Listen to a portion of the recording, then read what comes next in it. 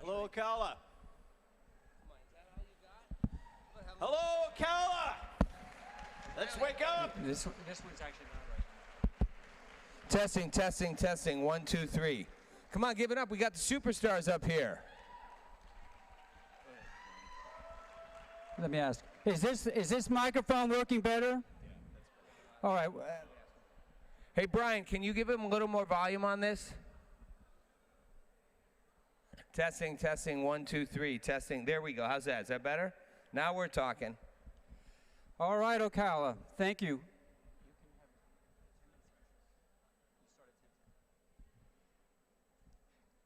Thank you all for your attention. It's 10:01, and by my estimation, I hope at this point we've got tens of thousands of people tuning in on live stream at floridacovidsummit.org.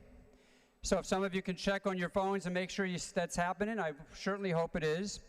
floridacovidsummit.org.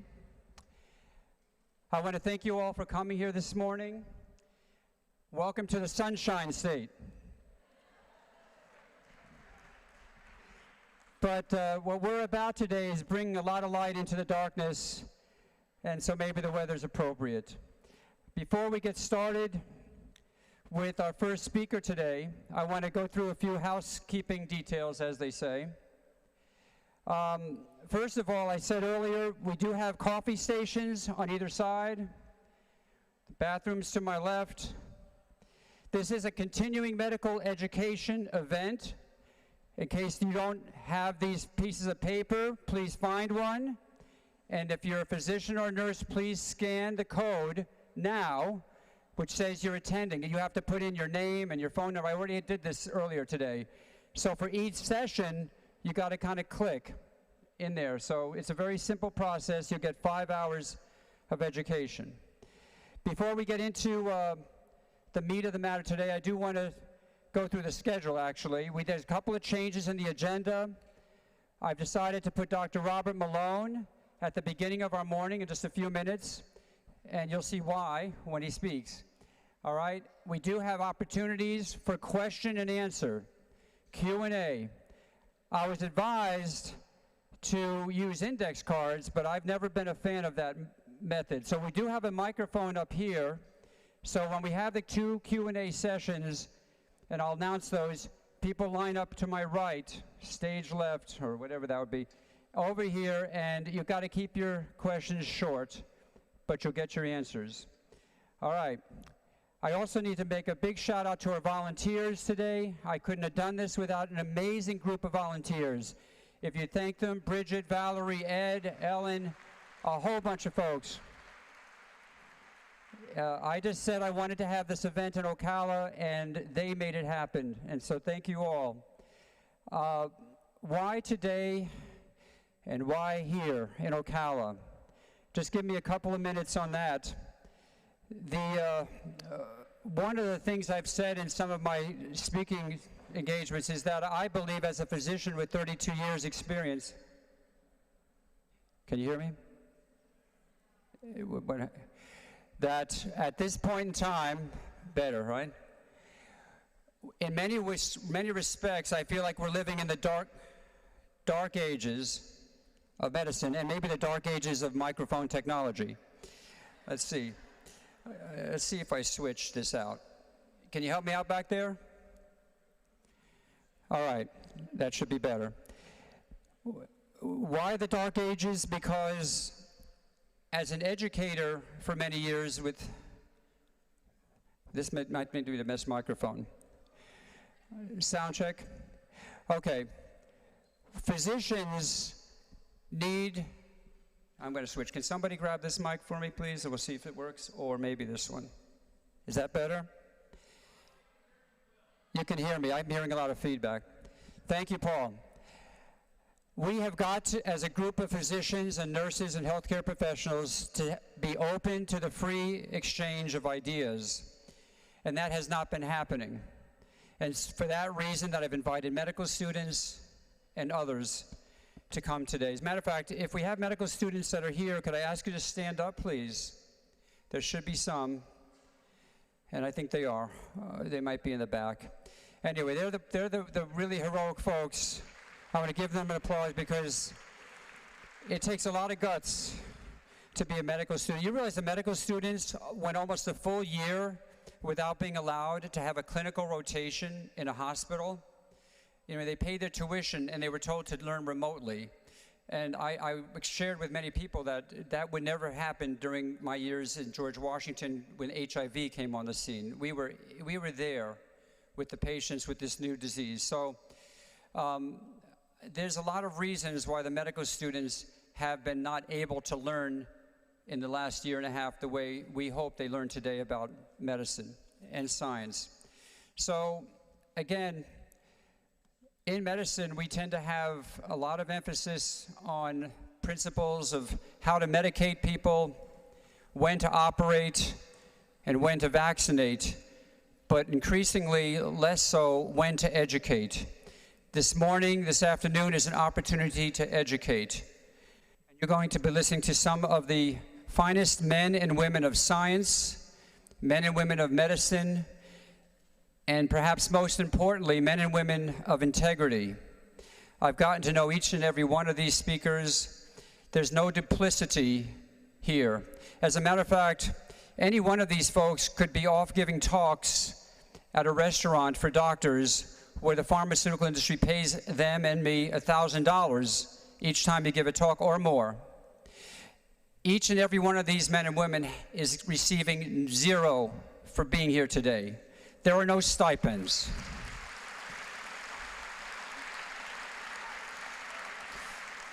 And in fact, each and every one of us and them has had to make great sacrifices professionally and family life and other things. So again, there's no duplicity, there's no hidden agenda. This is going to be about learning. And so without further ado, I want to bring out one of the greatest scientific minds of our time, should be the recipient of the Nobel Prize in Medicine, but he had the courage to speak out. He may yet be. I'm going to let Dr. Malone come up to the stage, and we're going to go from there. Thank you all for your attention today. God bless.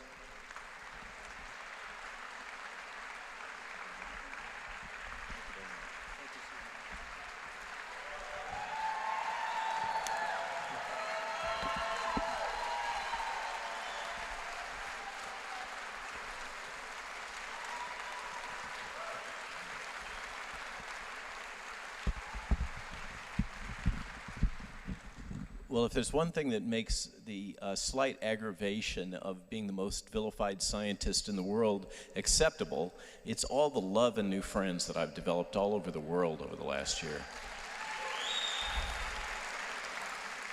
So, as far as I'm concerned, the Atlantic Monthly can go pound sand because I've got a lot of friends and I'm very grateful. So, first slide. Now, as my wife put it, I get the pleasure of giving you the Eat Your Vegetables talk this morning, which is probably why I'm first. Or as Pierre Corey said the other day, when it was suggested that we would lead off with a good dose of molecular virology and immunology, because that's the best thing first thing in the morning, and Pierre said no one ever. But here we go, okay? So remember this is for CME units. Now I've given a lot of talks where I've used metaphors of eggs and biorobots and computers and all that kind of stuff to try to explain mRNA vaccines and the genetic vaccine technology. This time, because I'm speaking for CME units and I'm speaking to a highly educated audience, I'm going to go a little more technical, so forgive me for that. Okay, so here we go. Next slide. So just to remind, waiting for the next slide, showing my bald spot. Okay, the slides are up. Next slide, please. Central dogma of biology, we got to start there, just so we have common ground. DNA makes RNA. DNA makes RNA, and that makes protein. mRNA makes protein. There's a lot of kind of intimidation, fear, consternation about what is mRNA. It seems very spooky and foreign. mRNA merely means messenger RNA. That's the form of RNA that is used by the protein translation machinery. What is that protein translational machinery? I'm going to go through this quick. It'll be painful, and then it'll be over. The protein translation machinery is the ribosome. Next slide. Sorry. I'm forgetting that I'm not controlling the slides. Okay, so the ribosome is when I talk in the podcasts about the little molecular robot in our cells, it's a whole bunch of these things called ribosomes. And ribosomes have different parts, components to them. And in fact, they're involved in all three main forms of RNA. So messenger RNA is only one of those forms. The transfer RNAs that carry the amino acids for polymerizing the proteins is another form of RNA. And ribosomal RNA, seen in the far right panel, is another form of RNA. So there's nothing mystical here. Messenger RNA is only the information that goes from DNA in the nucleus out into the cytoplasm, gets loaded on the ribosomes, and directs the translation of protein. Next slide. Now, what is being translated in the case of these vaccines? All of the genetic vaccines, which is to say all three that are licensed here in the United States, are genetic vaccines. 2 of them involve mRNA. 1 of them involves an adenovirus vector. That's called J&J. Okay? So all of them are expressing the spike protein. The spike protein is the orange motifs in this schematic of a coronavirus.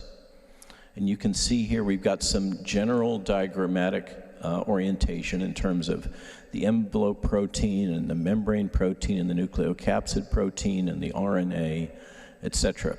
But the business thing for all of these vaccines is the spike protein. The spike protein has been modified with a 2 amino acid substitution in the receptor binding domain. That's the little tiny tag that's sticking out there at the top.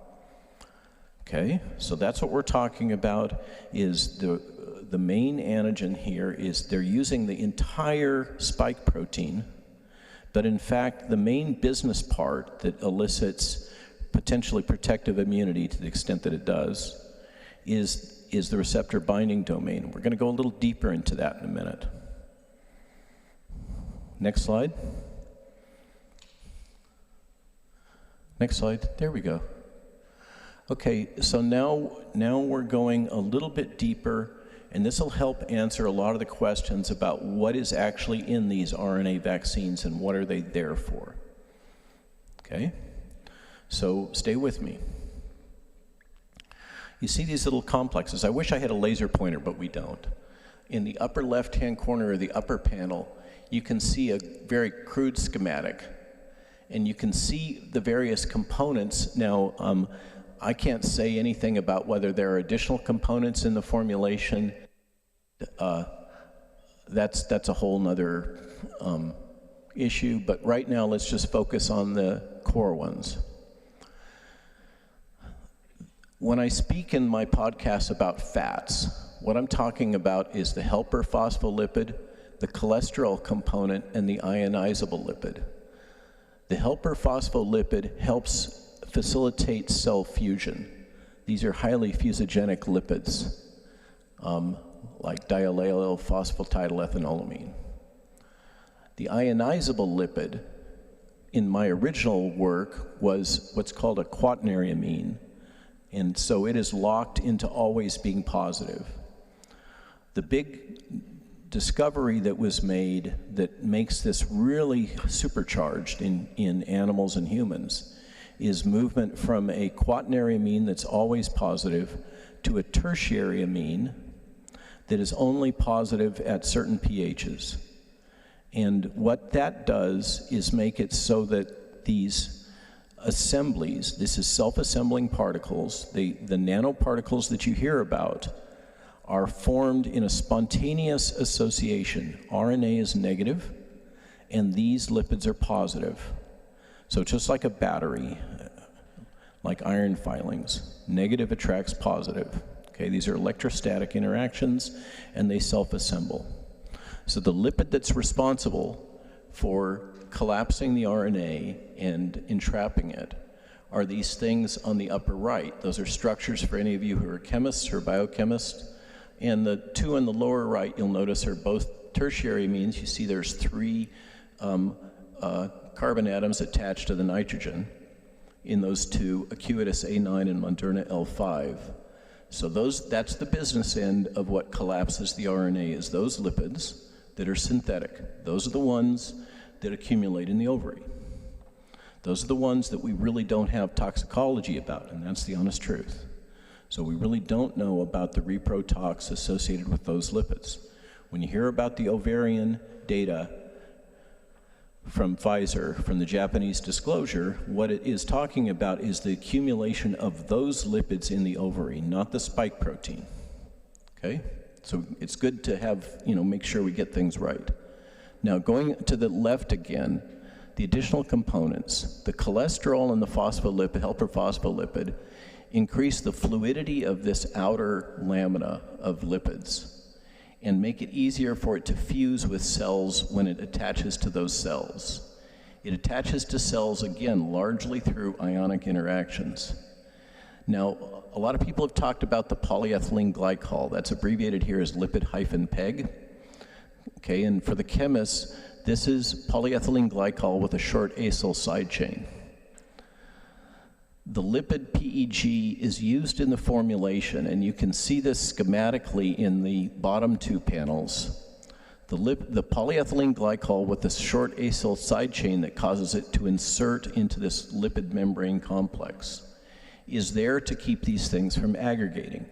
One of the big problems with this cationic lipid RNA or DNA formulation technology is that it will aggregate. It will form flocculent material, and you'll see it if you leave out these vials too long at room temperature. You'll see them start turning kind of pearly white. And what that means is they are aggregating to large enough particle sizes that it's diffracting light. That's what you're seeing when you see it start to become a little more opalescent. Okay? This is a main problem with the technology. Usually you have to formulate and then use it right away, otherwise it'll flocculate. And so it was discovered that if you add polyethylene glycol, now we've lost our slide again. If you add the polyethylene glycol, like in the left lower is the gross schematic, that helps keeps these things from aggregating. The reason it has a short acyl side chain on the polyethylene glycol is so the PEG falls off when it gets into your body. This is only meant to stabilize the lipid formulations in the tube, in the vial, before injection. So it falls off, and if you have patients who are hypersensitive to polyethylene glycol, that can put them into anaphylactic shock. So a lot of the short-term anaphylactic shock that is being observed is, when it's observed, it may be due to psychosomatic problems. Some people just faint when they get a shot, but to the extent that it's triggered by a molecule, it appears that that is due to the polyethylene glycol falling off. For example, when I received my 2 shots of Moderna, I could feel, my first ones were in my left arm, my first one. And within about half an hour, I could feel a sensation down at the tips of my fingers. That was not from protein expression. That was from the polyethylene glycol and perhaps from the nanoparticles. Okay, so that's what's driving that anaphylaxis, is people that are reactive to polyethylene glycol. Now remember, forgive me, this is for CME credit, so I'm talking a little deeper than I usually do. So now you have a sense of what are the components, and you can see it very nicely that the schematic on the right lower is more accurate. You actually have small bubbles of fat entrapping RNA, and there's the structure of the RNA. We don't need to go into that. And those are surrounded by more fats. Those fats are helper phospholipids, cholesterol, and the ionizable cationic lipid that's proprietary. And then they are typically have a shell of additional fats around them and polyethylene glycol inserted into that so that the particles are stable in the vial before you inject them. Next slide. So my goal after this, while they're loading up the next slide, is that at the end of this, you guys are experts on how this technology works. You can talk to your patients, any questions, you can answer those. You don't have to say, I don't really know. Okay? That's the goal. Now, the thinking was that there are many different cationic lipids and tertiary amine cationic lipids that are being used in vivo, and subtle changes seem to change where they go in the body in animal experiments. Remember, we've never had large-scale human deployment of this kind of technology in the past. So just because something seems to happen a certain way in an animal doesn't necessarily mean that's the way it's going to happen in humans. Those of us that do this kind of research, we always say, mice lie, monkeys mislead, and the only thing that proves activity in humans is activity in humans. Okay, that's the truth of it. Okay, so the theory was that the specific lipids that are being used target the lymph nodes. Those formulations are supposed to go straight from the deltoid where they're injected into the draining lymphatics and track to the draining lymph nodes. Now, what we know is that's not true. That was a nice theory. That may be the case with a large fraction of the lipids, but we know from what's been disclosed and received under Freedom of Information Act is that we know, and we know that the pharmaceutical companies know, that these things don't just go to the lymph node, they go all over your body. That's another thing, okay? But this was the theory of how this was supposed to work back in the day, like, seems forever ago. Okay, next slide. So now we're starting to put together the whole picture. So now I'm going to start talking a little bit about immunology. In the upper left, we have a schematic of a lipid RNA complex. And that schematic is actually a little bit wrong because at this point, the polyethylene glycol should have mostly fallen off.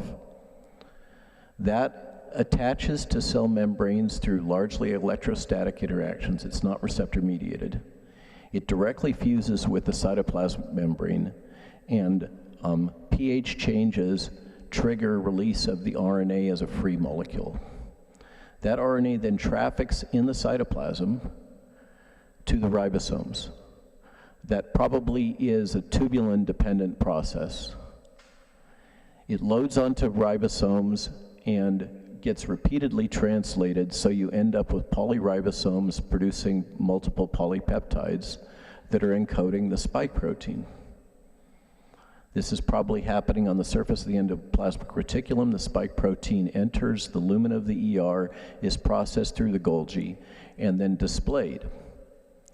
It gets displayed in two forms. It gets displayed as intact protein, that's shown on the right, which then can interact with B cells, as well as T helper cells. And on the left, it gets loaded onto MHC1 and MHC2 molecules that are involved in education of T lymphocytes. The T lymphocytes then interact with B lymphocytes. Okay, so that's the logic of the mechanism of action, is that you end up with intact spike protein as well as spike protein fragments that are presented to T cells, okay? So we know from the literature that intact protein gets cleaved off and some fraction of it circulates. We don't know, for some reason no one has done the experiments, we know that those free spike protein subunits, as when they are native spike protein as produced from the virus, are toxic. They have a large range of toxicities. ACE2, which they bind to, is a super important regulatory protein in human biology and homeostasis. We know that they are associated with opening the blood-brain barrier. We know from multiple studies that they're directly cytotoxic. I'm sure there's many other activities associated with spike that are unknown.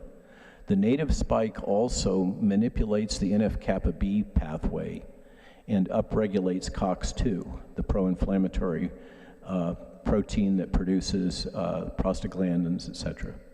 Okay, so this sets off, the spike is involved in setting off the whole inflammatory cascade, but it does a lot more. But when we see the amount that is produced in that Harvard and Brigham women's nurses study, when you calculate those levels, to my eye, as a gene therapy specialist who was involved in development of this technology, I was blown away. I never anticipated any system that would produce this level of protein using non-viral delivery. This is truly a big hammer in the gene therapy world. It is an amazing amount of protein, but like I like to say, you give a 3-year-old a hammer, everything becomes a nail. The problem, I don't think, is the technology, the problem is the payload, it's what's being expressed. And they went forward with intact spike protein. And they didn't realize at the time they did it that the intact spike protein had these biologic activities and toxicities. So there we go. Now that was the start of the immunology. We're going to go a little deeper in the next slide. Again, forgive me, it's for CME. Next slide. Okay, so here's the summary of what's happening immunologically. We're having these complexes, they're getting into cells, they're being translated, they're presented on the surface in both MHC class 1 and class 2 molecules for T cell activation and interaction, and they're also presented as holoprotein, which is useful in B cell activation. Now this is really important, this next part. Notice in the upper right, memory T and B cells. Okay, you not only get activation of effector cells that expand, these are the ones, plasma cells, etc., that produce all the antibody. These are cytotoxic T lymphocytes, these are effector cells. But you also generate memory B and T cells. What seems to be happening, in my opinion, with the short-lived activity of these vaccines, the reason why we're seeing such an abbreviated period of effectiveness, okay, durability is the technical term. The reason why we're seeing such short durability is because these memory B and T populations are declining rapidly. That's paradoxical. That doesn't normally happen. Now I'm going to talk in a minute why it may be happening. I'm just going to surf over it really brief, or we're going to be here for half an hour. Okay, so memory T and B populations are super important for durability, and for some reason they seem to be dropping off rapidly. Then we have the production of the neutralizing antibodies, and we'll talk about that in a minute. So if we can go to the next slide. Now, this is my brief one slide on the J&J vaccine. So now you understand all that stuff about the molecular biology and the immunology of the virus and the antigen and how it's being presented and what it's doing. It's all the same stuff with J&J. The difference is that the adenovirus vectors, and these are viruses, that have DNA inside the virus, and that DNA is recombinant so that it will produce the spike protein. It includes the spike protein gene, which also has this 2 amino acid modification, just the same as the RNA does. From the antigen point of view, it's all the same stuff. But the key difference here is we're using a virus that injects its DNA, which goes to the nucleus of your patients. And these are designed for long-term, high-level expression of protein. These are explicitly gene therapy vectors applied to vaccines. There's a whole history there. So when we think about these two things, some people say, oh, adenovirus J&J, that's a traditional vaccine. False. Okay, that is not true. This is not a traditional vaccine. There have been more vaccines tested with adenovirus than with RNA, but this is absolutely not a well-proven technology. This is the first time that technology has been widely deployed in humans. It's been deployed at smaller levels, and there have been other adenoviral vectored vaccines licensed. And by the way, they don't have this spectrum of adverse events. They don't cause clotting.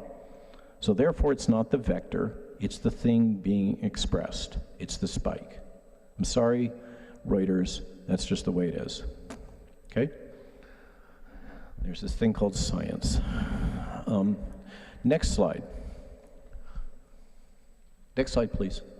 Okay, now we go a little bit deeper. This is super important to understand for your patients as you're trying to understand what in the heck is going on. Why do some patients get better protection than other patients? In addition to the decline of the memory cells, there's other factors. So there's been an amazing international collaboration led by the La Jolla Institute of Immunology that has carefully mapped the different targets on spike that effective antibodies can bind to.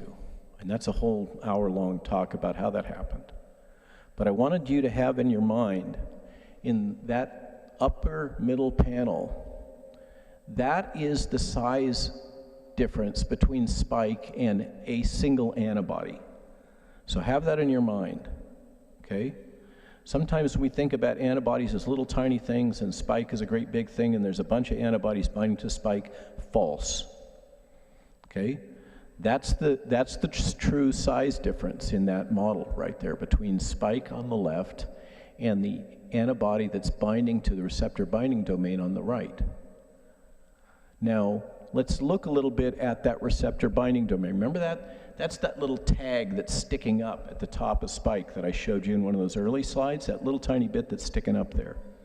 That's the thing that allows spike to bind to ACE2 on your cells. It's just that little tiny tag. And then what happens with spike, just to say it, is spike is like a syringe. Once that thing gets engaged, there's a series of changes in the structure of the spike protein that results literally in the injection of the RNA from the virus into your cells. That's how that works. Okay, so that's what spike is a molecular syringe used by the virus to inject its RNA into your cells. And the thing that triggers it is that little tag in the upper right that's got all the colors on it. What are those colors? Those are the known effective antibody binding sites to effectively block spike activity. Now, what has been brilliantly demonstrated by the La Jolla team is that we generate a whole lot of antibodies. And some of those, and by the way, the monoclonal antibody people have generated a whole lot of antibodies. Those antibodies often interfere. You can't assume that 1 + 1 = 2. With antibody inactivation and neutralization, if you have two antibodies that are binding next in adjacent sites, they can actually interfere with each other and make sure and result in inactivity. Now, when your patient gets the vaccine, they're producing a polyclonal antibody response, and those antibodies are all competing and interacting. And many of those interactions are destructive. They are not constructive. There are some sites that if you combine an antibody with one of those on the receptor binding domain, and for instance, one that binds to that little blue spot, that are highly cooperatively antagonistic. So when those two antibodies bind, you can get much more activity than if you just have one, which is why the antibody cocktails work. And you will see over time, here's good news for you, I'm sure there will be more and more potent antibody cocktails coming out now that we understand about these interactions.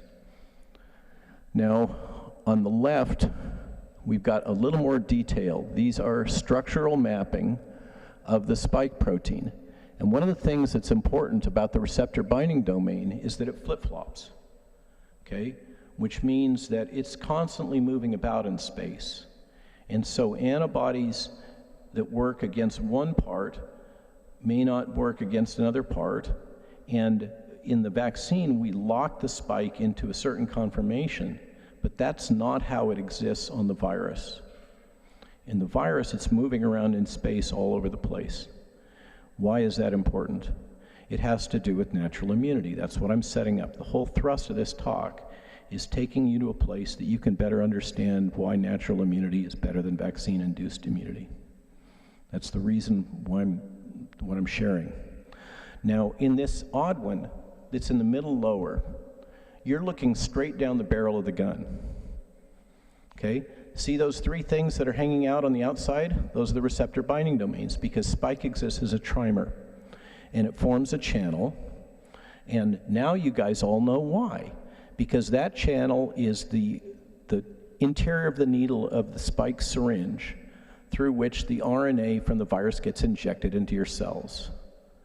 So hopefully now you've got it in your mind about kind of the size relationships of these things, some of the interactions, and how spike works and why it works. Next slide. Okay, so I'm going to take you even deeper. Again, forgive me, this is for CME. I'm talking to the physicians here. T-cell immunity. Now, here's some super important things to understand. You know, this is an obscure journal, probably hardly peer-reviewed. It's called Cell. This came out quite a while ago. What you're looking at is a graphical summary of the results of some sophisticated immunology, but that we don't need to go into that level of the science. What has been clearly shown in the lower panel in the unexposed patient is we have all been experiencing common cold coronaviruses our whole life. Those common cold coronaviruses elicit cross-reactive helper T cells and effector T cells, okay, so 4s and 8s, against spike epitopes, non-structural protein epitopes, and M protein epitopes. So you already have immunity against cross-reactive T cell epitopes. All of you do, whether or not you've had SARS-CoV-2. But it's a limited repertoire. It's only those things that cross-react between common cold coronavirus and SARS. But it's the reason why the amazing thing that's seen in the literature again and again is people that get infected, they raise neutralizing antibodies and effector T cells within high titers within 2 weeks, because those are recall responses, okay? Recall immune responses. They're not primary immune responses, like you've never seen those things before.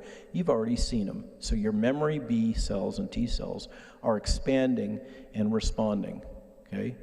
Now this is if this is advanced reading, go look it up yourself. This underlies the problem of original antigenic sin, which is probably the other thing that's driving the short-lived nature of the durability of these vaccines. It's just the hard truth of it, okay? Your body will continue to react in part by amplifying the CD4 and CD8s that have been generated by your common cold coronavirus exposure previously, which are not particularly effective against SARS-CoV-2, but they're there. Now, the upper panel shows that in the natural infection, you're generating both CD4 and CD8, so effector and helper cells that are reactive to spike, M, nucleocapsid, and the non-structural proteins, okay? And of course, the CD4 helpers are interacting with your B cells to generate your IgA and IgG, and you notice with natural infection, you're getting about 80% IgA and 100% IgG in terms of patient responses. IgA is the one that becomes dimerized and is expressed in your nose and your saliva and is neutralizing the antibody when it first hits your oral mucosa and your nasopharyngeal mucosa. So sorry about the high-end immunology stuff, but that's what we're here for. So let's see, measuring immunity is key, and it's key for understanding your status after you've been infected and for being able to document that the mandated jabs for people that have natural immunity don't need to be there, okay? In the best of all possible worlds, the government would say, oh, if you had a test showing strong antibody titers and T-cell responses, you're good to go. That would be a rational public policy, in my opinion, okay?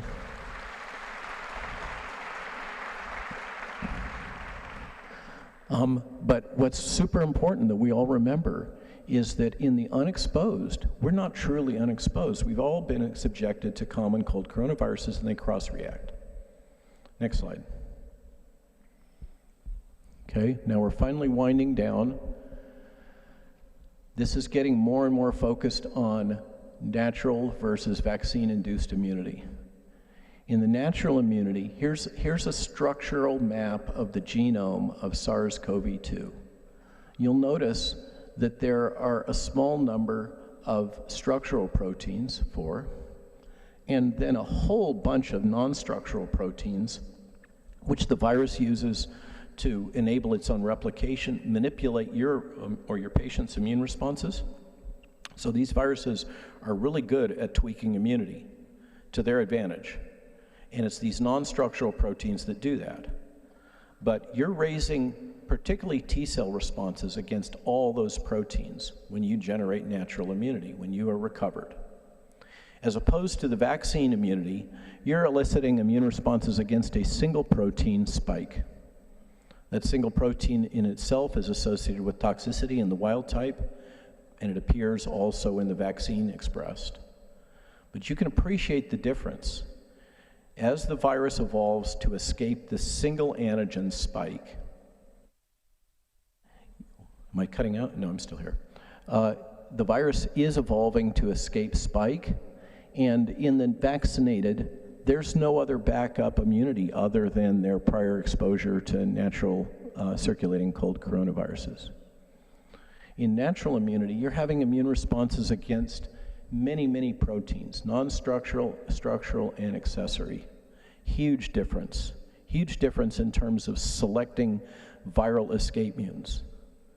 Okay, this is why my good friend Gert van den Bosch keeps trying to alert the world in his own kludgy, sciencey way that this is a bad idea for universal vaccination, because what we're going to do is drive everybody towards primarily having an immune response against spike. And once we generate escape mutants from spike, it's just going to blow right through us again, yet again. Next wave. Okay, natural immunity is better. Fundamentally, whatever Rachel Walensky may say, it is fundamentally superior, just from first principles. Next slide.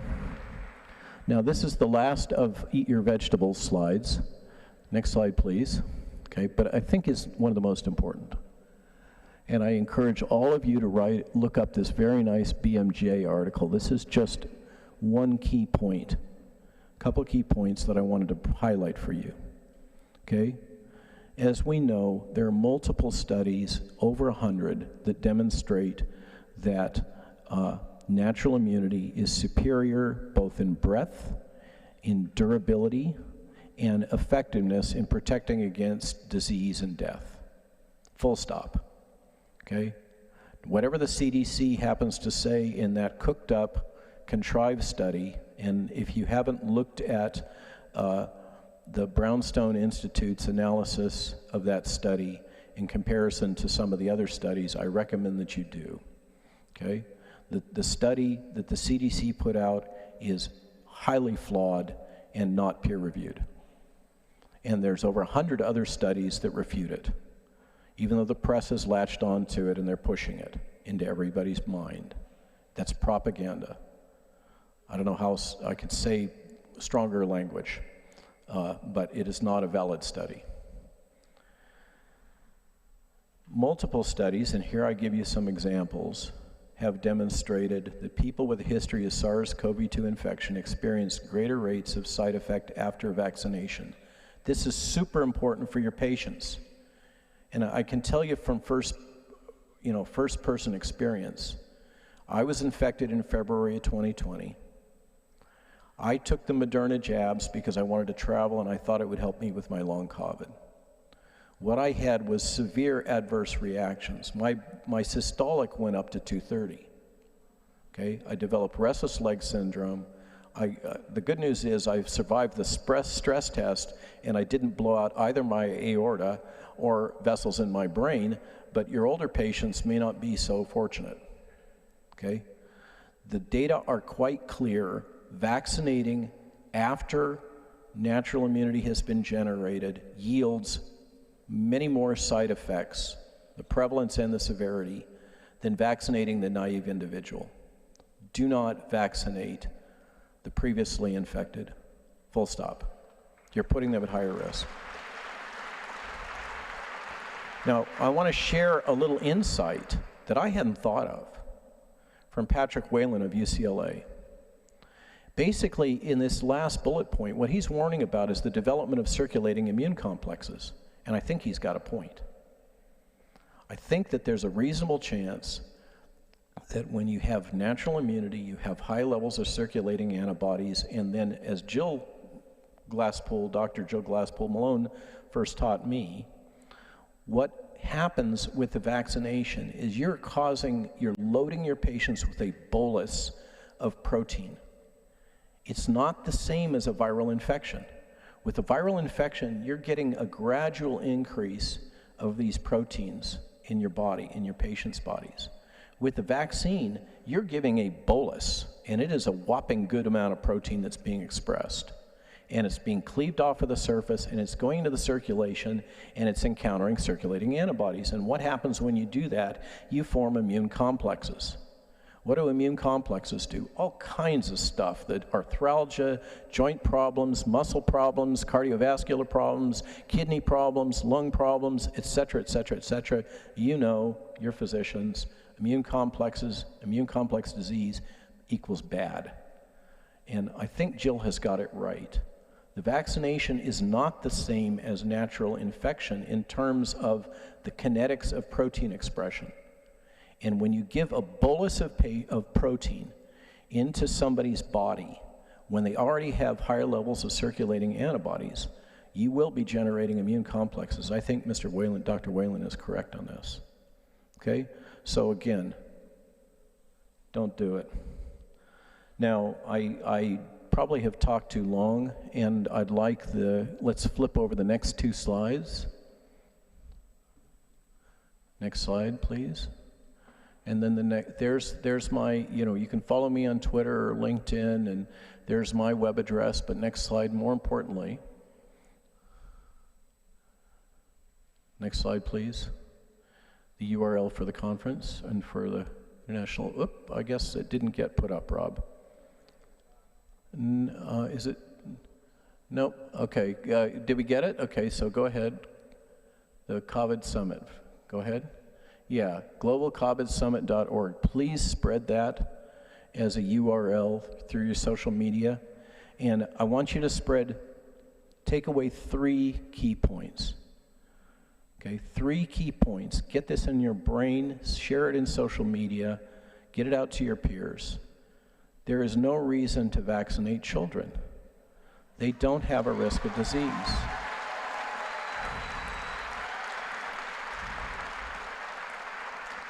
Number 2, natural immunity is superior to vaccine-induced immunity, full stop.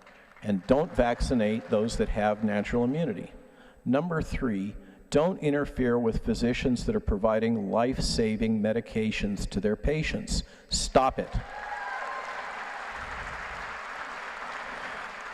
And with that, I thank you. Thank you for the love and for your sharing this journey with me. I'm glad it's not a lonely walk. And with me and my wife, Jill, who helps in so many ways. And don't tell anybody, occasionally tweets things under my name. But I wish you all well, and I thank you for your interest and attention.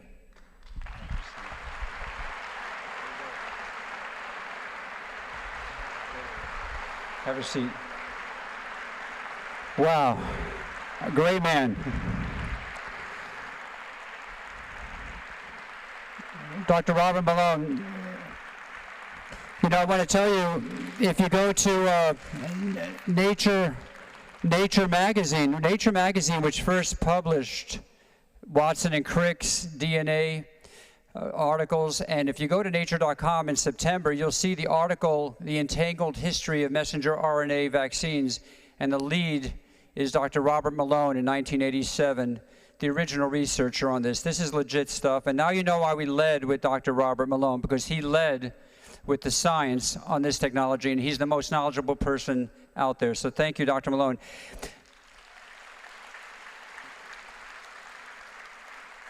Our next speakers are going to shift now to what we just heard about, vaccines in children.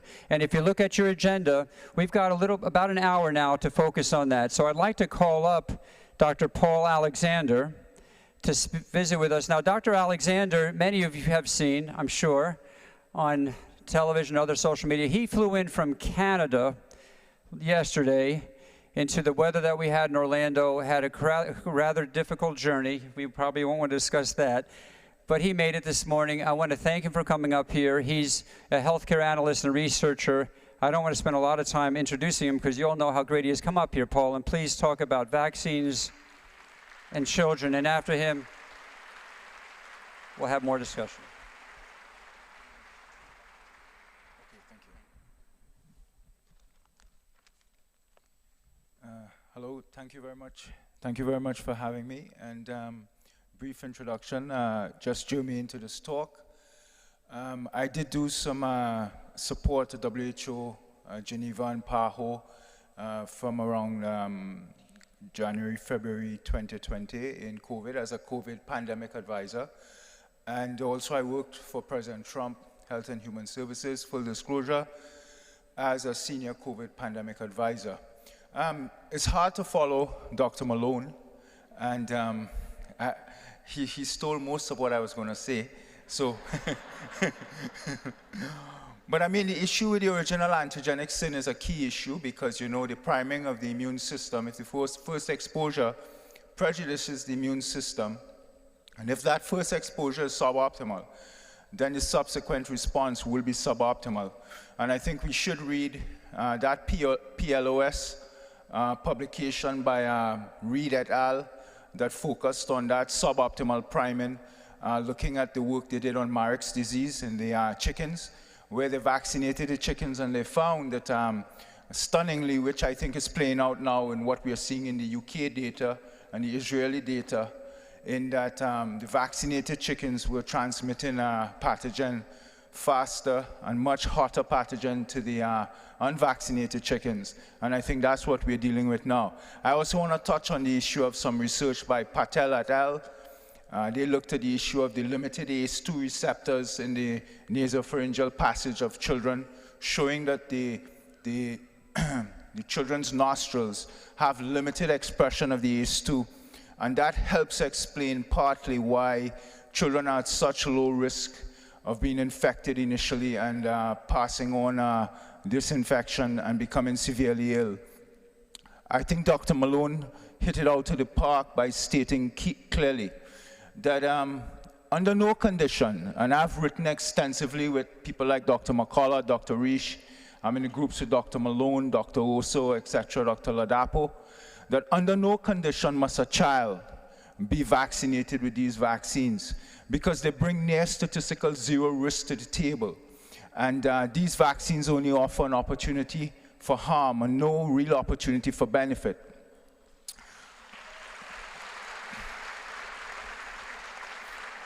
Look, we looked at all of the data, and I mean, we've been going at this now, McCullough, Reish, Tenenbaum, we've been going at this for about 15 months solid. We've looked at all of the data on issues around lockdowns, school closures, mask mandates, and we can find no evidence, none. Not one location in this entire world, not one setting I can say and have published where lockdowns worked to curb the spread or death, where school closures worked or where mask mandates worked. In fact, they did the opposite and pushed the transmission much further. So those were very suboptimal approaches, and many people died. Many adults, many business owners, many children died because of the lockdowns and the school closures. And we must never allow our public officials, our governments, this type of emergency powers to impose these types of actions.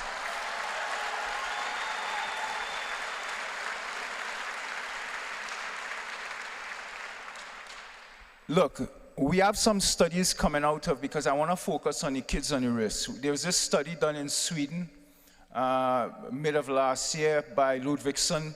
He looked at all of the Swedish kids from 0 to 16, all of the kids who were going to school. No lockdowns, no mask mandates, nothing. And they found of 2 million children, there were 0 instances of death. There was a good study in the French Alps by Danes et al., and they found that one child infected, symptomatic, moved around to 3 different schools, contaminated a bunch of teachers and other kids, 120 close contacts. They followed all of the with contact tracing, and there was no instance of secondary transmission.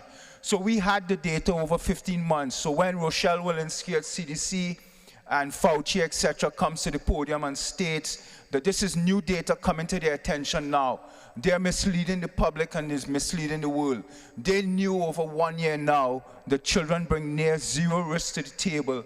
Children don't readily spread this virus to other children, to adults. We see that the transmission is from adult to child.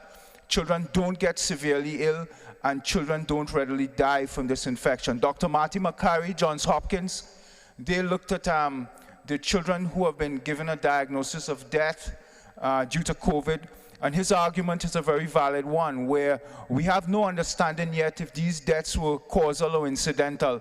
But when they looked at the children in depth, they found that those children that passed, and tragically to lose a child it's a very, very sad situation. But they found in the examination that these children were ill. These were not well children. So the public needs to understand this. We're being fed a lot of misleading information constantly. Now, I wrote a recent op-ed, and basically the title was, "We must consider our children today to be vaccinated and fully immune." And my thesis was this. If you looked at the research by Patel with the limited ACE2 receptors in the nostrils, you looked at some work by Losk et al., they showed that children have this pre-activated innate immunity that's already primed to respond. We looked at some work by Yang et al. That also found that the B-cell responses in children were already primed due to past coronavirus exposure. We looked at work by Weisberg that showed that children's T-cell immunity was so naive and untrained, was very, very positioned to be able to be trained properly and respond to the SARS-CoV-2. There was some findings in Yale. Their study showed that children's innate immunity has interferon gamma, interleukin 17A, that puts them in a much better position to SARS-CoV-2 in terms of responding higher levels than adults. So my argument was that collectively, children biologically, from a molecular point of view, have this defense already. And I don't want to take too long because I know I have to be followed by the great Dr. McCullough. But this is the argument. If children come with a natural protection in their nostrils by limited ACE2, I think it's a very good hypothesis that if we introduce the vaccine into the deltoid, as Dr. Malone was explaining, it drains to the local lymph drainage node, etc. We have evidence from the Japanese biodistribution study, the FOIA request, that shows that the content of the vaccine gets into the systemic circulation. We have the Ogata study in Harvard that showed that in those healthcare workers, spike was found in the bloodstream. So we know that the content of the vaccine and the spike is getting into the bloodstream. There's potential damage to the vasculature, the endothelium. We know that if we look at the VAERS database, CDC's data today, there are about 17,000 Americans who have died 1 to 2 days, at most 5 days post-vaccine. This is data that's in the CDC's actual database. There are about 700 to 800,000 adverse events, many of them severe. The Vigilance system in the UK records about 30,000 deaths due to the vaccine, about 2 to 3 million adverse events. So the question is very simple. If the spike protein, based on these experts like Gert van den Bosch, Dr. Malone, etc., from what they explain to us, and I have no reason to disbelieve because I'm reading the science carefully, if the spike protein is operating as an endothelial pathogen and potentially damages the vasculature and can lead to blood clotting, bleeding, Guillain-Barré syndrome, CVST, etc., why would we bypass the natural protection that children have in their nostrils? Children have been spared by COVID. Today, if we introduce the vaccine into the deltoid, we run the risk of getting spike and the content into the system, and we could cause severe. My argument has been, and I've published this, that we run the risk of killing thousands of American children, in fact, children across the world, with these vaccines. And under no condition, unless the CDC, the NIH, the FDA, and all the vaccine developers put liability protection on the table. The only person at risk today are children. These agencies are protected by liability protection. So if they bring protection to the table and they say we are going to remove it, then we should have a conversation. But children were at such low risk to begin with. Children are not candidates for these vaccines, and under no condition, not now, not in the future, children should be able to ride this out on their own, and they will be fine. So I'm saying no vaccines, and under no condition must we allow this.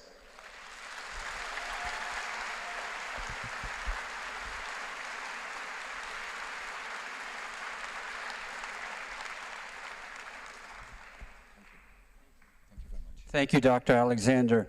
A man of passion and integrity. And you can tell he's also a father. We're all fighting for our children. And one of the biggest and the best fighters in this entire COVID era has been the next gentleman, who has had the ability, I don't know how, to bring together physicians and scientists from all over this country.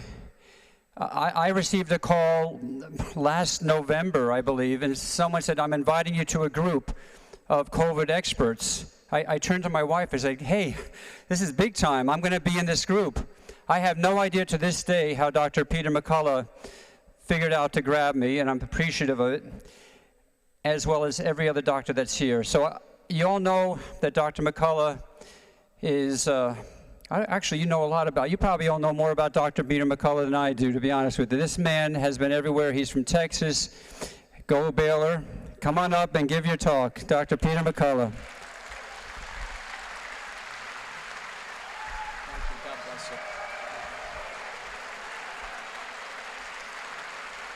Thank you.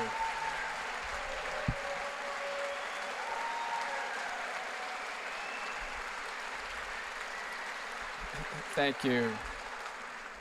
Thank you. I want to extend my welcome to each and every one of you, and thank you so much for your time and your generosity and your care and your concern. As introduced, I'm Dr. Peter McCullough. I'm an internist, a cardiologist. I'm also a trained epidemiologist. I trained in epidemiology at the University of Michigan.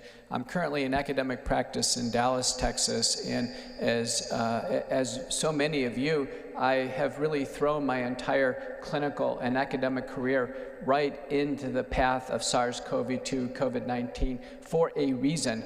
And I recognized early that this was going to be the medical challenge of our clinical and academic careers, and I did not want to be on the sideline. I was not going to be one of those that was going to watch others in this epic battle. And it's a battle certainly of mankind versus the virus, but I think in many ways it's a battle of good versus evil. And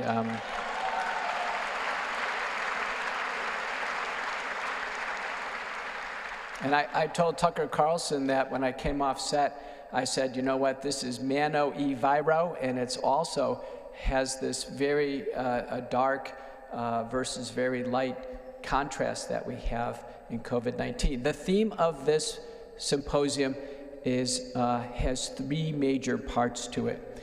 One deals with childhood vaccination, which I think is really the public health issue on the table right now.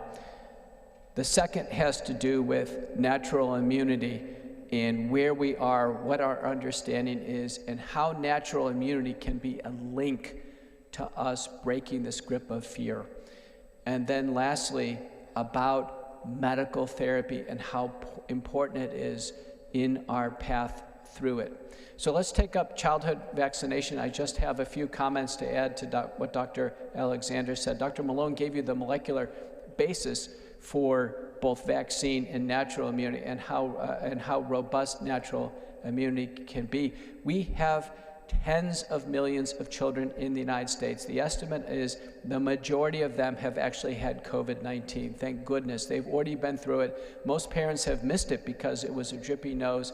It was so mild that the children, in a sense, have been spared from this plague, and this is absolutely a real blessing.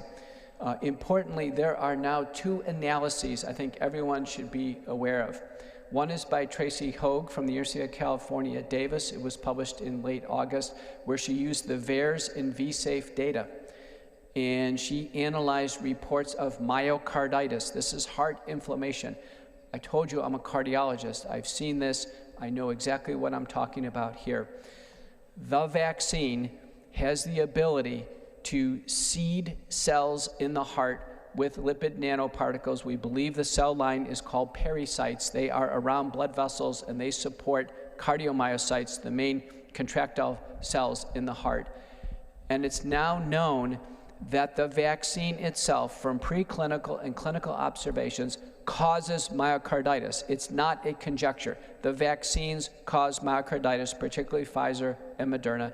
And I anticipate with enough data, enough exposure, it'll also be with J&J, AstraZeneca, and the other vaccines available. What does this mean? This means, although it's rare, that in fact it can happen. What Tracy Hoag showed is with VAERS and VSafe, it's more likely for a child to be hospitalized with myocarditis than taking your chance with COVID-19 and having the rare circumstance that a child gets hospitalized with COVID-19. And it doesn't assume anything with respect to treatment. So if we had a child who developed COVID-19 with some mild treatments, some easy to administer treatments, those with severe symptoms can be spared the hospitalization. So the Hoag analysis was heard on 2 occasions in September and October by the US FDA, by presenters that in a sense are on our team, among individuals in this room and closely aligned. So what I'm telling you is our experts know this.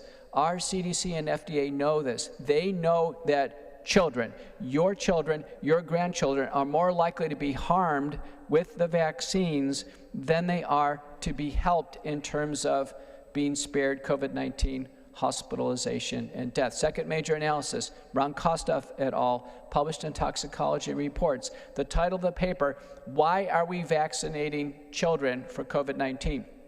His analysis dealt with mortality. And across every age group, an individual who took the vaccine, more prominently in the older age groups, was more likely to die after the vaccine than actually take your chances with COVID and ultimately die of COVID. These 2 important trade-off analyses were both, again, presented and heard by the FDA on 2 occasions. Now, I've been on national TV, a frequent contributor to Fox, and I've told America on multiple occasions, I think our federal agencies are running about 9 months behind on interpreting the data. Most of what's coming out and most of what we're sharing with you is late-breaking information in preprint format. I'm an editor of a major journal. I deal with this every day. I can tell you from the time we fully form a manuscript to the time it gets through all of its adjudication and publication can be up to 2 years. Believe it or not. We don't have 2 years of time. We don't have 2 weeks of time. We are responding to brief reports, preprints. We're rapidly integrating information in order to best apply our skills to helping the population get through this difficult time. This is a time for expert analysis. This is a time for teamwork. We need multiple individuals from multiple different specialties coming together. America should be seeing teams of doctors on TV, giving advice, working together. We've had White House Task Force 1, White House Task Force 2, and we pretty much have seen little or none of them.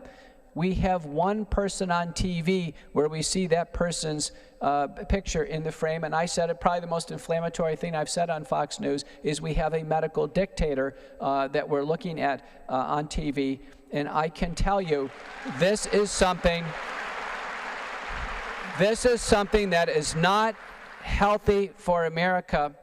In fact, this process of seeing one person without a range of opinions, without any debate, without any identification of stakeholders and driving consensus, the fundamental processes that we make fair decisions in our country. This process of seeing a medical dictator itself is a disease. It is a disease on us right now. We are diseased from a public health perspective. We are diseased. There is a process. It is a disease. There's the virus that's the disease, but there is a mass psychosis, and it's spreading from mind to mind to mind to mind. And the head of that disease, the head of that pestilence that we have right now is our public health agencies. And it's sad to say that, but it is true.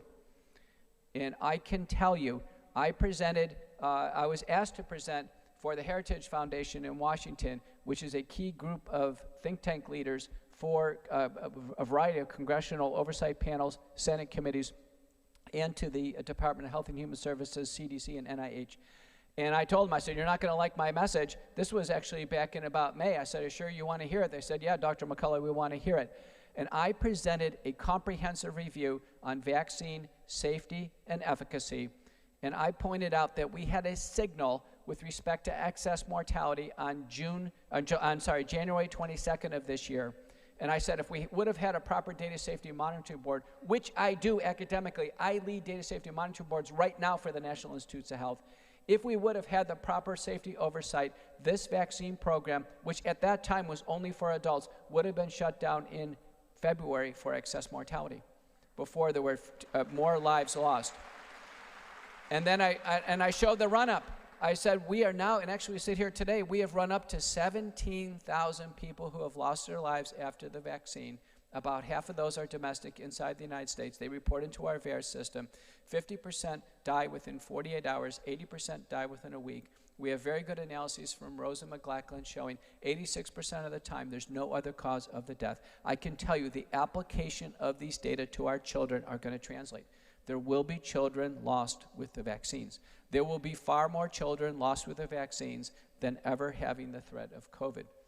For the children, we will look back and we'll say we were better off before the vaccines came in. COVID-19 has been a menace over our population, but largely for seniors. Seniors have suffered. Doctors in our circles have lost their family members. People in the public has lost many family members. Now, the menace over the public, and particularly over our children, is the vaccine. It is a vaccine. I was on Alex Jones yesterday. I don't know if you've ever seen him. He's a very explosive character. He's actually a lot of fun. I told him I've never shot a gun in my life. I'm not a hardcore right-winger at all. And he welcomed me into the studio, welcomed my wife. We had some great Texas barbecue afterwards. But I can tell, I told Alex Jones, I said, think about the virus and think about the vaccine. And with respect to this exposure to the spike protein and how the spike protein basically translates pathogenesis to the human body, in a sense, they are one and the same.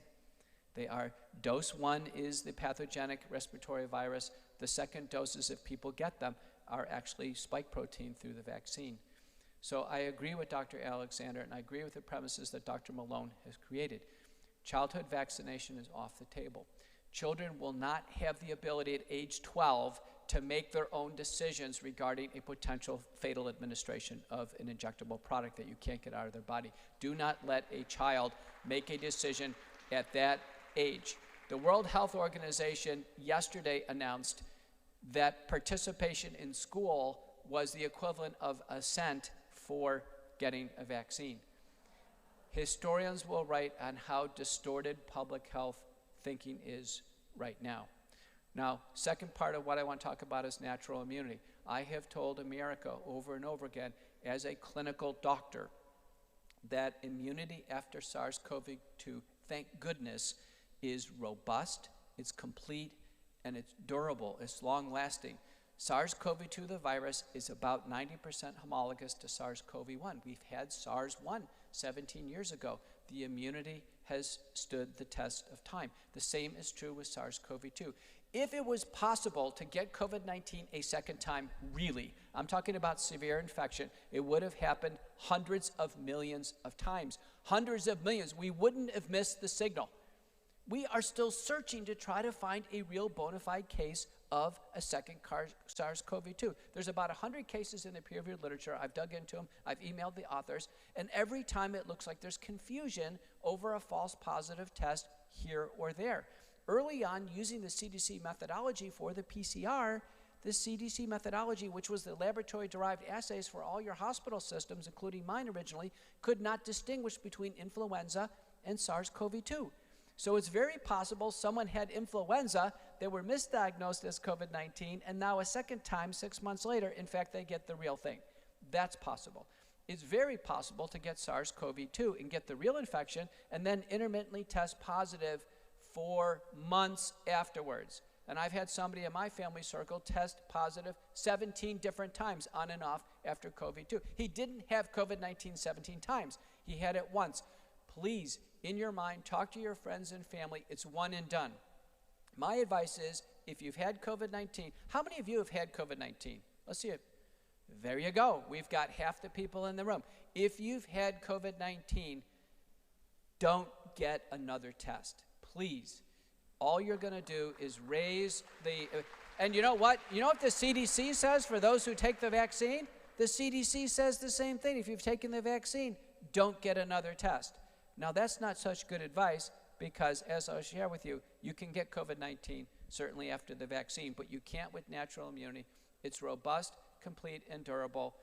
Paul Alexander has summarized 106 studies supporting that. You know, we need to get to the point and message this out.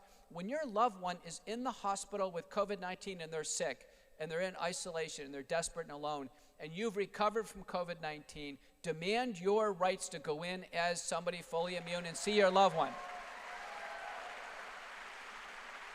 If you have a loved one who's in a senior home and nursing home and they've had COVID-19 and they've recovered, don't let them get subject to another lockdown, another episode of basically solitary confinement. They've had COVID-19. They've paid the price. They need their liberties. They need freedom from the mask. They need freedom to move about their facilities. It's wrong. It's wrong. And we got to step up. And we got to step up and start. Some of you work in healthcare. A lot of you do. Some of you are administration. Start to write some innovative policies in order to start to get our freedoms back. The pathway towards getting out of this is recognizing natural immunity. Think about this. If we don't recognize natural immunity and we propagate the false narrative that you can get COVID-19 over and over again, it's endless. Or you can get COVID-19 again, wear a mask. You can get COVID-19 again, take a vaccine, take another vaccine, take a booster. It can keep going. I had a patient of mine who's very afraid of COVID-19. She's had bypass surgery. She's had premature coronary disease. She's got a reason to believe that. Well, you know what? On her own accord, she took the vaccine. She took shot number 1 and 2 of Pfizer. She even snuck in a bit early to CVS and Walgreens, and they would do this. She got a booster before they were even approved. And I've had pharmacists confirm they were doing that. If people want a little extra juice, they can get it. Well, she got a booster. She felt better. She told me about it. She goes, Dr. McCullough, I even got a booster. I know I wasn't supposed to, but I'm so afraid of COVID-19. Well, she went on a trip. She went over to the Middle East on a trip. She's kind of a out there, very well-known newscaster, media person. Sure enough, she came back with full-blown COVID-19. And there we go. We're into our protocol again, and we did the full works, monoclonal antibodies, all the drugs in sequence, and she survives, and she does great. And I saw her in the clinic on Thursday, and there she is surviving a COVID-19. I examined her, make sure there was no pericardial rub, make sure there was no signs of any lingering COVID infection in her body, and it's wonderful. It's a victory. And she looked me in the eyes, and she goes, Dr. McCullough, should I take the booster? Another booster. And I'm telling you, I was on Alex Jones yesterday, and I made the comment, I am getting deeply worried based on work done by Bruce Patterson, who has shown that in severe cases of COVID, the S1 segment of the spike protein is recoverable in human monocytes up to 15 months after the infection. It is conceivable that the spike protein, being an abnormal pathogenic protein in the body, particularly when it's dissociated from the virus with the vaccine, and Patterson, by personal communication, believes this is the case, that in fact each injection of messenger RNA or adenoviral DNA and the weeks of spike protein production that occur afterwards, in a sense, shower the body with spike protein, and the body becomes loaded with this pathogenic protein. And then the body spends months clearing it out with monocytes and macrophages and tries to digest this and get out of the body. You can imagine right now the current program in the United States is for an immunocompromised shot 1, a month later shot 2, a month later shot 3, 6 months later shot 4. With 4 shots, and each shot taking 15 months to get that stuff out of the body. I told Alex Jones in America yesterday on national TV, I don't think we'll ever get the spike protein out of the body. You don't have a chance to clear it out. And the probability that spike protein accumulation will progressively lead to disease, I think, becomes incredibly high. Disease along the lines of neurologic, cardiac, immunologic, chronic inflammatory syndromes, and hematologic. And we actually have new disease entities along that way. I think, honestly, I've been following my patients carefully. 70% of my patients took the vaccine in December, January, February. And like a good doctor, I didn't encourage them or discourage them. Remember, the vaccines are all research. They're all research. If I told a patient in one of my research studies, and I have a lot of them, that you have to be in my research study. In order for me to see you in my office, you have to be in my research study. Do you know what? I would be called on the carpet by the Institutional Review Board. I'd probably put up for FDA review. I would probably be incredibly penalized for that improper conduct. There is a code of conduct. It's called the Nuremberg Code. And that means under no conditions will a doctor ever put any pressure, coercion, or threat of reprisal for someone to either participate or not participate in research. So every single doctor, every single medical society, every single employer that has stepped over that line and told somebody that they should be involved in vaccine research or suffer some consequence has trampled over a fundamental of bioethics. And I can tell you what really ups the ante is that half of you have already had COVID-19. So you know, and Dr. Malone has shown you, there is no chance for you to benefit whatsoever. There's not a single randomized trial showing a clinical benefit in someone who's recovered from COVID-19. In fact, people like you and me were excluded from randomized trials because the FDA and the manufacturers know you can't benefit. And there are 3 studies, Raw, Kramer, and Methodius, and 3 more that show excess harm. Dr. Malone has reviewed from them. And Jennifer Block's review in British Medical Journal is wonderful, with multiple expert opinions saying under no circumstances should those who are COVID recovered take the vaccine. You know, in Block's paper, by the way, through May, using CDC and census data, she calculated 120 million Americans, like half of you in the audience, have already had COVID-19. You've already had the illness. That's before the Delta outbreak.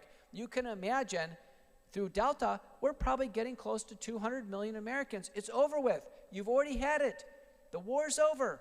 No more masks. You don't have to worry about it anymore. That is a big chunk of America. So I'm telling you, this natural immunity and recognizing the natural immunity is the way to break the grip of fear. We no longer need to be fearful with respect to COVID-19. And please message out. Show your boldness. Show that you're not afraid. You know what I did? I made a few house calls. People in my circles, a couple of them, a very sick patient, someone in my religious circles, developed COVID-19. I knew they had the Delta. It's right in the middle of the summer. No one else is going to take care of them. You know what I did? I took my stethoscope. I went to their house. I went right into that air thick with the Delta virus. I had snot all over me, coughing. I finally made a couple of videos. I said, you might as well give me a kiss. I don't have a mask on. I had the Alpha variant last fall. You have Delta. I can't get it. And I went back 8 days later. And show the world you can't get it a second time. Just cough in my face. You can't get it a second time. We need that boldness. I advised Sri Lankan government.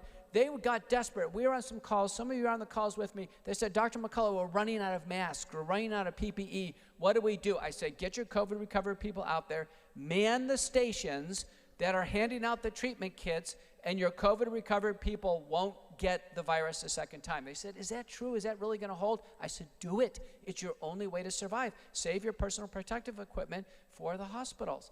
And they did it, and it worked, and they crushed their curve. So my final comments have to deal with medical therapy for COVID-19. It's very, very important. I think everybody in this audience realizes this has always been a treatable disease. Doctors, using their innovation from the very beginning, have always had the ingenuity and the innovation to treat disease. The CDC, the FDA, and the NIH are not treatment organizations. I'm a cardiologist. They don't provide a single recommendation for me to practice in cardiology, and they sure as heck don't provide a single recommendation for me to practice and treat COVID-19. That's not what they do. The treatment is beyond the range of those public health agencies. It's very important. Treatment is the domain of those in the audience and your doctors and your care providers. It's their privilege, it's their right, and there's their fiduciary duty to use all the drugs at their disposal to treat COVID-19. Please support them in this, and anyone in any position who attempts to block treatment of COVID-19 is participating in what, in my view, is immoral, unethical, and from a civil perspective, an illegal activity in blocking treatment to patients in need for COVID-19. Thank you. Thank you, Dr. McCullough.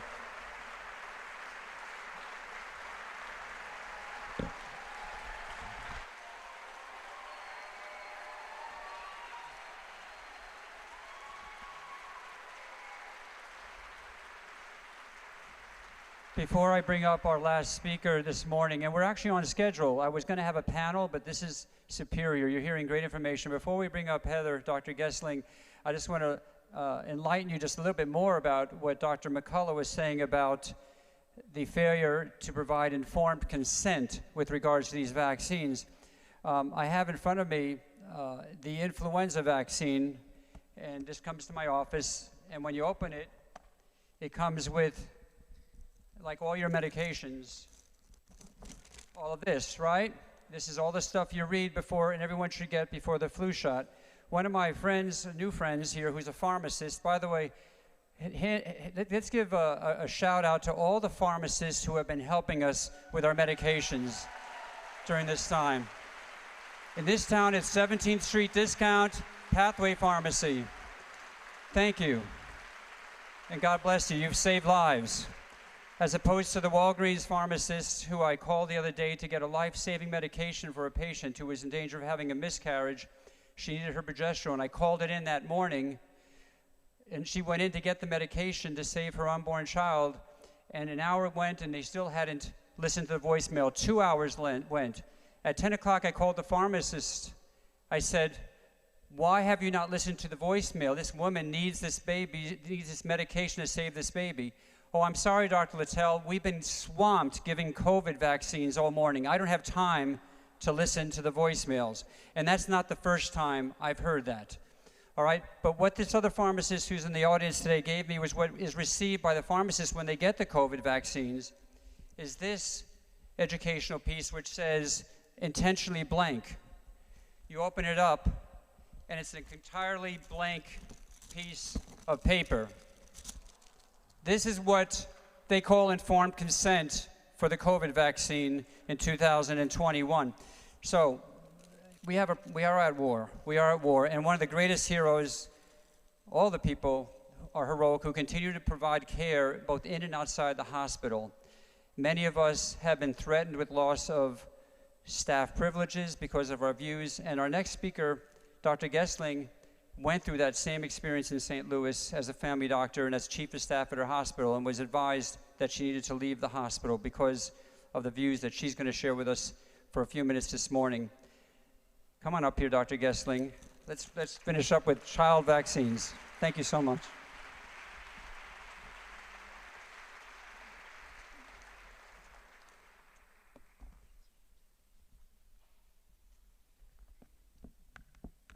Good morning, guys. I'm honored to be here, and it was an honor for Dr. Littell to have me join, but it was cruel and unusual punishment to have me follow Dr. McCullough. So I will do my best to give you information that is beneficial and easy to digest and use it as education for yourself. I had a little bit of excitement this morning. Dr. Littell called me and said, we're having some issues with your PowerPoint and we can't open it up, it's blank. And I thought, well, I'll just go on my computer and grab what I have and resend it. And amazingly, every single PowerPoint presentation was deleted from my computer, every saved presentation. So then I thought, well, then I'll go to my sent messages, and all of my sent messages were deleted. So I'm not going to say what happened, but there are some assumptions. And I can imagine that the things that we talk about are not well received by members of this, of the governmental agencies, and that's part of what I'm going to talk about today. So the title of my presentation is, Who Are the Protectors?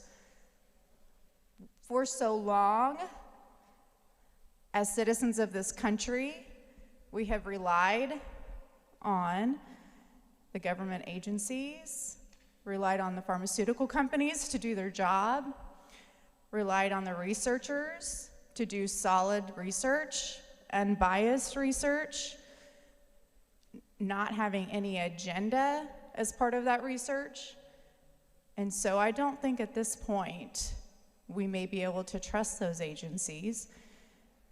So I'm going to give you a little history, a little civics lesson. It's going to be kind of fun, a little bit of a break from what we've been doing. But I do want to back up because I wanted to tell you I am a family medicine physician. I have practiced, I actually live in Columbia, Missouri, not St. Louis, Columbia, Missouri, and I have had 2 busy practices in Moberly and Columbia, and I was asked to step down as chief of staff in August because of my voiced concerns about the vaccine. Amazing, amazing that as a physician, you would be asked to step down from your position because of concerns about safety of a product. And how derogatory is it that we would be called anti-vax when we've never been anti-vax? I have 3 amazing, beautiful children, and I follow the vaccine schedule. Part of my PowerPoint was to show you those amazing children that I'm fighting for, and I'm fighting for your children as a mom, as a physician, and as part of this wonderful group, we're fighting hard for you.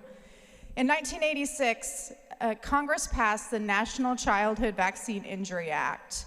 And you probably have heard about it, but to understand where and how we got here, knowing this act is helpful. And I think that there's probably been, some conversations surrounding this and little peripheral discussions, kind of knowing what that is. But I'm going to give you the 3 provisions of that act. So the first provision is, as of the date of the act that it was passed, I had it in my PowerPoint, I think it was in October of '88, that Congress must ensure that vaccines are safer than what they were before the act. And the act came about because of the fact that in the 70s and 80s, pharmaceutical companies were receiving so many allegations and had to fight off so many lawsuits that they went to Congress and said, we cannot survive unless you pass an act that says we have no liability. We're having to pay out too much money for injuries in these lawsuits, and we must have some protection from liability. And they basically strong-armed the Congress and said, if you don't do this, we just will get out of the vaccine industry because we're not making any money. So the first provision is to make vaccines safer. Simple as that. So as of right now, I would say they're not following that. Number 2 is to develop a task force to ensure vaccine safety and frequent discussion about vaccine safety. And then number 3 is for the Secretary of the Department of Health and Human Services to report to Congress every 2 years the status of vaccine safety. I'm going to let you guys guess how many times that has happened. Exactly. I missed that. Okay, so the Health and Human Services Department is an umbrella for organizations that you know, FDA, CDC, NIH. So, can we trust them? So, after that act, there was questions that could there still be recourse through state and federal courts? Congressman Waxman, who helped write that act, said yes, there could still be tort action through state and federal courts. So that leads to, and I'll hurry, that leads to the Supreme Court case in 2011, Brucewitz versus Wyeth. And the opinion of the court and the statement, the text that was at issue that came to the Supreme Court, I'll read it really quick. No vaccine manufacturer shall be liable in a civil action, and this comes from the act that was passed in the 1986 Act that was presented to the Supreme Court. No vaccine manufacturer shall be liable in a civil action for damages arising from a vaccine-related injury or death associated with the administration of a vaccine after October 1, 1988, if the injury or death resulted from side effects that were unavoidable, even though the vaccine was properly prepared and was accompanied by proper directions and warnings.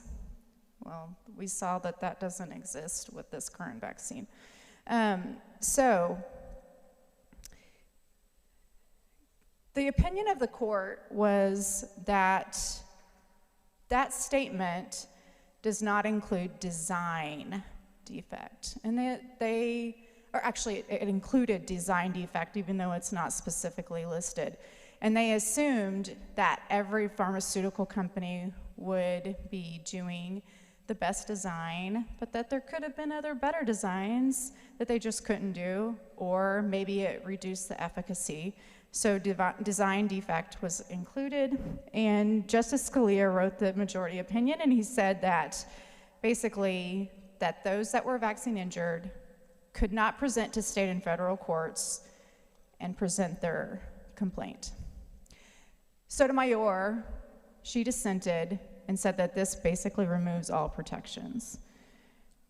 So then we have the PrEP Act of 2020, which essentially says the same thing and allows for full liability for the pharmaceutical companies, the vaccine manufacturers that are providing the countermeasures. I would like to ask you at this point, I'm going to give you one more comment. So within that 2011 Supreme Court case, you guys should read it because it's incredibly interesting what the Supreme Court judges were thinking. Justice Scalia actually said, as part of that text that they were debating, saying unavoidable, he actually said those products that would not be considered to fall within that category of unavoidable injury are emergency products. So where are we at? Who can we trust? I'm going to ask if you can trust the governmental agencies at this point. Can we trust the pharmaceutical companies? Can we trust the media?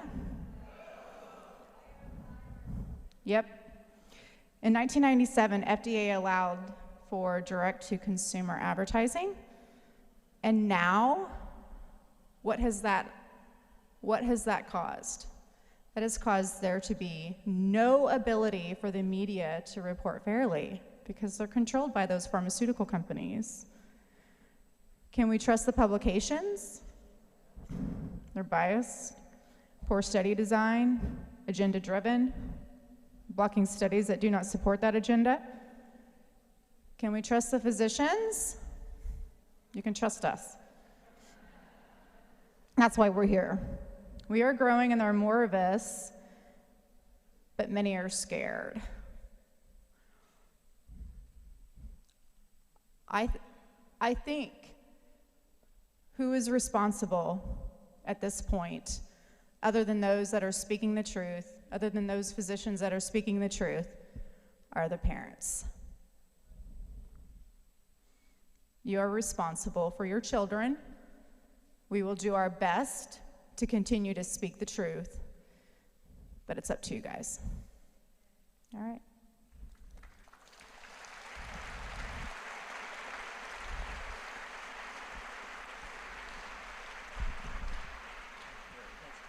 Awesome. Thank you so much, Dr. Heather.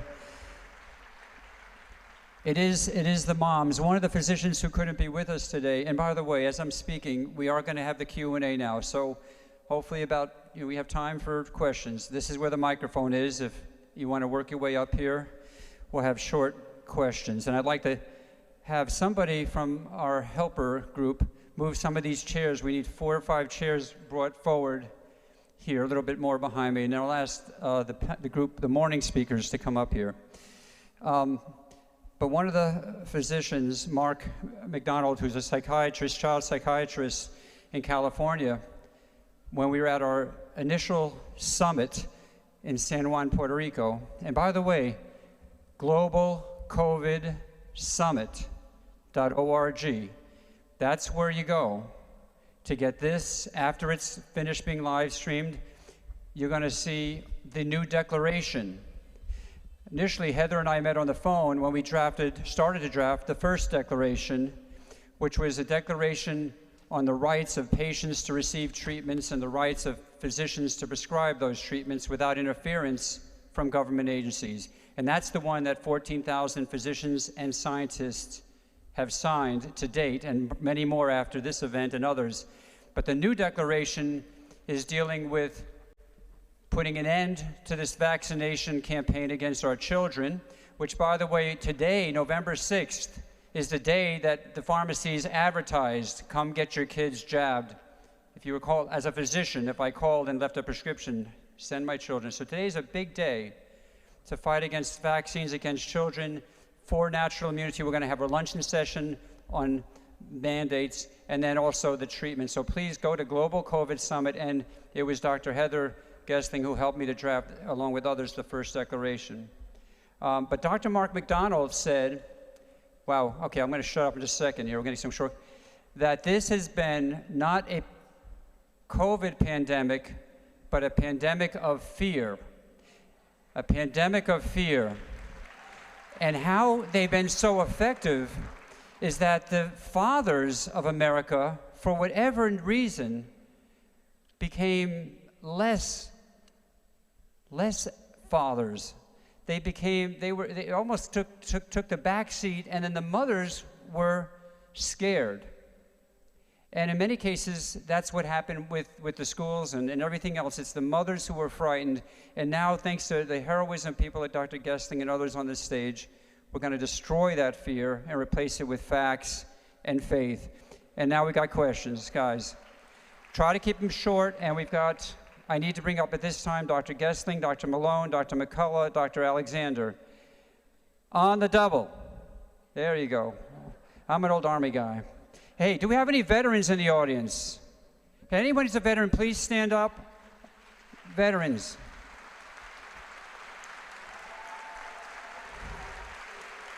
A lot of it. Now, anyone who's got a family member on active duty, please stand with them. Please stand with them. Anyone who's got a family member serving on active duty, stand up as well with the veterans. And that's a whole lot of people. That's a whole lot of people. And that's another reason we're here. Have a seat. I'm going to get out of your guys' way, and we're going to hear some questions. Live stream is not working for the FloridaCovidSummit.org. All right. I hope it's working. Someone back there, please. GlobalCovidSummit.org is. Please speak, gentlemen, and let's go. I think that should be working. Is it turned on? Okay, thanks. Good morning, everyone. My name is Angelo Marini. I'm a research scientist, and I've worked with Dr. Norman Borlaug to develop the world's healthiest whole food. It's the highest, safest natural source of omega-3s, antioxidants, fiber, complete protein, and other important phytonutrients. And basically, we designed this to make the healthiest cells. And I have a technical question. By the way, the product is called a Nutrigrain. And it's a technical question directed against anyone who wants to answer this. What effect does a healthy cell made from essential plant ALA, alpha-linolenic acid, omega-3, linoleic acid, omega-6, and all essential amino acids with strong epigenetic cell walls, phospholipids, organelles, and dormant ALA with attached arachidonic acid have eliminated the spike protein in COVID viruses? In essence, does a healthy cell help against the virus? Okay, so let's interpret that question. I think you want to talk about healthy cellular function and the immune system. Yours, Mike's?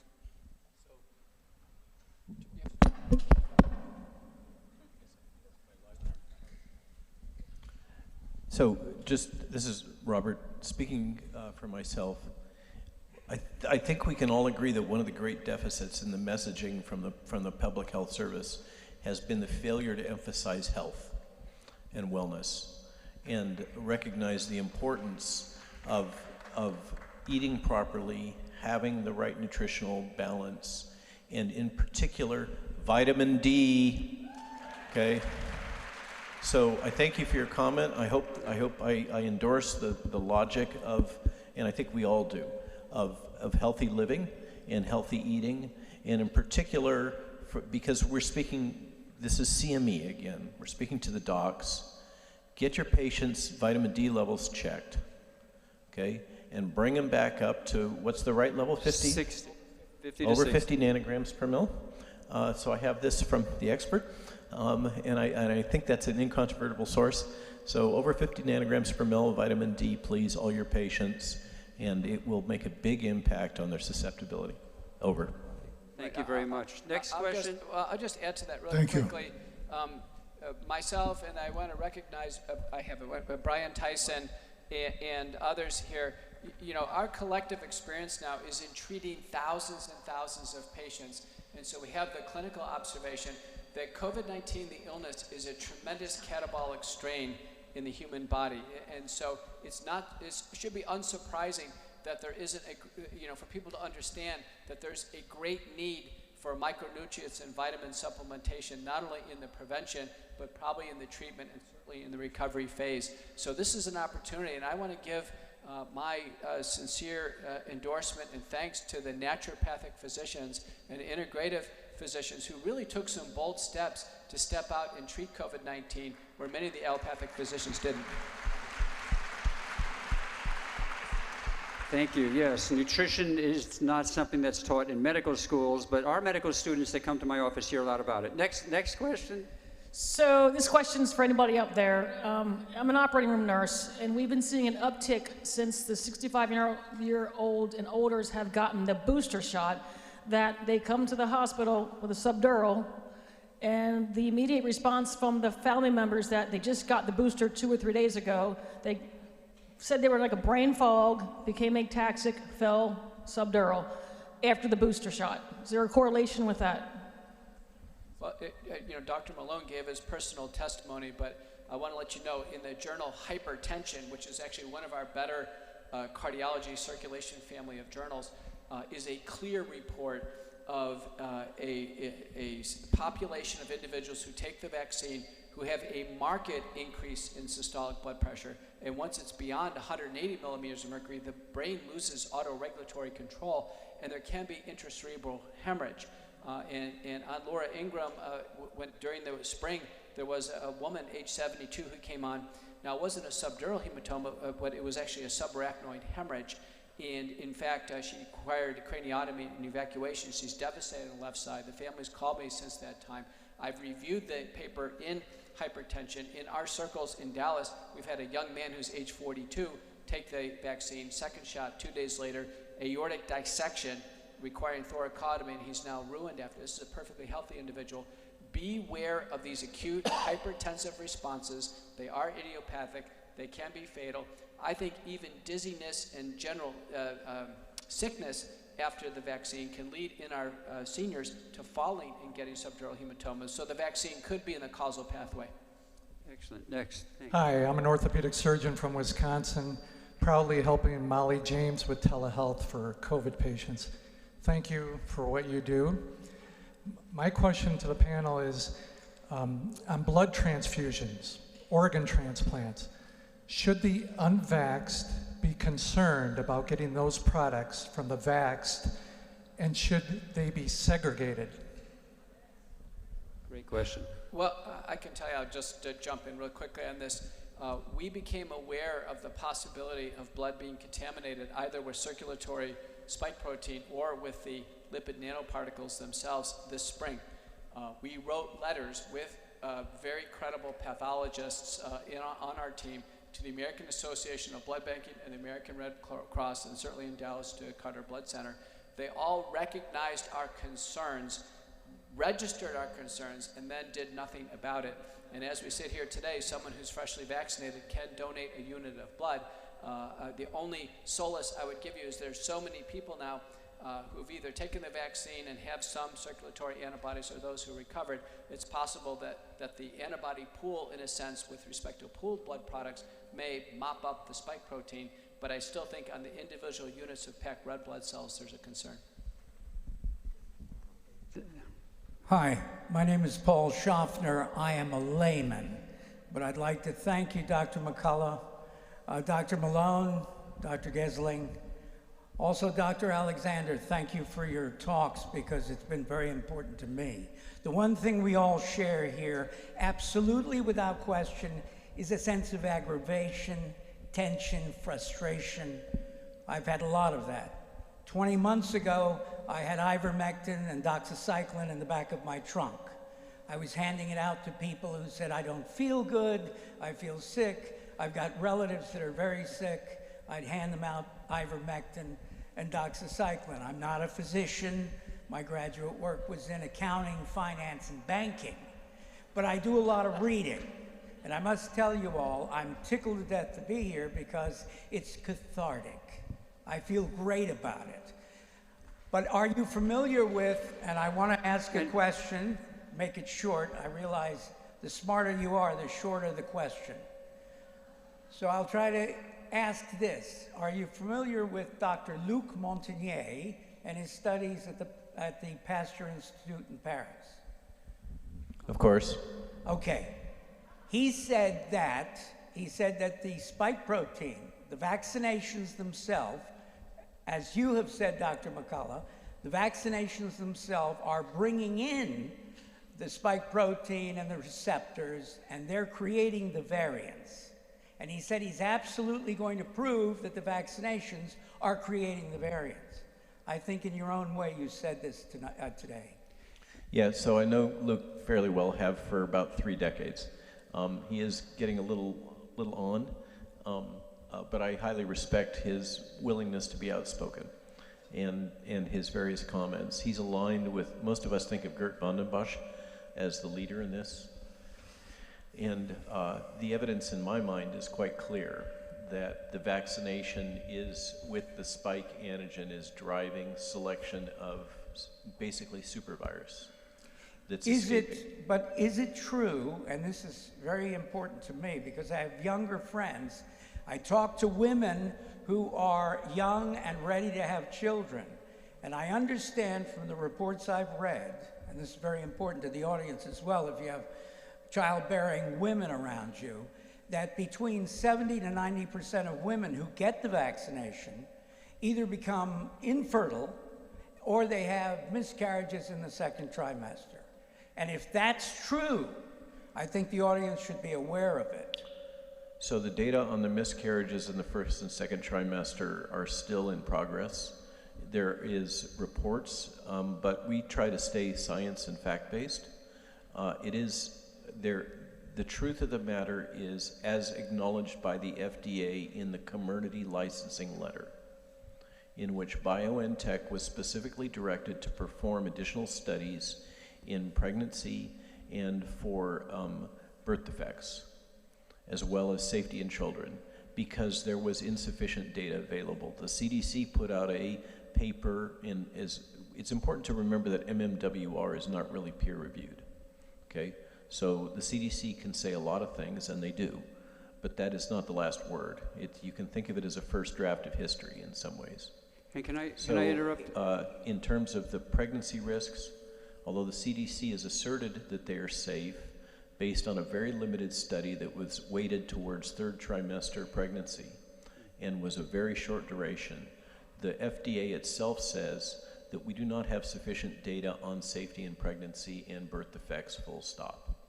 Now, what is known, and I think increasingly clear, and I was fascinated to find when I did my rabbinical testimony in New York the other day, that the rabbis are all exquisitely sensitive to the issue of dysmenorrhea. And we don't need to go into the details of Hasidic Jew policy, but suffice to say the rabbis have personal, direct, daily interaction with all the people within their flock and are acutely aware of the dysmenorrhea and quite concerned about it, because the dysmenorrhea equates directly into loss of fertility, which is super important to the Hasidic Jew community, which is why, I don't know if you guys saw on Twitter, but the Hasidic Jew community, the fundamentalist community in New York, has come out with a clear and unequivocal determination from the rabbinical court that there shall not be vaccination in children, and there shall not be vaccination in young women, and they caution use of vaccine in all adults. But they are particularly aware of the fact that we are seeing this menometrorrhagia and other disruption of menstruation, which unfortunately has been repeatedly dismissed as hysterical women. And I can't believe it when I hear it, but it happens again and again and again. The press is presenting, and others, public health officials, are presenting what women are reporting as hysteria. This is a rude word. It's a rude word. I mean, it feels like we're back in the 1950s. So I agree with you that the issues about pregnancy, safety in pregnancy, and birth defects, and alterations of menses, and as Dr. Cole will tell you, surprisingly, in the postmenopausal, we are seeing an unusual uptick in, let's say, reinitiation of cycling. And that in and of itself is worrisome. So your point is well taken, and I hope I've addressed the scope of your content. And Thank you very much. we have to stop. Folks, there will be questions, but I was a very big oversight by me. I'm going to have Dr. Gessling, and then we have something that needs to happen. Please, Dr. Gessling. So I'm going to have two comments about what you have said. The first one being that you were giving out ivermectin and doxy from your trunk. This has Testing happened. 1, 2. This is what has happened in this country. The patients know what they need, but they can't get it. And so they have resorted to treating themselves. That's what led to the situation that we have with patients utilizing other forms of ivermectin. But this is what the governmental agencies created. And so the other thing is with regard to women's health, all of the comments that Dr. Malone have said, I reiterate that as a family medicine physician, I have experienced an astounding amount of patients coming to me with severe disruptions in their cycles, and I give them an ear, and I tell them what I think is causing it, and I ask them what their gynecologist or obstetrician has said, and you can guess what they tell them. It has nothing to do with the vaccine. It's stress, or you're going through menopause at the age of 35 or 30. And so what has happened is this exact same thing that he said, which is they're dismissed. How awful is that, that after we have worked so hard for women's rights and the women's voice, and then they get denied the ability to tell what is happening to them. So the medical community has created an enormous amount of distrust, and people are leaving that community en masse, but hopefully they find physicians like us. So we got a whole lot of questions coming up. We've got to kind of rock through them. We'll be here forever. Dr. Malone, I think what I'm going to do is we are going to give, with Dr. McCullough's wise, sage advice, a few more questions. But what we totally forgot this morning was one of our great rock star guests, and scientist, Dr. Ryan Cole, has a fantastic presentation. So we got to get his in here because he's part of this whole day and you want to hear him. So please just keep your questions short. And we got maybe 3 more questions and then we're going to go to Dr. Cole. Well, we've all heard that the VAERS report is underreporting. And I'm very concerned why the hospitals, even though the doctors are supposed to be reporting their vaccine injuries that they see in their patients to VAERS, why are they denied by their hospital administrator or whatever? Why are they being denied to report it? I'm hearing that from a lot of different people and doctors and hospitals that they're not even allowed to report it. I can't confirm or deny that there's active suppression of reporting, but I can tell you there is, I think the appropriate term is called willful blindness. I think physicians have bought into this idea that they were going to be saved by the vaccine. And it's very hard now. We have 1 million doctors who have bought that story, that they thought the vaccine was going to save America. They've bought into this dream that the vaccine is both safe and effective. And it's really shattering their dreams to figure out that the vaccine is not effective enough and doesn't last long enough in most individuals. And it's shattering their dream that the vaccine is not sufficiently safe. Doctors should be the safeguards. They are the shepherds of the flock. There's no doubt about it that all of you can help by demanding these VAERS reports happen. If you come across anybody who's vaccine injured, triple check to be sure their doctor or caregiver has actually filed a VAERS report and start to really push the healthcare providers to do that or do it yourself. We have data from the American College of Pediatrics before COVID-19 suggesting 14% of VAERS reports were actually done by patients themselves. Right now, that's probably holding out. So what we know right now with the 17,000 deaths after the vaccine, the 250,000 hospitalizations or urgent care visits, the vast majority are done by doctors and nurses who are concerned the vaccine caused it, but it is just the tip of the iceberg, and the number is certainly far greater. Everybody can be active here by talking to everyone you know who's vaccine injured and let them basically do their own fact checking to be sure that their case has been reported to the CDC. Thank you. And by the way, for the next question, it is true that if you're vaccine injured and you have a stroke or you have a female reproductive issue or you have myocarditis, you show up in the emergency room, they're never going to ask the patient, did you receive the COVID vaccine? That is never asked. And yet, if you're unvaccinated, they're going to ask you if you're unvaccinated. So there's a double standard in medicine, and you're right, we're woefully underreporting the complications. Yes, ma'am. Thank you for all you're doing. 2 quick questions, I think. We've heard a lot about shedding. Is there actually some truth to the fact that the vaccinated are shedding? And what danger is there to the unvaccinated? And the second question is, has there been any evidence of graphene oxide in the vaccination? Great question.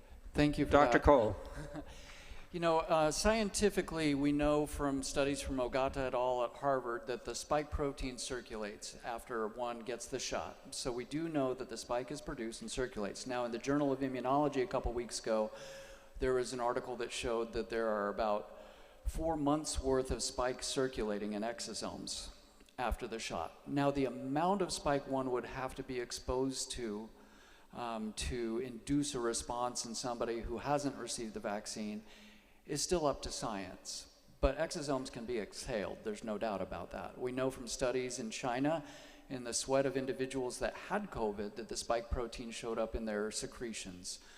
There is such a thing as self-perpetuating, self-spreading vaccines. This has been researched. They've used it on rabbits, rabbit populations to actually expunge the fertility of rabbits. And that's in the medical literature. The amount of spike being shed, we're still studying it. Are people having effects from being around people post-vaccination? Absolutely. Do I believe them? Absolutely. Is the science still out as to the mechanism or how much? Yes, the science is still out. Thank you. And the other about the graphene oxide. Maybe, maybe not. There's tons of things in your daily use that there's graphene oxide in them. To me, it's a non sequitur, it's a red herring. What I do know is there's mRNA in these shots that is inducing damage in many people. So whether graphene oxide is there or not, I don't worry about it. In the sense that The shot isn't necessary now. Early treatment saves lives. Don't block your doctors from using early treatments. Don't give this to the children. That mRNA in and of itself is necessary and sufficient to be damaging in many people. So to me, red herrings, there's plenty of things to look at. If you research graphene oxide, you'll find you're exposed to it in your daily environment in many ways, shapes, and forms. But the mRNA and the shots, that's more concerning. Excellent. Thank you, Dr. Cole. Great. 2 more questions. Maybe 3, because there's a doctor behind you, and then we have to really stop for the next group. Okay, go ahead. My question is for Dr. Robert Malone. You had mentioned, sir, that the polyethylene glycol surrounding a lipid nanoparticle falls off after it is injected into the body. It has been postulated, however, that if the polyethylene glycol remains on the lipid nanoparticle long enough, and you have enough antibodies against polyethylene glycol, that it could perhaps block the delivery of the messenger RNA. In other words, vaccine failure and no adverse reactions. Your comments, please. So you just said the key word hypothesized or postulated. And there's a lot of potential mechanisms that are postulated, including the existence of reverse transcriptase resulting in integrated mRNA into your genome. But the clinical significance of these hypotheses and postulates remains unproven and in many cases is unlikely. We have to live in the world of whether things are clinically significant. Now, I love to live in the world of could be and all the hypotheticals associated with molecular virology. I find it fascinating. However, in the case of the PEG, the acyl side chain is so short that if you did have binding antibodies in those, remember many of us have been exposed to PEG. PEG is commonly used in stealth liposome technology, has been for years and years, been safe in stealth liposome technology, but there is a subset of people who will have an anaphylactic reaction to PEG. That is true.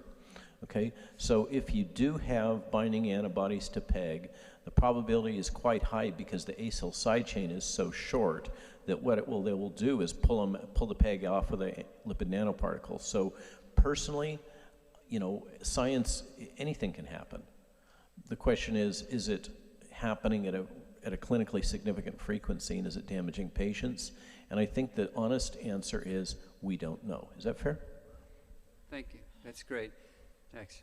Hi, I just want to thank you all for everything you've done. I'm a patient of Dr. Littell, so I travel far away to come here, and I want to thank you all for everything you're doing. I just have a specific question for children, especially someone with PANS or someone with autoimmune. Someone was saying that because the COVID vaccine doesn't have a viral vector, that it's safe, and they'd rather have the vaccine than have any long-haul COVID afterwards. And I'd love to hear your thoughts on that. Early treatment saves lives.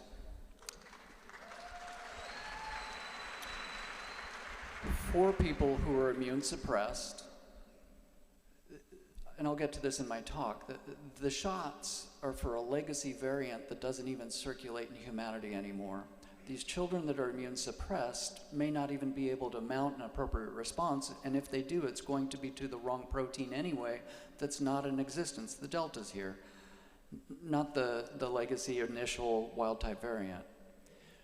The mechanisms of action this afternoon that many doctors will talk about of the early treatment medications block the binding of the spike, block the replication of the virus. These children, just like adults, are eligible for early treatment.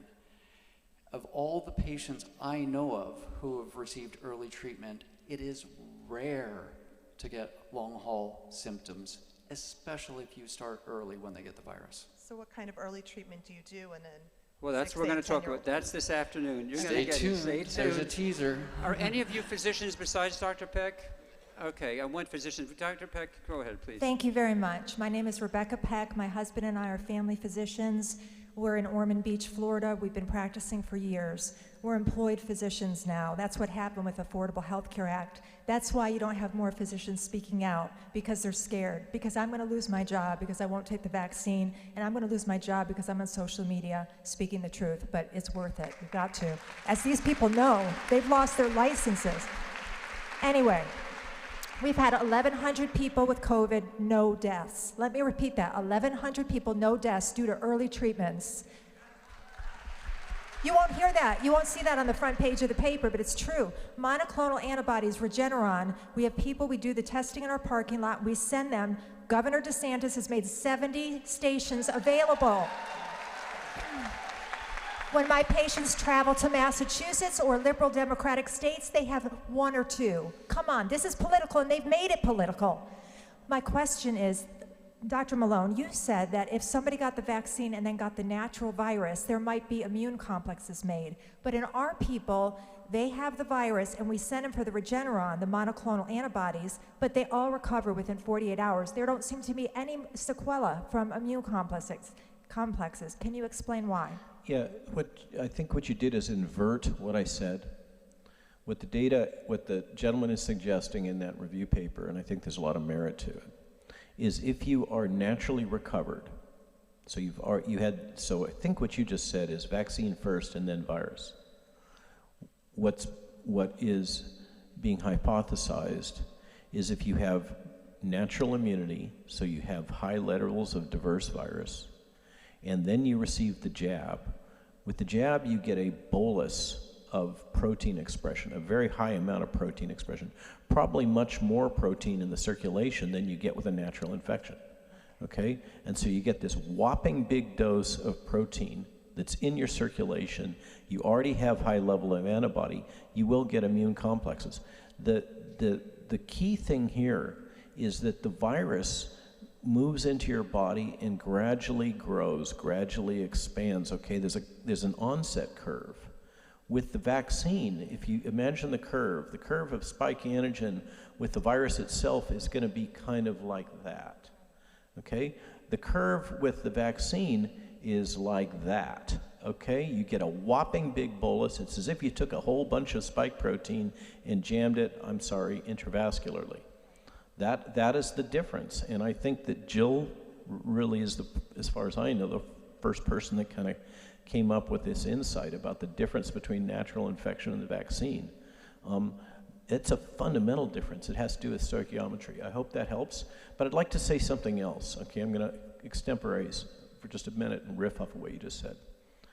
In my opinion, I'm just speaking for myself, our healthcare system is failing us. Our HHS has failed us.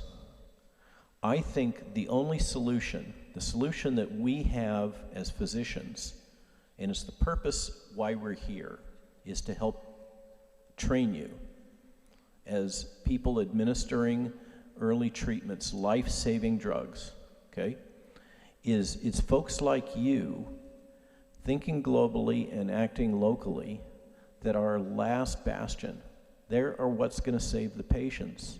And people often ask, what does it look like on the other side when we realize that our hospital systems are failing? I mean, can you imagine what Baylor has done to this guy? He's an amazing physician, amazingly productive. He's got a endowed chair at Baylor that he's paid for, and they're trying to railroad him, okay? It's just shocking. The failure of our hospital system, our insurance system, our HHS system, it is catastrophic collapse.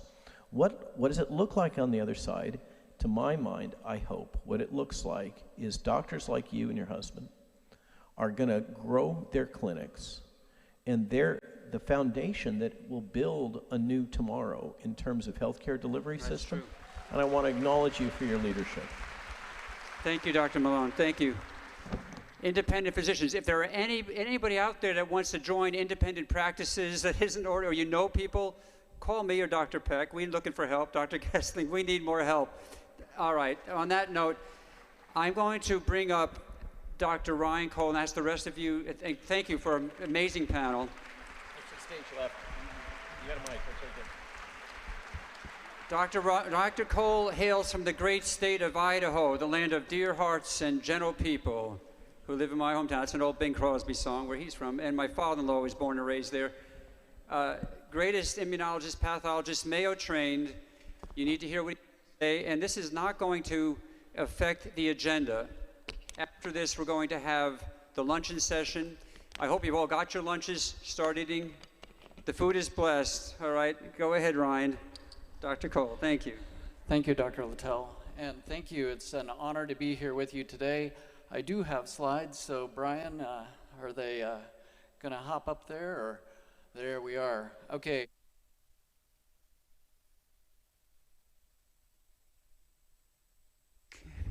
Folks, come up here and change the batteries on these microphones. All right.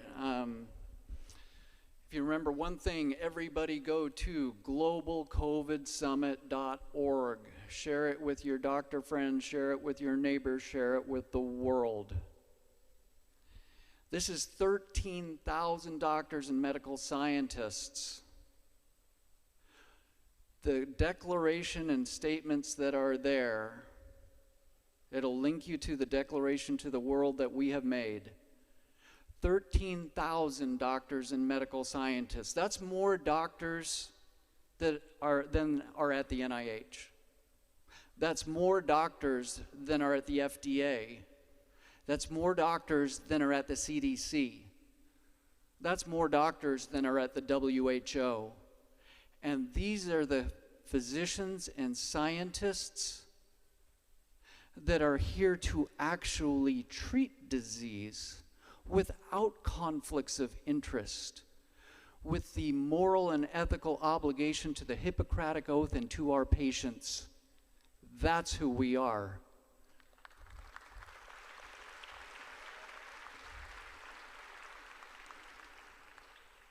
I'm going to start with 3 thoughts. 1, 2, 3.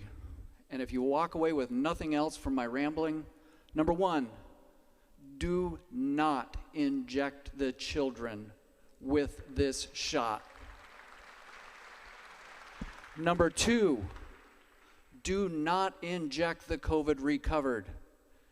And number 3, do not let governments or pharmacies or agencies block doctors and providers from giving life-saving treatments. Okay, next slide, please. Do I have control of that, John, or is it Brian in the back? Huh? Okay. I always start with this, General Patton. If everybody is thinking alike, then somebody isn't thinking. Okay, this virus, next. Next, please. This virus, it's not political. It's not blue. It's not red. It's not purple. It's a humanitarian issue. Why are we quibbling? Why are we fighting? There's something else at play here. A virus is a humanitarian issue. Let's get it done. Let's get it over with. And let's get back to a better than normal life. Next, please. Okay, we have this horrible false dichotomy. Next, please. Horrible messaging. A false dichotomy. There's only 2 groups, the vaxxed and unvaxxed, and we're going to pit you against each other. Nonsense. Yes, there's the vaccinated. Guess what? They're still at equal risk for getting Delta now.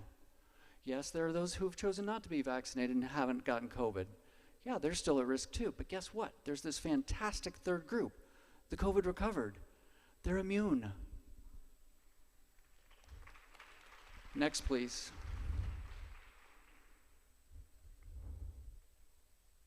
Next. Bueller, there we are. Willy Wonka, golden ticket to the kingdom. You don't need a mask. You don't need to panic. You don't need to fear. You don't need a shot. Golden ticket, the COVID recovered. And that's a lot of us in this room, me included. And you know what? You're immune. Next, please.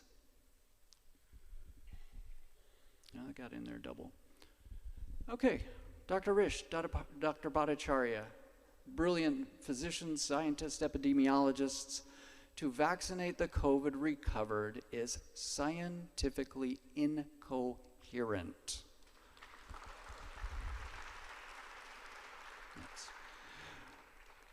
Next. We know from prior viruses, 1918 flu, hepatitis, chickenpox, measles. Look, if you've had a virus and you have a competent immune system, your body takes care of it. Grandma's still immune 85 years later after having measles as a kid.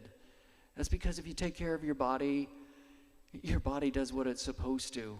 It's been that way for eons. So to have agencies telling you it's not that way denies Immunology 101, logic, basic science. Don't let them pull the wool over your eyes. Don't let them fool you. You have an immune system. If you take care of your body, eat the right way, get your rest, take your vitamin D, move your body, lose a little weight, avoid sugar, especially avoid high fructose corn syrup, you're going to be fine. Next, please. And next.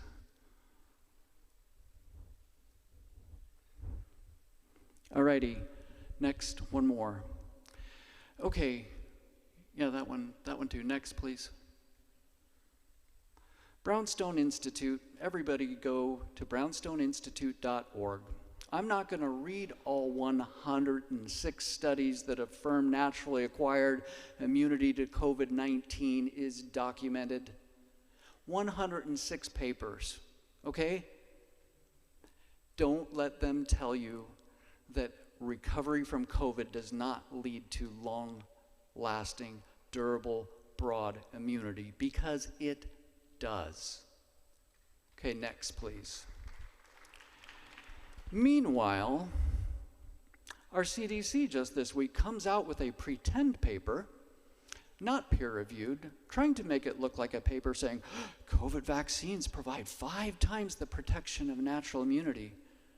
This is necessary propagandistic nonsense. It's nonsense. Yeah, you get a shot, guess what? You get a big spike of antibodies to the wrong protein for the virus that's not circulating anymore. See, look, we can measure antibodies. Antibodies aren't immunity. That's not the be-all, end-all. So I have 106 papers, and they have one that they did overnight and said, hey, we say this. I'm like, yeah, but that's not science. And the way they did this paper, we'll go into in the Q&A later. Next, please.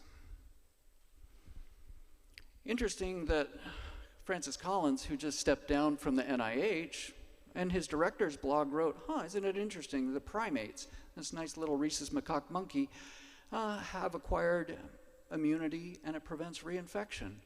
I mean, the director of the NIH knows this. Next, please. All right, so vaccine, Delta, mandates, really? Do they prevent acquisition of the virus now? No. Do they prevent transmission? Absolutely not. The vaccinated carry equal or higher volumes of virus. Studies out of Nebraska, studies out of numerous places, studies out of Vietnam. The vaccinated can transmit. So if they're saying to you, in order to keep your job, you haven't been vaccinated, you needed to get tested weekly, they need to test everybody. This is a separate but equal civil rights violation to test the unvaccinated while not testing the vaccinated. Common freaking sense. Basic science. Do the vaccines prevent disease? No. Death? No. Vermont, last month, 76% of the deaths in the double vaccinated. Look at the data out of Israel and the UK, if you want real data. Illinois, last week, more deaths in the vaccinated than the unvaccinated. Next, please. This is just one of the studies recently published, household study, vaccinated just as likely to spread Delta as the unvaccinated. Don't let them test you without testing them. This is not dichotomous. This is everybody. And guess what? Early treatment saves lives of both the vaccinated and unvaccinated, okay? Next, please. Permanent vaccine schedule may thwart your immunity. Study out of the UK. If you get the vaccines and then get COVID, it's interesting that the immune system is less able to make the antibodies to all the parts of the virus. This is important. So if you got vaccinated and then you got COVID, you may have a narrower immune response. This is called original antigenic sin, because now your body's focusing on one part. And think about it. A vaccine is made to mimic a portion of a natural infection. So is it logical to say, a natural infection isn't as good as an immunization? No, the immunization is mimicking a portion of a natural infection. The natural infection is the whole enchilada. Next, please. I'm going to skip over this one real quick. Okay, everybody, yeah, next one after that, please. Everybody is panicked about antibodies. Next, please. The antibodies aren't the be-all, end-all, okay? Now, we're exposed to pathogens all the time, constantly. If your body maintained an immune response to a pathogen and it created tons of antibodies, your blood would sludge with protein. You would look like the swollen, Stay Puft Marshmallow Man of lymph nodes. Our body energetically couldn't sustain that. So your antibodies are always going to go down. Don't panic. Don't panic. And this is a problem with documentation in terms of saying, well, you got to prove immunity. Those antibodies are going to go down. Well, your T cells are going to go up. And we know from SARS-CoV-1, 17, 18 years later, those individuals still have T cell memory to SARS-CoV-1. Guess what? Because that's what the immune system does. And evidence holds strong that that's what's happening. Next, please. All right, this bicycle. Front tire's the spike protein. You get a shot, you get antibodies to that spike protein, that front tire. You get infected, your body remembers the handlebars, the frame, the seat, the post, the cranks, the chain, the back pedals, the spokes, the fenders. Okay? Next, please. Now that bicycle gets into a crash, a la Delta bicycle front tire spike. Now are your antibodies going to bind to that very well? No. So those that got vaccinated have much less recognition of this front tire spike. But guess what? Those that are COVID recovered, they remember the rest of the bicycle. Next, please. COVID recovered. This is critical. IgA, your tears, your throat, your nose. When you're exposed to respiratory pathogen that comes in through those pathways, the COVID recovered developed, next please, this wonderful antibody called IgA. So your cells can produce 10,000 antibodies a minute. You're COVID recovered, you get exposed to the virus again. These antibodies, this IgA binds and mops those up like that. Why are the COVID recovered not getting COVID again? Because they have this wonderful IgA antibody. Now, if you get the shot, do you form a lot of that? No. Immunology 101. You have IgG in your circulation, but you don't have this in your tears. Why are the vaccinated carrying high viral loads? Because they don't have this. That's why. Next, please. All right, COVID recovered. Why would we reintroduce the spike? It is the pathogen. Why would we reintroduce it to somebody who's already fantastically recovered? You're at higher risk of injury now. Myocarditis, neurologic injuries, autoimmune diseases, latent virus reemergences. It is the wrong shot for the wrong virus now.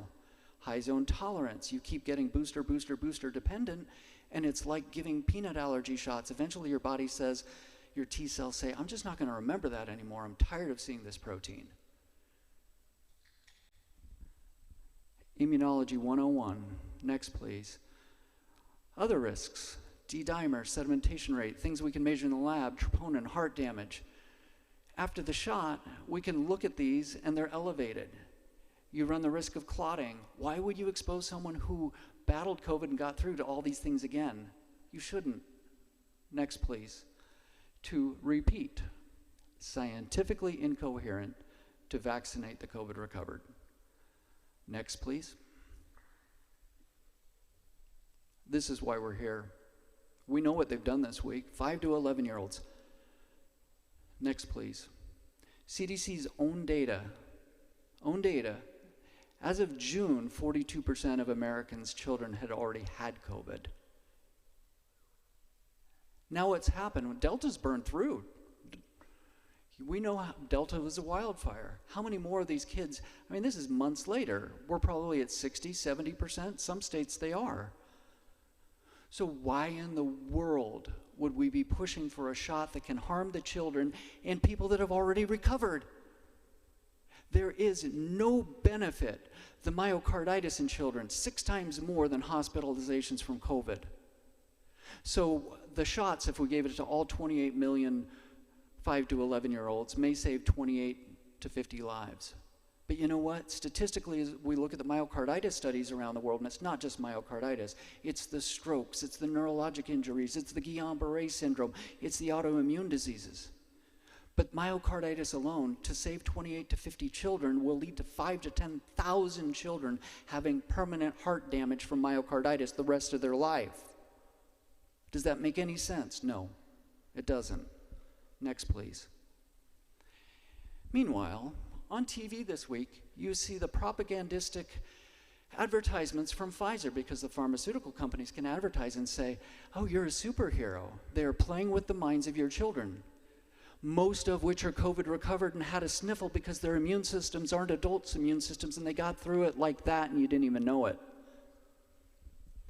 And they're telling the children, peer pressure your friend.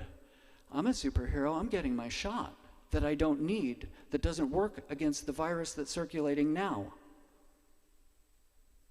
Next, please. Do we use children as human shields?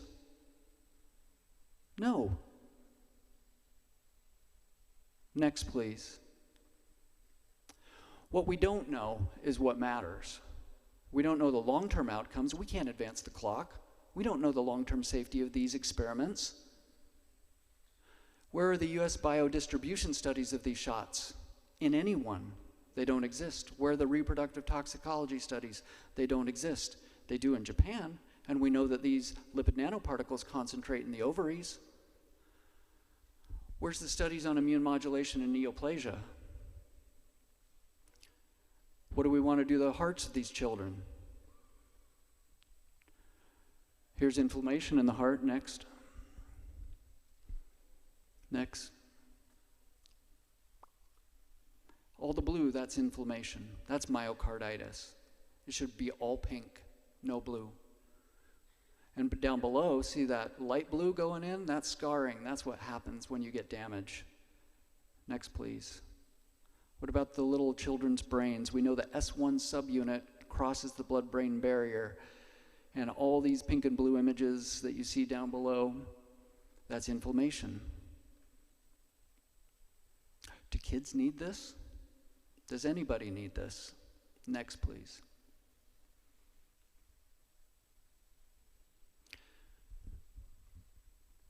Oh, I don't know what happened there. Well, try next. Otherwise, no? Okay.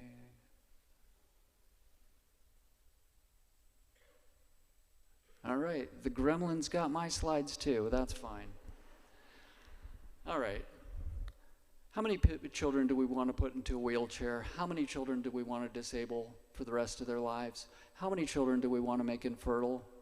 How many children do we want to give cancer? You know, the S2 subunit of this spike binds to a gene called P53. That's the guardian of our genome. And that controls, it's our tumor suppressor gene. And we know the S2 subunit binds. Are we going to inject into children a spike that's a toxin that could potentially lead to the turning off of the gene that suppresses cancer? We know that the shots, a Pfizer study in the Netherlands, modifies certain receptors, these little lock and key pattern receptors, toll-like receptors 3, 4, 7, and 8. 3 and 4 are responsible for cancer, 7 and 8 for viruses. After the shots in youth, we're seeing an uptick of Epstein-Barr virus, mono, herpes virus 1 and 2, shingles, other viruses. We know that these shots are modifying the immune response in a detrimental way in many people. And everybody? No, that's good news. Bad news is we don't know how many and for how long.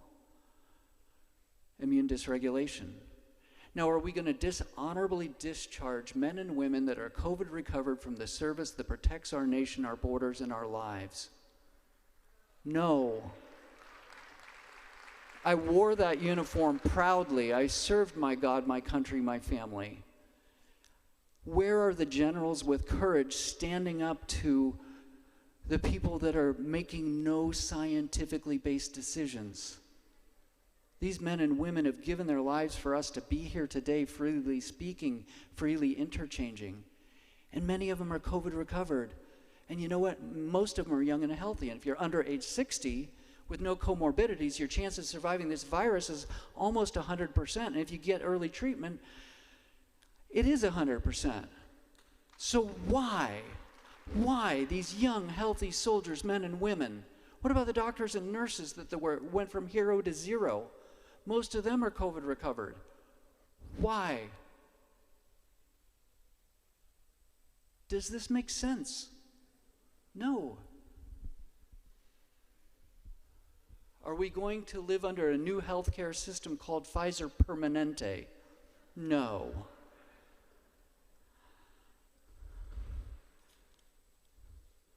Hold your ground, men and women of this great nation. For 2 years, we've seen in the eyes of many fear. A day may come when the courage of man fails and we forsake our friends, the COVID recovered, the military, the nurses, the doctors, our children. And we break the bonds of all decency and humanity and scientific truth. But today is not that day.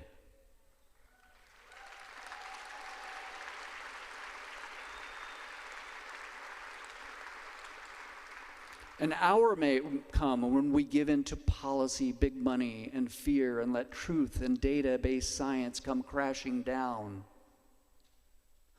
But today is not that day.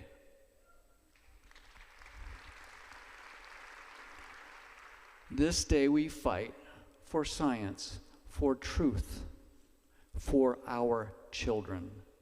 By all you hold dear on this good earth, I bid you stand for science with wisdom over deception and fear. Thank you very much. You're amazing. God bless you, Ron. Dear hearts and gentle people from Idaho, Dr. Ryan Cole, aren't we glad we didn't miss that? All right, we're really on schedule, folks, and you know, God is good. What can I tell you? We have our next speaker coming up, Mr. Jeff Childers, so you can start making your way up here. I'll explain what he's all about in just a sec. Before I do that, a couple of things I did not mention this morning. There is a VIP event after this for those of you who are able to get those tickets. Went like pancakes. Or okay, it was just amazing. And so there's 2 rooms in the back there. Now, just past where you all got your coffee, and we're going to divide up the speakers into the 2 rooms. So we'll let you know a little later about that. So we may have to go a little later today. I hope you all don't mind staying till like 3:15-ish instead of 3 o'clock. Anyone object? Raise your hands. No. Okay, good. There's another event tonight for the Florida physicians who are gathered here today. And so if you are a physician and you've not registered for the event that's happening downtown, please get a hold of me or someone, probably me at this point, to get you there. The Hilton and Danny Gakwa has been very gracious in opening the place up, and they were worried about numbers. But if you show up and there's not enough food, we can ask Harry's to bring some over there from the next restaurant or something. All right. Well, without further ado, and also please, if you're a physician or you need that CEUs, be using this for each session. Our next half hour or so is going to belong to Mr. Jeff Childers, who is an attorney from Gainesville. Go Gators. And the one thing he shared with me last night that I think every doctor up here agrees is that he said his life, well, my life was never really cushy or relaxed, but his life was pretty relaxed until COVID. I mean, his wife was saying he's working all hours of the night because of what's happened with COVID, and frankly, that's true of all of the physicians here.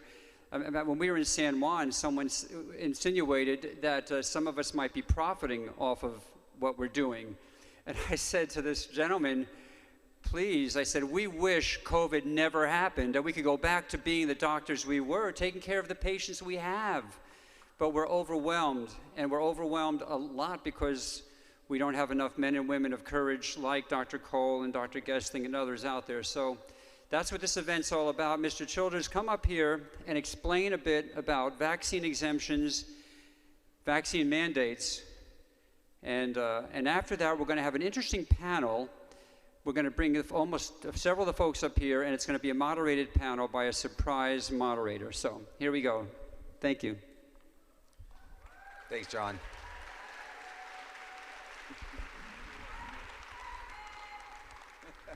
We'll get there. Hey, everybody. So this is kind of surreal for me. 18 months ago, I would not have guessed I'd be doing anything like this. And I bet I wouldn't have guessed that all of you guys would be spending your Saturday listening.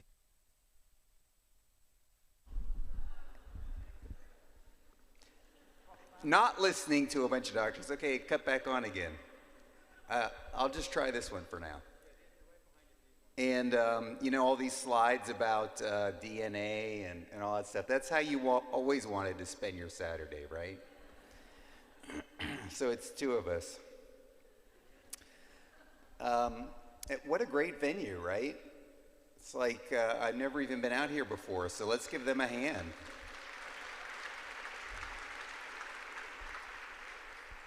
And I want to thank all the people who traveled to get here. I know many of our speakers traveled great distances to come to Florida, and we really disappointed them with the bad weather, didn't we? You know, but the silver lining is, with bad weather, that means American and Southwest are flying, right? Since it's, is that, yeah, something like that, anyway. I do want to do a shout out to my Coffee and COVID folks. I know there's a bunch of you guys there.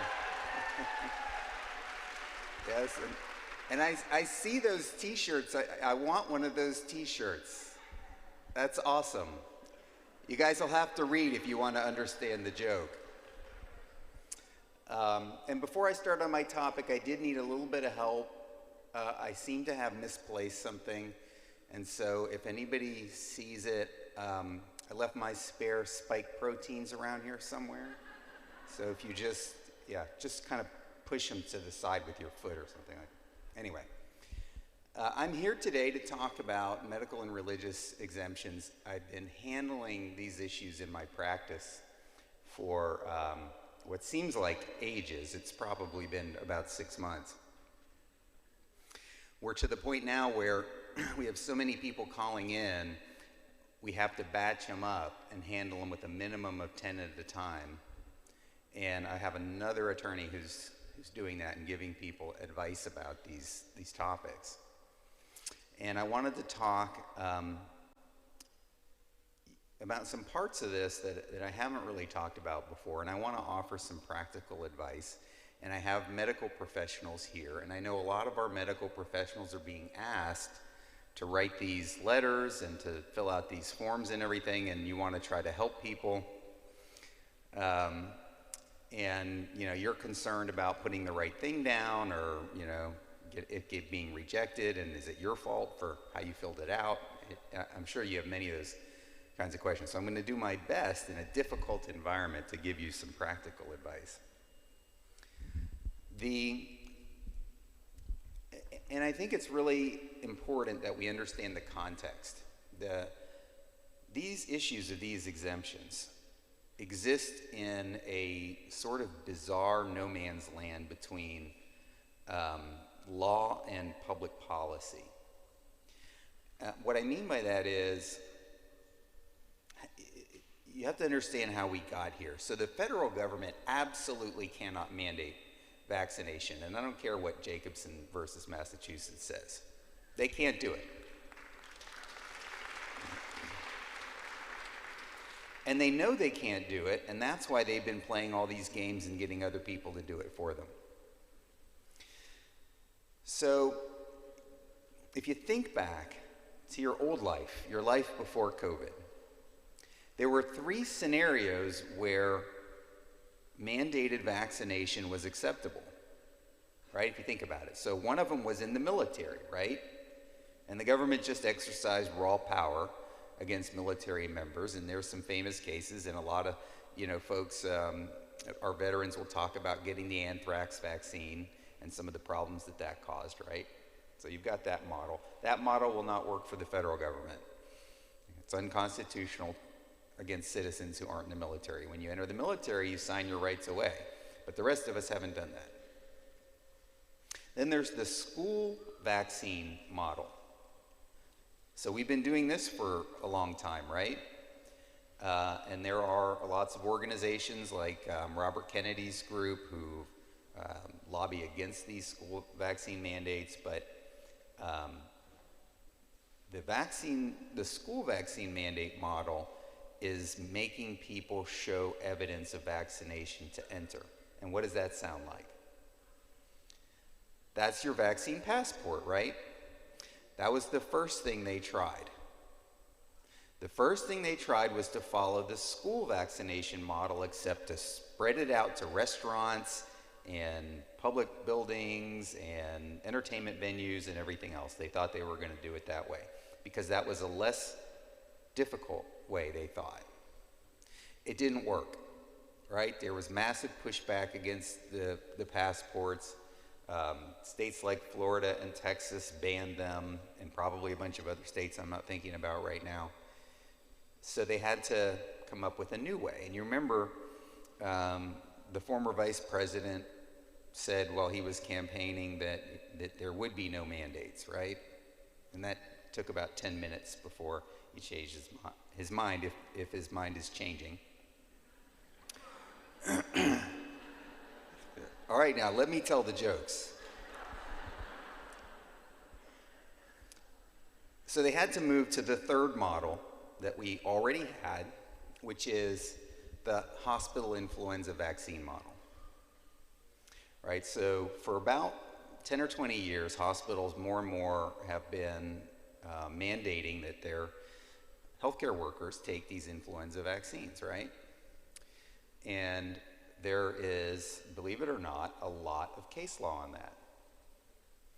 And I was shocked when I finally started digging into some of the influenza vaccine case law to find the language that I see on all these forms that come from the government and from these employers. So they were way ahead of us. They had gone over all of those cases, and they have some kind of a brief or a package that they give to employers to help them, walk through the legal minefield. And I say it's a legal minefield, and it was their third choice because it raises some problems. And two of the problems that it raises is that there are these big areas of law, two different ones, that come into play with these types of policies, these hospital influenza policies, because in all these cases, there's a lot of stuff that we're not going to like too much, but there's also a lot of protective stuff, and they come in the form of religious exemptions and medical exemptions to the influenza vaccine. So they knew they had to do it.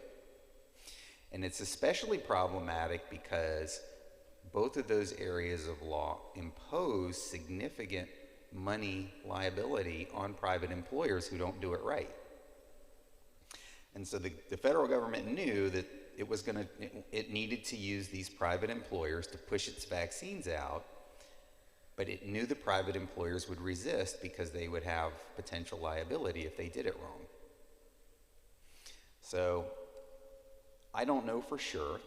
I'm speculating on this one, but from what I see in my practice, it looks pretty clear to me that there is some kind of central planning going on, and that resources are being provided to all of these private employers, especially the larger ones, because what I see over and over again is very consistent behavior from employer to employer in radically different industries on two different coasts, companies that have nothing to do with each other using the same language and the same forms and things like that.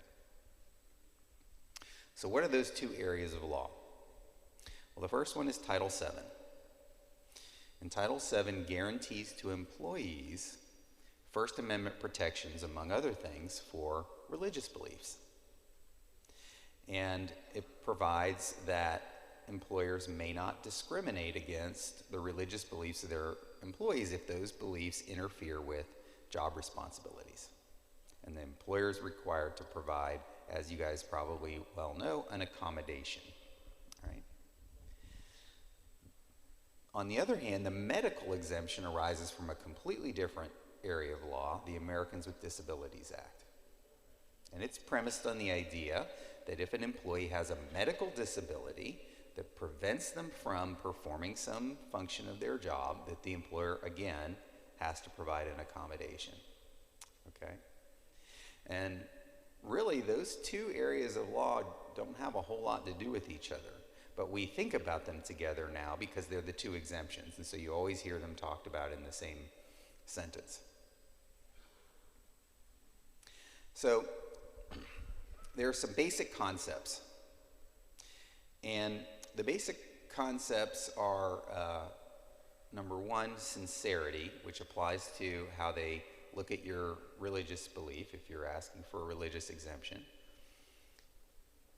And on the other hand, undue hardship, which is the way to determine whether an employer has to accommodate an employee. So there's this term of undue hardship. If it's too difficult to accommodate the employee, then the employer's off the hook.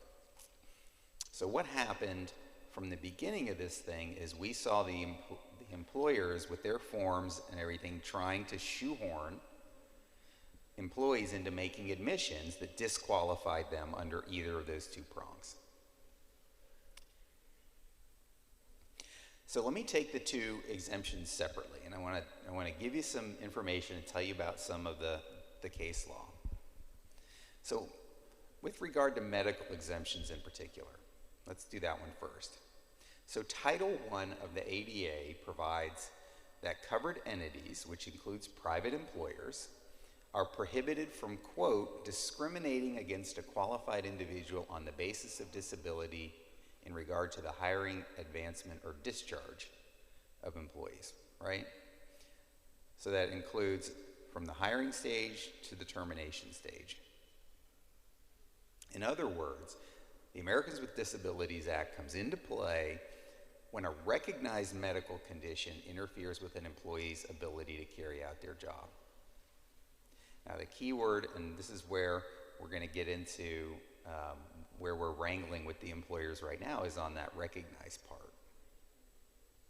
Let me say a word about natural immunity. Guess whether natural immunity is a recognized medical condition under the Americans with Disabilities Act as we sit here today. I'm just giving you one guess. Come on, can you do it? No, that's right. You guys are too good. All right, I'm gonna have to make the next one harder.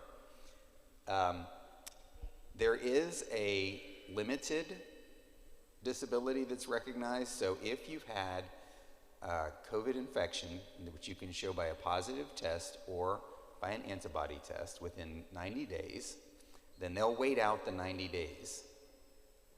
And then you still have to take the shot. So you get this kind of temporary disability. That's as much as they recognize natural immunity. Now, where did they come up with the 90 days? Well, Dr. Fauci said it, so it must be true.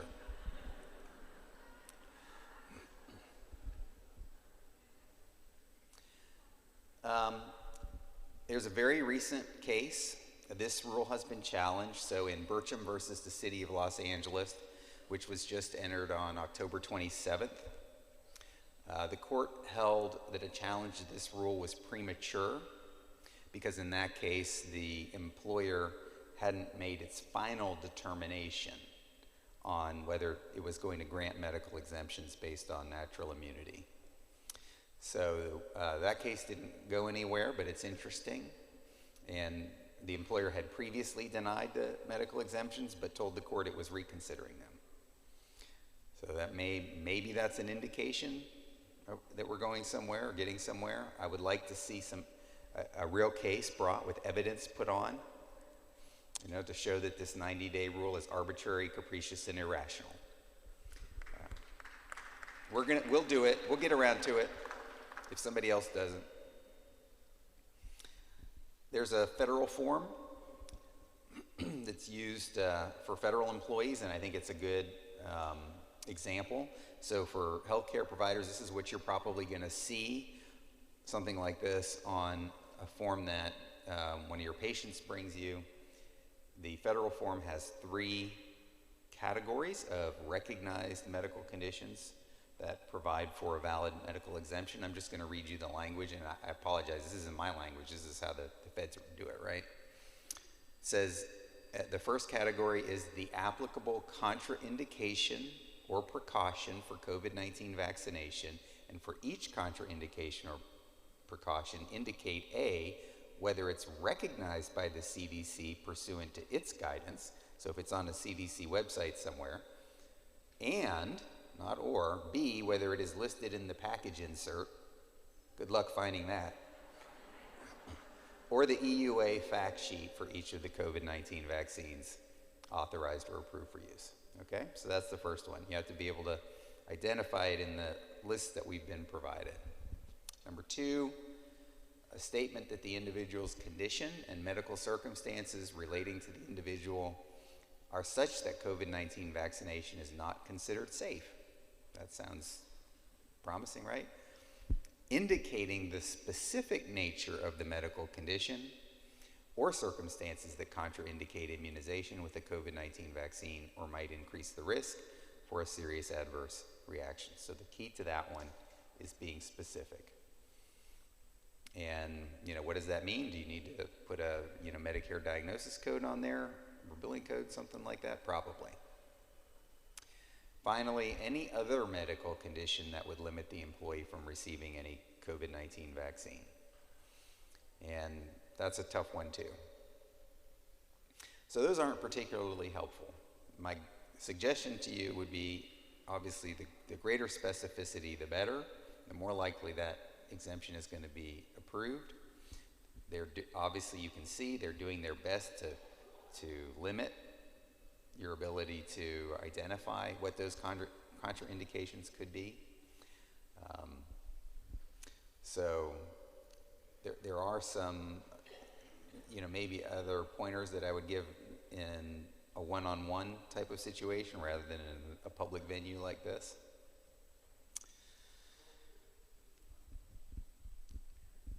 Let's talk about religious exemptions. Now, the religious exemption is probably the stronger of the two. It is, after all, based on the U.S. Constitution, so it's a constitutional issue, and reinforced by Title VII.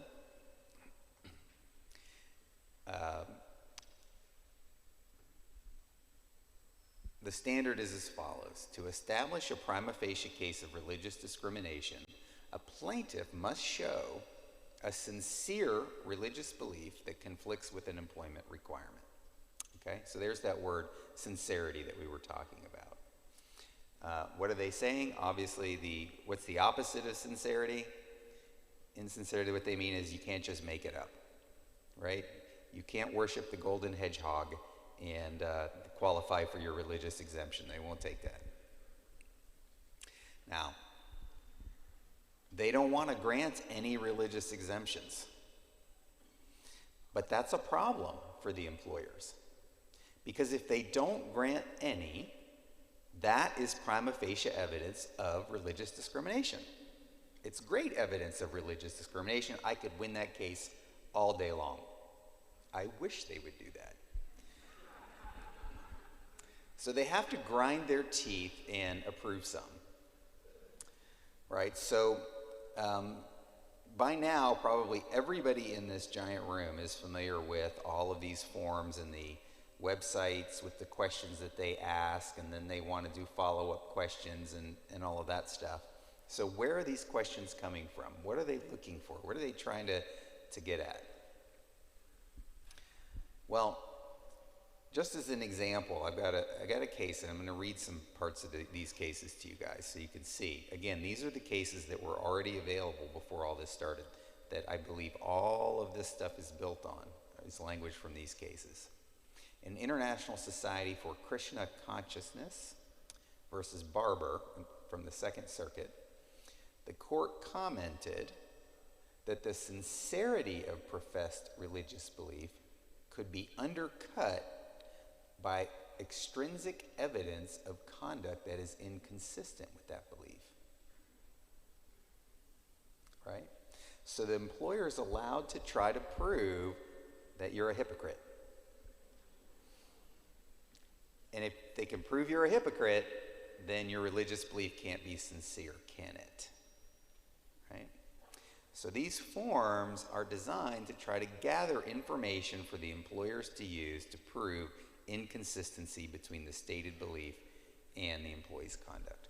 Right? So that's why they're asking what other medications you've taken, if you've ever been immunized in the past, have your kids been immunized, and so forth, right? That's where they're going with that. So let me read to you a few paragraphs, and I'll read them and I'll talk about them one by one, from a case called NM, which was the anonymous initials of the plaintiff, versus Hebrew Academy of Long Beach. This is from the Eastern District of New York in 2016. And what the case was about was some parents at a Jewish school who didn't want to vaccinate their kids. This is a school vaccination case. Remember, that's where we are now. We're using that law. So the court said, quote, her reasons for not vaccinating the minors, her children, were based on perceived health concerns and not sincere religious convictions. Now, how did the court conclude that? Listen to what the court said. In this regard, the principal testified that in the judgment of the committee, the motivations of the plaintiffs were medically oriented and not religious. He testified that the plaintiff apparently believed that she had a better way to protect the minor's health, which was through diet, and that introducing a foreign substance was not something she thought was a good idea from a health perspective. Now, these are just comments that this woman made in her deposition. NM asserts that these commandments, these alleged Jewish law commandments, are inconsistent with the practice of vaccinating, which by its nature involves puncturing the skin, introducing a foreign substance into the bloodstream, and undermining the Jewish belief that our natural immune system is sufficient to ward off disease. So that was how she explained it. That was how she explained her sincere religious belief. So they challenged her in her deposition about the fact that she had used other medical treatments in the past, which included injections, puncturing the skin, and things like that, right? Showing inconsistency. So here's what the court said, quote, it was brought out on cross-examination that despite her reliance on Jewish teachings against making cuttings in the skin, NM has her ears pierced. It was also brought out that NM had permitted herself to be injected with the Novocaine drug during dental procedures.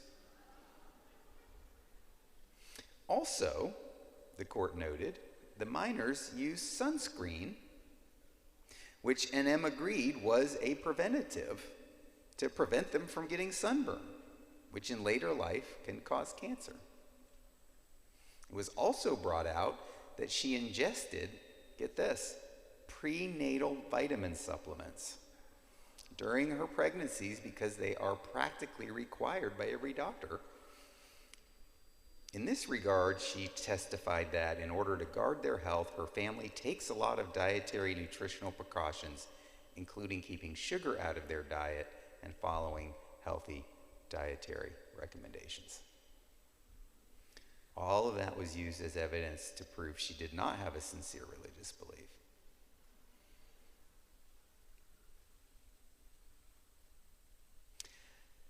The court said, the church with which the plaintiff was affiliated, namely the Church of the Beloved, took no position on the propriety of vaccination and had not instructed the plaintiff that she could not get her daughter immunized for school.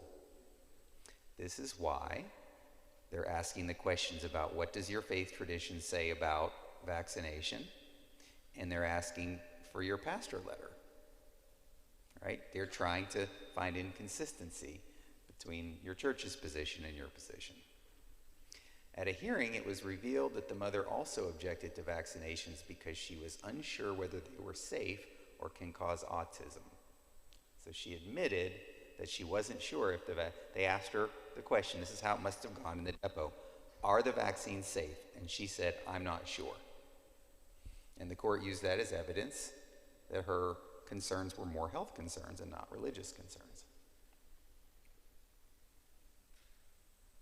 Further, the court noted that although the mother felt that the body was God's perfect creation, she conceded that she had taken Motrin and essential oils, and she had administered those to her daughter, thereby, listen to what the court said, indicating a selective personal belief, not a religious belief.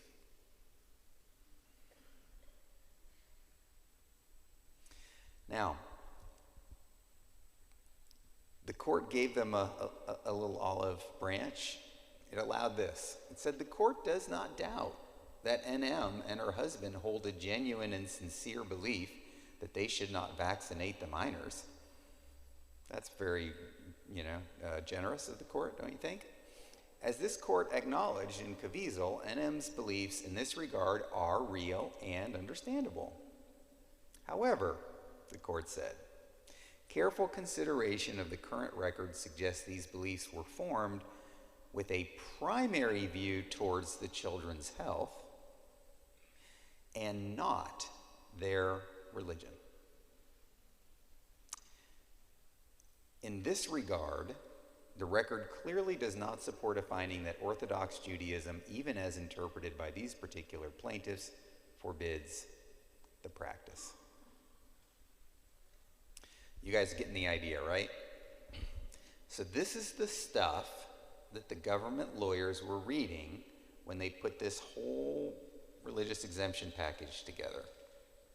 They were going through cases like this one, and they were pulling out examples like the ones I just read you. And that's why we're seeing those kinds of questions and requests for documents that we're seeing. So, hello. Let me give you some practical suggestions with regard to religious exemption requests. And this is going to be appropriate also for our medical staff here because, as you know, the new Biden mandates from CMS are coming down. So all of us are going to be in that same boat, right, if we're not already there. The first thing that I tell people, and by the way, I have a lot of guidance on this on my blog. It's www.coffeeandcovid.com. There's a tab that says resources or something like that. And under that tab, you'll find the different posts that I've written about religious exemption letters, including a full example of how I, as an attorney, would write one for myself. But the first thing I tell people is show, don't tell. Show, don't tell. Show your religious belief. Don't tell them how religious you are. You see what I'm saying there? So the first question might be, explain the basis of your religious belief, right? And you're going to be tempted to say, well, I'm a Christian and I attend Celebrity Baptist Church and I, serve on this committee and, this kind of thing, right? Well, if your religion is Christianity, and I'm going to use that example because I'm a Christian and so I know that one the best, but this would apply whatever your faith tradition. And they ask you, what is the basis of your religious belief? Shouldn't you say something more like, I believe that God created the universe and that something broke and sin and death came into the world and then he sent his only begotten Son to take the punishment for all of us so that we could be saved, and if we trust and believe in him, live forever.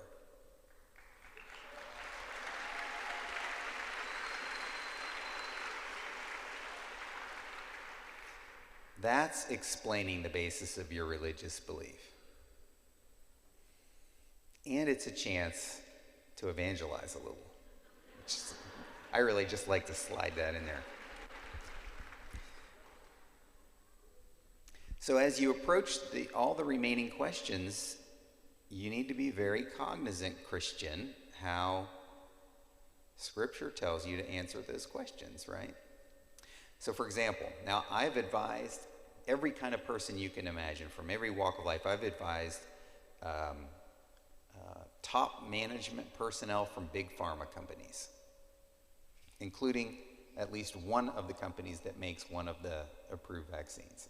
I have personally advised that person on their religious exemption request. I've advised oil workers, airplane pilots, any kind of healthcare worker you can think of, cops, firefighters, electrical workers, linemen, you name it. And so I've seen all kinds of examples of poorly written exemption requests. But the one that really sticks out was a JetBlue pilot. And he actually did a pretty good job at the first part. Can you guys in the back hear me? Yeah, okay, they put their thumbs up. My wife's like, they can't hear you. I'll talk louder. Thanks, honey. So this JetBlue pilot, he writes this letter, and he does a pretty good job, but it gets to the last paragraph. And the last paragraph starts like this. It says, if I lose this job, it would be devastating for our family. I don't know what we would do. It would be the worst thing that ever happened to us, and more in that vein. Right? And I was like, okay, we have a little bit of a problem here. Right? Because you did a wonderful job explaining what a great Christian you are. And then you get to this last part, and it doesn't sound like you're putting your trust in God very much. It sounds like you're putting your trust in JetBlue. Right? I said, so let's change this paragraph. I was like, I have a great idea. Let's put, I trust in God, so whatever you guys need to do, that's fine with me. So let's put that. We'll be okay, because God's going to provide for us whatever happens. And oh man, he was like, that's practically daring them to fire me. I'm like, yes, but you're showing. You're showing. Show, don't tell. Show, don't tell. And again, for an example, you can check on my blog and see how I did it. The second point I would give you, with the limited time that I have left, John, I'm aware, is avoid all these health-related points. You guys just heard that case I read you. If that wasn't mortifying enough, let me just tell you, don't talk about the health issues in your religious exemption forms. Keep a firewall. If you're asking for both, if you're asking for a medical and a religious, do not mix them together, because they will use that logic from the case that I just read you to say, well, your concerns are primarily health-based, and they'll reject your religious exemption. If you don't have a strong medical exemption, don't even file for a medical exemption. Just go with the religious. Finally, and this is the one that triggers people all the time, I recommend that you say in there that you know the vaccines are safe and effective. I know. If you can't bring yourself to do that, say you know the CDC says the vaccines are safe and effective. And just take that whole health and safety issue off the table out of your religious exemption letter. All right, does that make sense? So I really appreciate your attention. I'm getting the giant hook is coming for me right now. I'm not going to have to wrestle you for this, am I?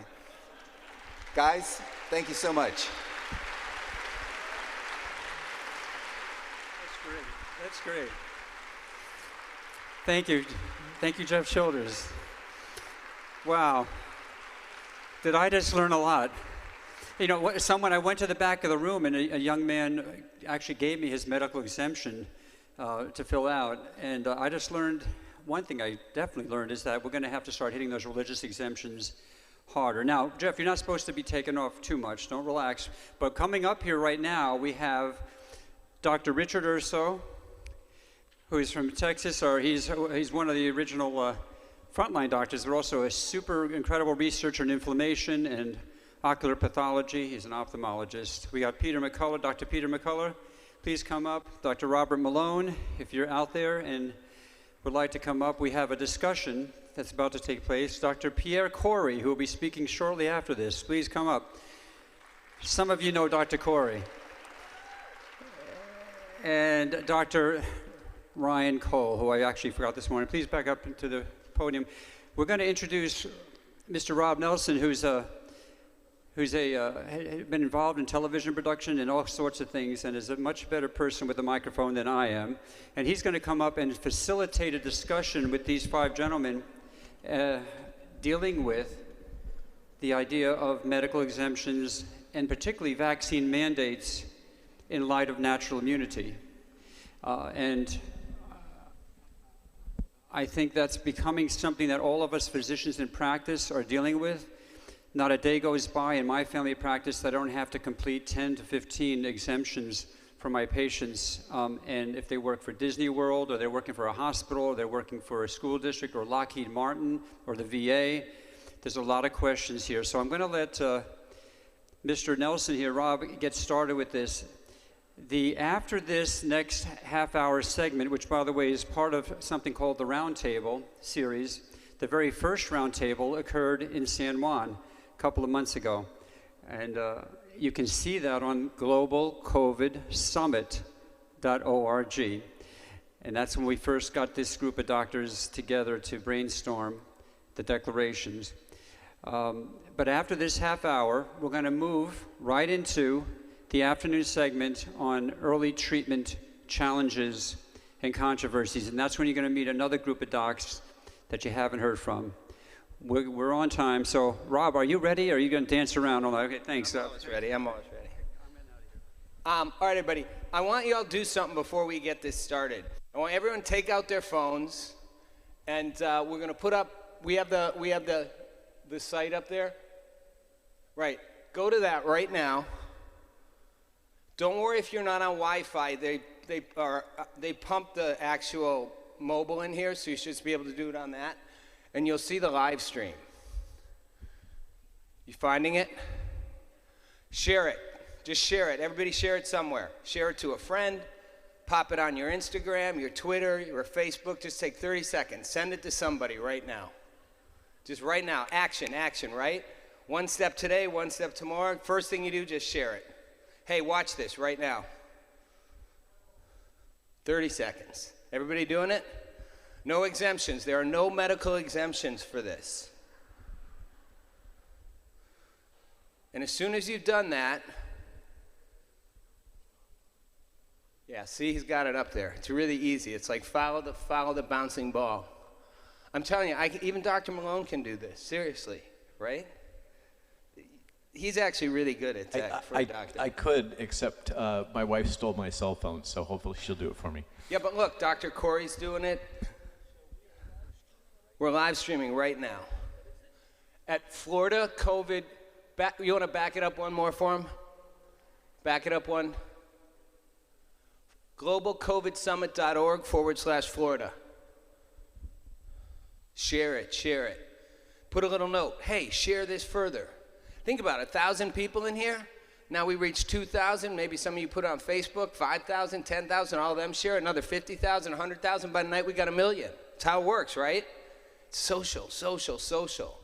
That's what mainstream does. You guys aren't mainstream, go this way. Before YouTube shuts the whole thing down. And then, after you've done that, we're going to show you another thing. It's only 2, promise. Then we get to the fun. Okay, so let's pop the other address up there, the other URL. globalcovidsummit.org.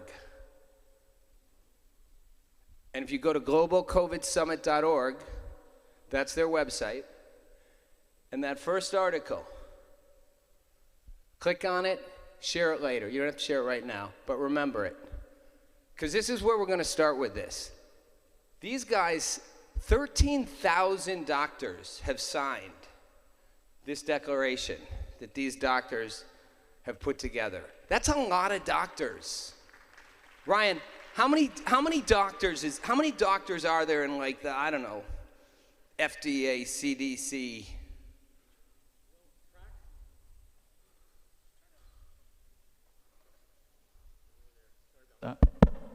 Practicing doctors, very few, and that's the difference in this pandemic this year.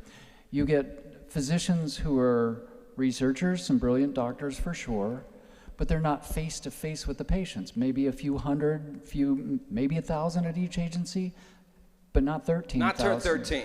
No, there's a lot of 13,000 is a lot of doctors. That is a lot of doctors and scientists. And they're ones who are feet on the street, face to face with the patients, in the lab, doing the research, not beholden to any checkbook of any large pharmaceutical companies. These are doctors and scientists that are loyal to the Hippocratic Oath. These are doctors that are loyal to the patient-doctor relationship. Not researchers waiting for grant funding or waiting on if I do the right thing and if I'm a good little boy or girl, then I can actually keep my job with this agency. These are doctors that treat you and care about you. They're not corporately captured by some large company and not beholden to them. They're beholden to science, data, and truth, these 13,000 doctors. Let's just start up. A quick point on what Ryan said is that there are lots of doctors who treat COVID, but who have never treated with anything but 1 or 2 drugs. And so, and many of them sort of attack us and don't believe in the efficacy of a lot of the drugs that we are sort of recommending and advocating for, yet they've never once used it. And some of these drugs are so efficacious, within 1 or 2 patients, you can see the clinical responses in your patients. So, do I have to do that all over again? Really? All right, let's go. Take 2. Or here? Right there, All right. right there. So what I wanted to add to Dr. Cole's statement is that there are many doctors actually who have treated COVID, yet know very little about how to treat COVID. Meaning they've been literally limited or restricted to 1 or 2 drugs in their healthcare systems with these very rigid protocols, which don't allow them to go off script, to use good old clinical judgment, expertise, risk-benefit judgments, and try really medicines with very high safety profiles and very strong efficacy signals from the trials. And so they're really unimaginative and I would say extremely inexperienced, even though we're 18 months in the pandemic. The entire system is full of highly inexperienced physicians treating COVID. And when patients, a lot of you here actually are more open-minded, better informed about the options to treat the disease, it's causing immense amounts of distress as you enter hospitals. Because you go into the hospital and you have a doctor who kind of looks at you, smirks, condescending, dismisses anything that you advocate for because it's a horse dewormer or some sort of caricature, which is really violates what we know as the scientific data. And so it's really challenging what's happening. And it's literally the patients and the citizens fighting the healthcare system as a result. And what I think Dr. Cole described is that I feel bad for my colleagues. They do want to remain employed. They don't know how to fight the system from inside because you got a quick yank if you do. Right, guys? Absolutely. Well said. And the other thing which will really surprise you is 13,000 doctors and scientists on that declaration. But let me just say this.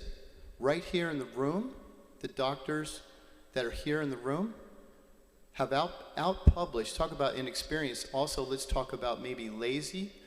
This is the biggest public health issue of our times, correct? How many papers have the NIH put out this past year on COVID-19? How many research papers have they put out? Less than the doctors in this room. Never mind the 13,000, less than the doctors in this room. Think about that.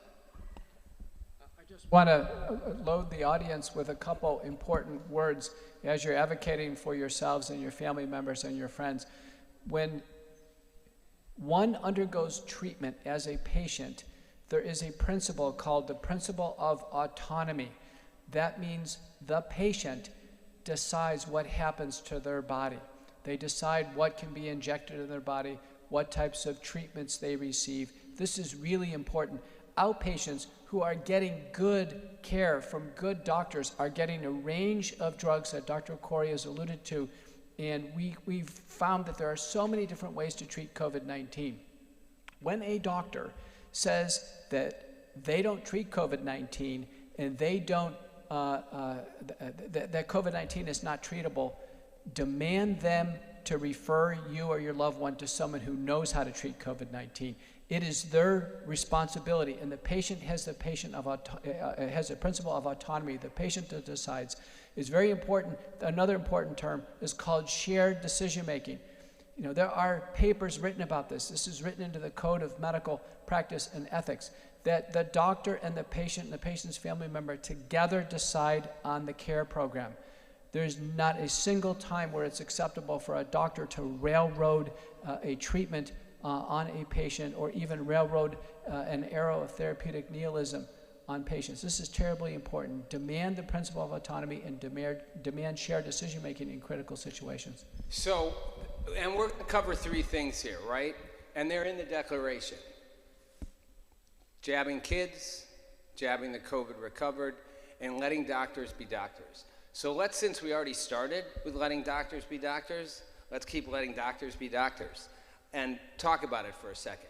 This is a real issue for you guys as doctors and for a lot of people out there. And it becomes the issue of whether you guys are allowed to treat people. And I'm going to play a little devil's advocate here, and I want people watching this live stream, you may be skeptical, or maybe you know people who are skeptical. So we're going to dig into it a little bit, right? And the first thing people say is, well, you're going to treat them.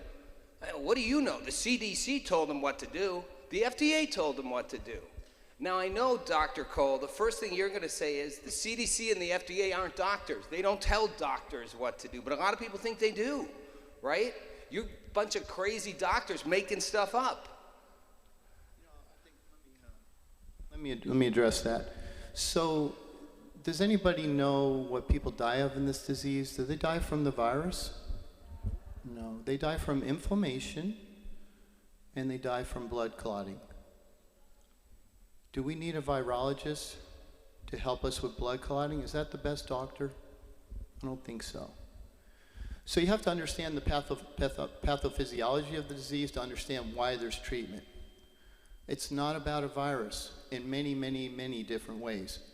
People die from inflammation. They die from blood clotting. Has anybody here in this audience ever been treated for inflammation, ever? If you've had any inflammation in your body, okay? The drugs we use for inflammation work against this disease. That's why it's insanity to say we can't treat the disease. It's an inflammatory disease, all right? Has anybody here ever known anybody who's had a blood clot? Okay. Can we treat blood clots? Absolutely we can. So saying, if you are a physician in the audience right now saying you can't treat this disease, you're saying you can't treat inflammation and you can't treat blood clotting. That's absolutely absurd and shameful. Okay? Dr. Corey, let me, you know, a lot of you, again, we got a bigger audience than just in this room. You're a highly respected pulmonary intensive care doctor. Your textbook, Dr. Corey's textbook, British Medical Association gave him the President's Award. It was literally thousands and thousands of med school students studied this book. You treat people. You treat people in intensive care. Why do people keep saying, you guys can't be just randomly treating people? You're making stuff out. You're drawing your own playbooks. I think there's a good portion of the country that has an implicit faith in the agencies as a compository of experts with the finest medical opinions. The best answer, and it's almost like I'm robotic now, a year and a half into this, but the only answer to Rob's question is 2 words, and it comes down to this each and every time, and it's called regulatory capture. If you think that the guidance coming out of the leaders of those agencies is born of healthy scientific debate, free exchange of information, a reliance on medical journals which don't, curate, reject, and avoid science that's inconvenient, you're wrong. That's not how it happens. It's well described that all of those agencies are literally run by pharma. Not everyone who works in the agencies. I think there's great people who work for the government who go into public health with the finest of ideals. The challenge is to rise to the top where you make the decisions, and those leaders, you don't do it with strong ideals and good conscience. That's my understanding of how that runs. And if you want to keep your job, you let the leaders do what they do, and which is actually unmitigated and repeated acts of corruption and fraud, which is hurting public health across the country. Yeah. Go, Dr. McCullough, I want you to pick up on that. And also, I want you to address the fact that, you know, I think somewhere along the line, instinctively you trust your doctor for most things. But suddenly with this pandemic, people have been almost cautioned, maybe you shouldn't trust your doctor unless they got this information from a certain place. It's really important for people to understand that the agencies we've been talking about, they are public servants. They work for us and not vice versa. This is very, very important. The FDA is a drug and biologic agent and also diagnostic agent and device agent. They are a regulatory body that negotiates advertising claims for pharmaceutical companies, and they are the watchdog on drug safety. The National Institutes of Health is our federal government-funded research organization, and the CDC is an infectious disease outbreak organization. They also have a chronic disease branch.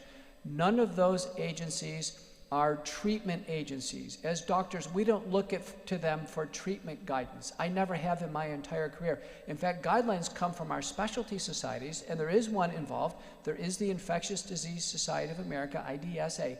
But I can tell you, put those all four together, none of them have addressed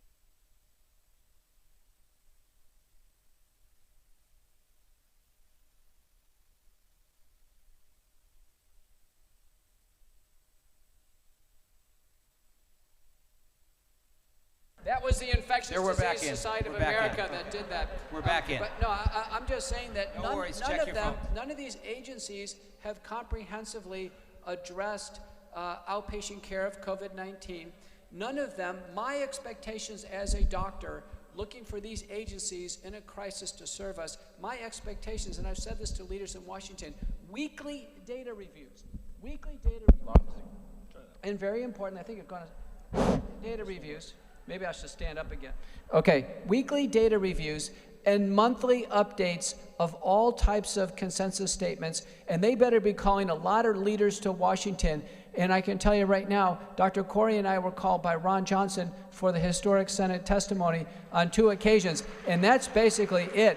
And I have personally reached out to each and every person in Washington, White House Task Force 1 and 2, and a whole variety of other stakeholders, and they'll have no window and no ear to listen on early treatment or vaccine safety and efficacy. I've told Americans on TV that they need to demand teams of experts. You know, at the state level, most of the time there's a state medical authority or a state medical person or a local community. There are no teams of people. And until we start seeing teamwork, and by the way, this is an international problem.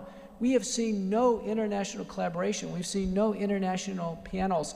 And that's the reason why, as a public citizens, demand teamwork, start to look for consensus among individuals, and understand these agencies serve us. The doctor and the patient sit above these agencies in the fiduciary relationship. This is very, very important. We cannot have that fiduciary relationship broken. That is a sacred circle. And if that fiduciary relationship is broken by an outside entity like one of these agencies, that is a slippery slope, and it's going to have tremendous consequences. Last question before I move One second. I want to reiterate something he said.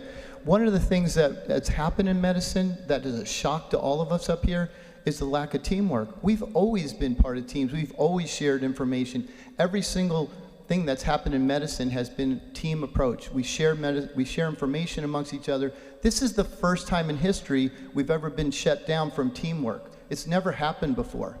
It's a great point. Before we move on, Dr. Corey, I want to, you busy making a phone call? No, I'm kidding you. What I was going to say is, you know, the whole issue that keeps coming up is, and I'm going to just use ivermectin as the example, right, is, you know, certain drugs, certain treatments, well, they haven't been approved, or they haven't had double-blind studies done, or this or that. And ivermectin's the hot button one, and we keep hearing about it. And, you know, obviously, it's horse dewormer, but it's also one of the most widely used drugs in the world. The response to, like, the average person out there who's trying to sort through this and understand, well, I don't know, like, how do I know? I don't want to put horse dewormer in my body. And I use that as the, like, low-hanging fruit, because every celebrity that takes it then goes on record and says, I felt better after 2 days. Like, what's the answer for a person out there to sort through it and figure out how? Because their local doctor might be scared to give them certain treatments. The biggest problem with this is public health and trust.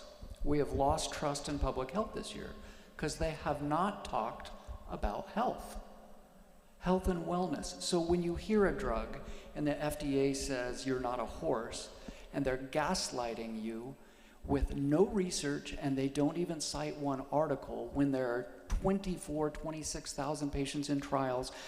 There's a province in northern India, 2/3 the size of the United States, 240 million people, 70% of the US population. They're down to 20 COVID cases a day. Almost 80% have antibodies. They got through the pandemic with 1/7 to 1/10 the death rate of the US because they used ivermectin and a couple other supplements, and they did it for about $2 to $3 per person. So trust in the public health agencies makes you understand that our agencies are corporate captured. When did they last talk to you from Washington about your vitamin D levels, especially in the fall and the winter, for any respiratory virus? When did they say, you know what, you need to go out and move and lose some weight? Know what they did? No, go home, lock down, and don't go outside.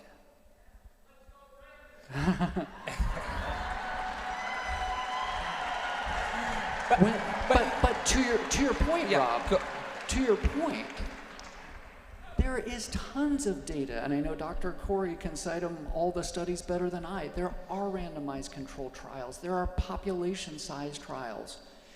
To Dr. McCullough's point, these people work for you and me, and are they working for you and me? And if they're not, should we fire them? Go ahead, Dr. Moore. So I'd like to speak from the heart to those that are wary about this kind of messaging and they're confused. You know, are this just a bunch of crazy folk up here? Is there logic here? How come there's so much difference between what they're saying and Dr. Fauci's saying? Okay? And I don't want to go into, you know, what's going on in Tony's head, but to all of us, you know, wherever you are in the educational spectrum, y'all got good common sense. The way it works right now is if you go to your hospital and you're feeling bad and you're having problems breathing, and you go to your hospital and the hospital checks your blood oxygen levels, how much oxygen is in your blood, and if you're not sick enough, they tell you to go home. If you're lucky, they tell you to go home with aspirin. That's if you're lucky. And they tell you to go home and get sicker, and then come back and see us when you're really sick and your body's damaged. That's the way things are working in the United States, okay? And just ask yourself, does this make sense? Have I ever experienced anything like this before in my life, where I'm having disease and I go to the hospital and they say, go home until you're really, really sick, and then come back and see us. In the meantime, don't bother us, we're too busy, okay? This is simple stuff. You don't have to think about this drug or that drug or this science or who's saying what. Just ask yourself, does this make sense? What they're saying to me? Have I ever seen anything like this before? And then if your answer is no, this is crazy, because remember I'm saying this is common sense stuff. If your answer is no, this is crazy talk, what's going on here, then go find yourself a doctor that will be able to prescribe you life-saving medicine. You don't have to worry about the nuance of this drug or that drug. What we found is there's a whole lot of drugs that work, okay? There's an amazing drug. Earlier I was talking about this pathway that spike causes of activating COX-2. This is fancy deep science. But there's a drug that blocks COX-2 activity, and by the way, blocks platelet activation and clotting. Now, it's used in horses, so they may take it off the shelf, but it's called aspirin. Okay? So my point is only this. It's simple stuff. Does it make sense to you when you go to the hospital, they say go back until you're really sick and then come back here so we can put you in the hospital and charge you about, by the way, $400,000. Okay, does that make sense to you? And if not, go find yourself a doc that'll prescribe life-saving medicine and keep you out of the hospital in the first place. I think that's simple enough to understand. All right, so we only have 10 minutes left, according to John. I have 10 minutes with you guys, so I want to go, we're going to go a little faster. Simple thing. Someone yell, let's go, Brandon. Okay, but something that's really not left or right anymore, kids. Kids. Simple question, Dr. Malone. What's the risk for a kid, a healthy child with COVID, of being seriously sick or dying? What's the real risk? The real risk in common language is about 0. Is it lower than the flu? It does appear to be lower than the flu. Okay, so perfectly healthy kids, gonna be fine. They're gonna make mom and dad sick? If mom and dad are at high risk for disease because they're morbidly obese or they have an immunodeficiency, they could potentially get infected by the kids. But hey, they've got early treatment and they've got vaccines. It's not the kids' responsibility to protect the elders. The human shield. Are you making your kids a human shield? Okay, what's the risk, the honest risk of the vaccine to kids? The honest risk of the vaccine, we don't know the full risk because they're not disclosing all the data. But if we just look at myocarditis, the risk of myocarditis in children is about at least 6-fold higher than the risk of children having severe disease or death from the virus. So 6 times higher and still relatively low. But your point would be what? Why would you put your child at risk at all? Is that the simplest logic for people data, out there? The non-medical, the human logic. As a parent, I'm scared to do the wrong thing for my kid. That's human. You don't want your grandkids to get screwed. That's only for the myocarditis. And if you look at the whole population of children, if we give the jabs to whatever it is, 23 million kids, we will have 1,000 or more excess deaths from the jabs than we will have potentially losses from the disease itself. That's 1,000 kids. If it's only 1,000 kids, it's 1,000 kids too many. But how many kids died of COVID? Very few. Well, less than 1,000, right? And if you go back and look at those who have passed on, sadly, to a T, almost every single one of them they were on chemo or had cancer or severe underlying medical disorder. There were almost 0 children that died from pure COVID. They had severe underlying conditions. And here's the important thing. Kids have a fantastic immune system, far different than adults. Most of them have recovered from COVID already, like that, and they didn't even know it. So again, this is the other important thing with kids and why they don't need the jab. Most of them are COVID recovered and already immune, and you do not give this immunization to a COVID recovered individual. Well, that's what I was going to ask you. As a person, and I try to be skeptical and fair and balanced, but on this issue, it's hard anymore to feel there's a balance when it seems like the logic is kids are healthy, they're largely immune, they do okay, and the vaccine has some risks. But your point, Dr. Cole, is that, what do you think? What's the percentage of kids you think probably have had COVID already? Well, we knew back in June, and this was the floor. The floor was 42% of children. Now, in some regions of the country, it was already 58%. And we're talking 5 to 11, but really 0 to 18. Now, Delta has burned through our country like it did other countries very quickly, rapidly spreading virus. We are probably far above 60, 70, 80%. I wanted to make a point that I think one of the most important memes out there, I said this on national TV yesterday, is a woman who's holding her head like this, and she said, "My vaccine doesn't work unless you take yours." Have you ever seen that one? That's what's in the minds of people. The idea is their vaccine may not work, so let's vaccinate the kids to protect themselves. We have to fight that. That is a distorted, honestly, it's a neurotic thinking that has to be absolved from the population. We cannot hoist risk onto our defenseless children with this idea that it's protecting someone else. It's wrong, and we got to stop it now. real quick on that. So, you know, when we're talking, everything I've done in medicine since I was a minted doctor is a risk-benefit analysis. Sometimes you have a really good sense of what the risks are. In fact, the risks are so large of a given disease. I'm an ICU doctor, so when I see patients, they're often terribly ill in states of single or multi-organ failure. Any medicine, which is generally safe, that I use, you know, will surpass that risk-benefit analysis. With kids and these vaccines, like Dr. Malone was just saying, in myocarditis alone, their risk of going to the hospital from a side effect of the vaccine is higher than their risk of going to the hospital from the disease. So how can you defend that on a risk-benefit analysis? The other thing is, in large database studies, they can't find any deaths from healthy children. In the total, like global or even the US, in the kids that have died of COVID, almost all have had a comorbidity. And the last point I want to make is we need to stop saying, comparing unvaccinated versus the vaccinated. There's only really one comparison, is the untreated versus the treated. It's an interesting distinction. All of those kids who died, they did not die from a lack of vaccine, they died from a lack of treatment. And one thought, because we only have a few minutes, but I want to point out, Dr. Malone, you're vaccinated, and you got COVID.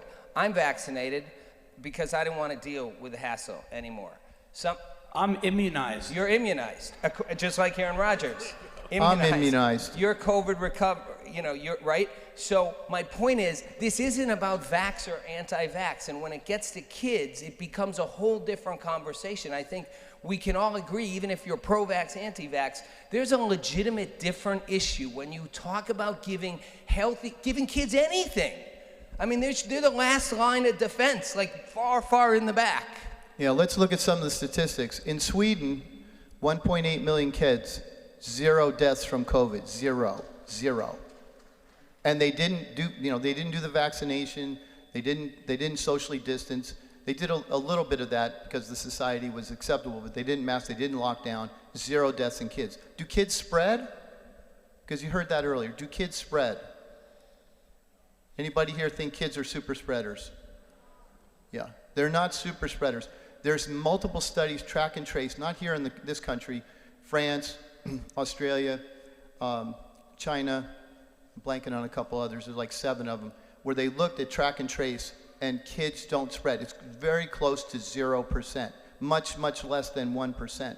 So it makes no sense. If you have kids from 5 to 11, what are we talking about? 28 million kids. What's their infection fatality rate?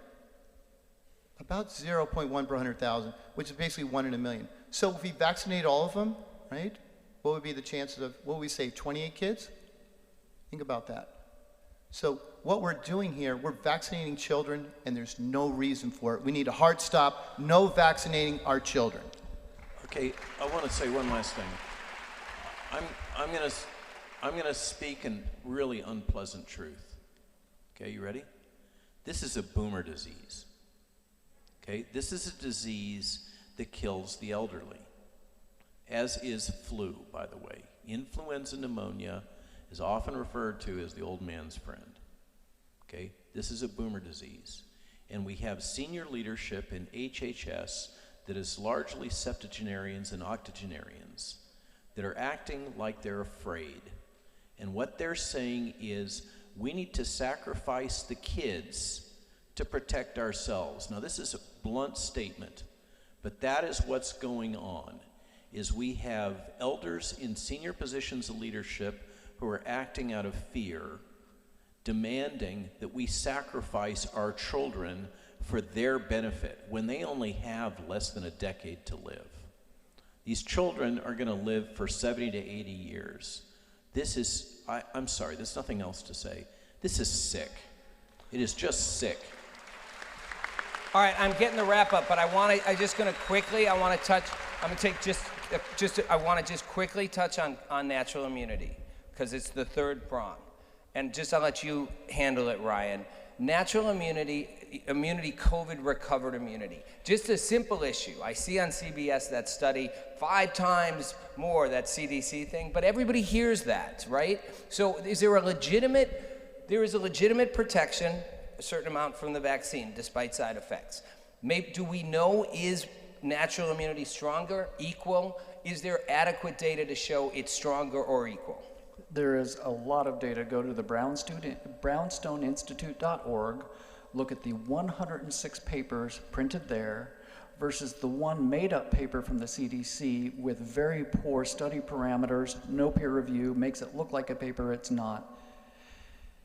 COVID-recovered immunity is broad, durable, long-lasting. You have an immune system that works for a reason. We do not need to vaccinate the COVID-recovered. The COVID-recovered are the Willy Wonka golden tickets people of society that should be free and about their lives again. We look at SARS-CoV-1, 17, 18 years later, those individuals still have immunity to SARS-CoV-1. This virus is 80% similar to that virus.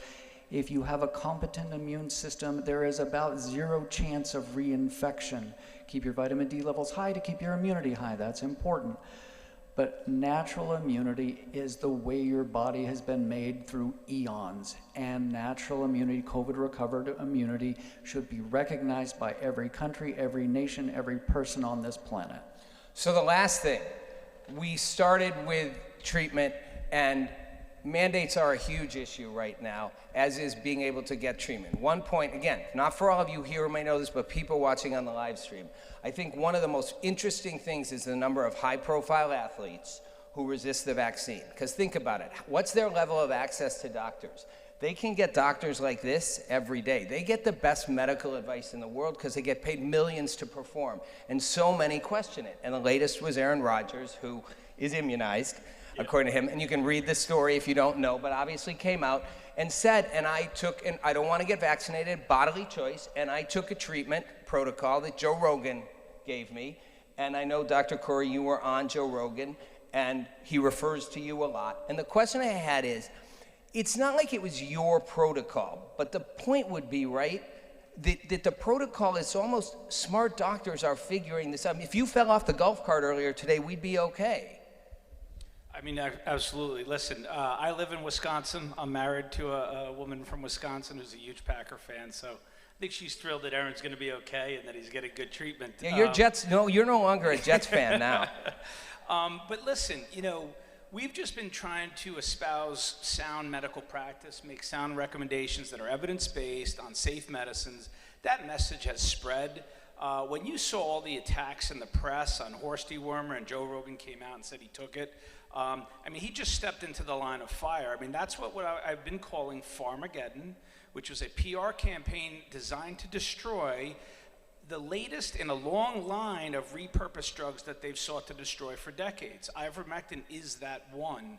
And so there's a lot of misinformation, disinformation around it, but there are a lot of high-profile people who are using it. The reason why Pharmageddon was sparked, there's only one reason, and this is like almost like God bless America. Numerous doctors, thousands of doctors throughout the country were prescribing it to their patients during this summer surge. The prescriptions were hitting 90,000 a week, and guess who that spooked? It spooked pharma, which are the agencies, and the agencies jumped into the fight, and they went after us, and they started putting out misinformation. And I got to tell you, you see some really strong thinkers, some free thinkers, right? If anyone follows Joe Rogan, I mean, he's a brilliant guy. I really like him. He can smell bullshit, and he knew where to go to for good, sound medical care. And I got to tell you, my latest of the powerful free thinkers is this interview with Aaron Rodgers yesterday. He said some tremendous things. He's not confused about how to navigate the world right now. He's like, number one, he's like, we give billions to pharma. They try to attack these cheap drugs. He says, I have strong belief in this cheap drug. He's seen other people get better with it. He also said that the right's going to champion me, the left's going to vilify me. He's like, I don't care about politics. I'm not going on CNN. I'm not going on Fox. I'm just going to get better and get back to And maybe that's where we take this. It's a new era. There's a new level of voices. Dr. Malone, you always strike me as interesting because you're an architect of mRNA, and yet some people say you don't have a right to speak. Now, I can disagree with you, but there's probably 1/10 of the population less in the world who knows what you know about this technology. And at a minimum, it would seem you should have a voice. The Joe Rogans and the populists are giving that voice, right? And that's the era we're in. And maybe that's where, for all of you, you become the populists, right? I mean, everybody in this room should leave today with a mantra in their head. What is it? Don't jab kids. The COVID, don't jab kids. Say it, don't jab kids. Loud, come on, we're in a rally. Don't jab kids. Healthy kids. COVID immune, COVID recovered, don't get a vax. Don't jab the COVID recovered. That's a tough one. What's that? Don't jab kids, don't jab the COVID recovered. And finally, I just put it, let doctors be doctors, right? Let doctors be doctors. You guys can all spread this, right? I mean, this is the time, become the populist voices. All right, we're getting kicked off. Dr. Littell is pulling us. The dictator here is in charge. The populism's over. Thank you, guys. Thanks a lot, you guys. We went long, but we had to. Good stuff. Good job, very good. It is tricky balancing everything today. I'm looking around this room. I've been to a lot of day-long sessions. I've never seen so many alert, awake, passionate people in one room after so many hours. You give yourselves a hand. This is amazing. All of you out on live stream, I'm sure you're enjoying this. This is a continuing medical education event. And as such, it is my responsibility to make sure we're balancing scientific content with clinical practice. And that's why we needed to get this next group of folks up to really focus now on what's going to be a real good session on treatment. And some folks have traveled quite a ways to get here. So I really want to bring up Dr. Brian Tyson from California, came in this morning. All right. Some of these guys, with the way the airlines are, it was really challenging getting Dr. Tyson, who's a regular on Sean Hannity. We've got Dr. Molly James, who's from Missouri, coming up for this panel. So please do. And actually, the first speaker, I should say, you guys sit down there. I'm so sorry, because we want to hear his first speaker. We got Pierre Corey, who has a slide set that he's got to share with us. So line that up, folks, at audiovisual. And while we're lining up the slide set for Dr. Corey, two quick comments. Number one is, did you all know in the NBA, because I have a 13-year-old son who wants to get to a couple of games, you can sit in the first 3 rows if you're vaccinated, but you can sit in the 4th row if you're unvaxxed, just so you all know. So somehow the unvaxxed are not going to contaminate the people, and you can all use the special lounge at the Orlando Magic together, vaxxed and unvaxxed, so it's a really egalitarian system there. Anyway, and then number 2, just along the lines of, and Dr. Corey, you're getting ready, right? About 2 weeks ago, I got a reporter from Polk County saying, Dr. Littell, you want to write a story about ivermectin from a positive light. And so he interviewed me for quite a while. And then this went out into all the Florida local papers.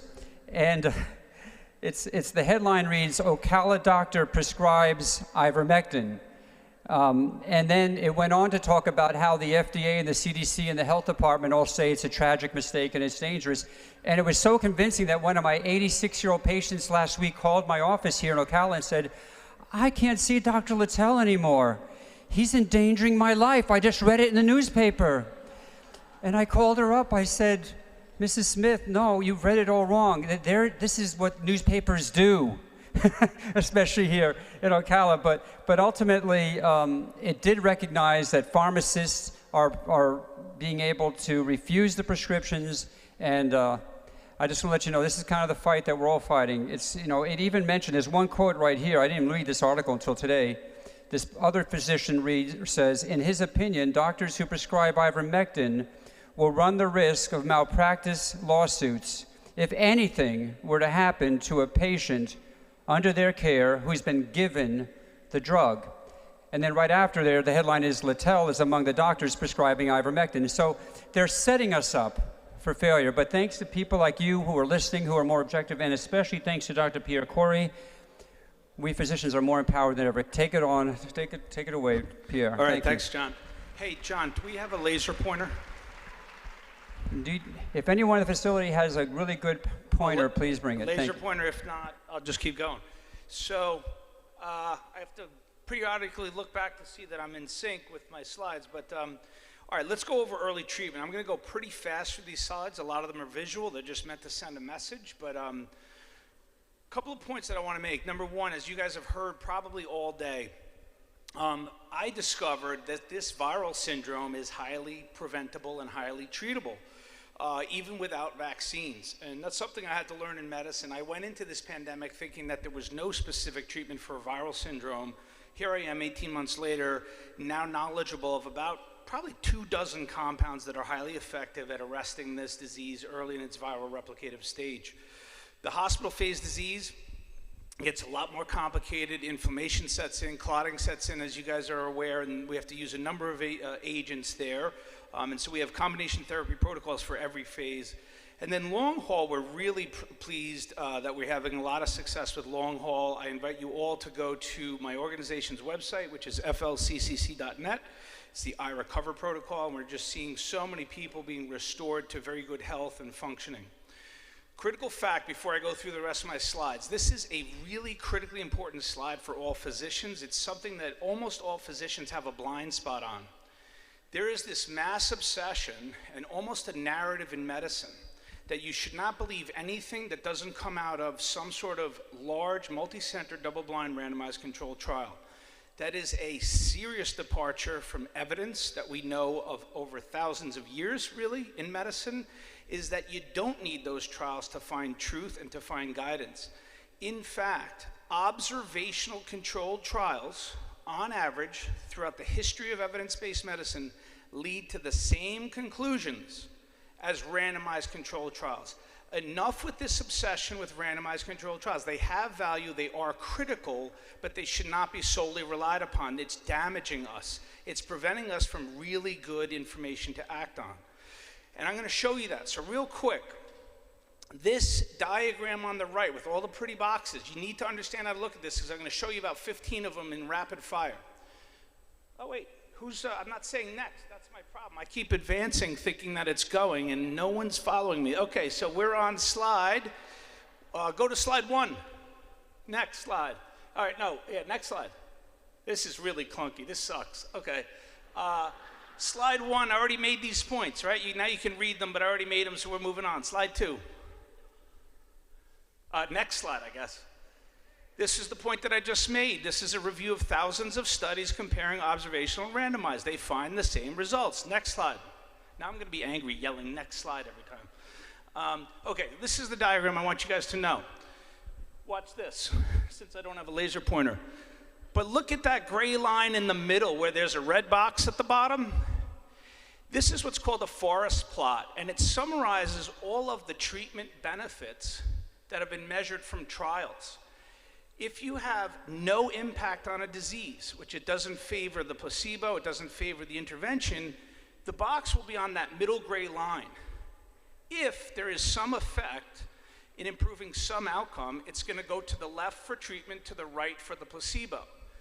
These are all of the compounds which have shown efficacy in the treatment of COVID-19.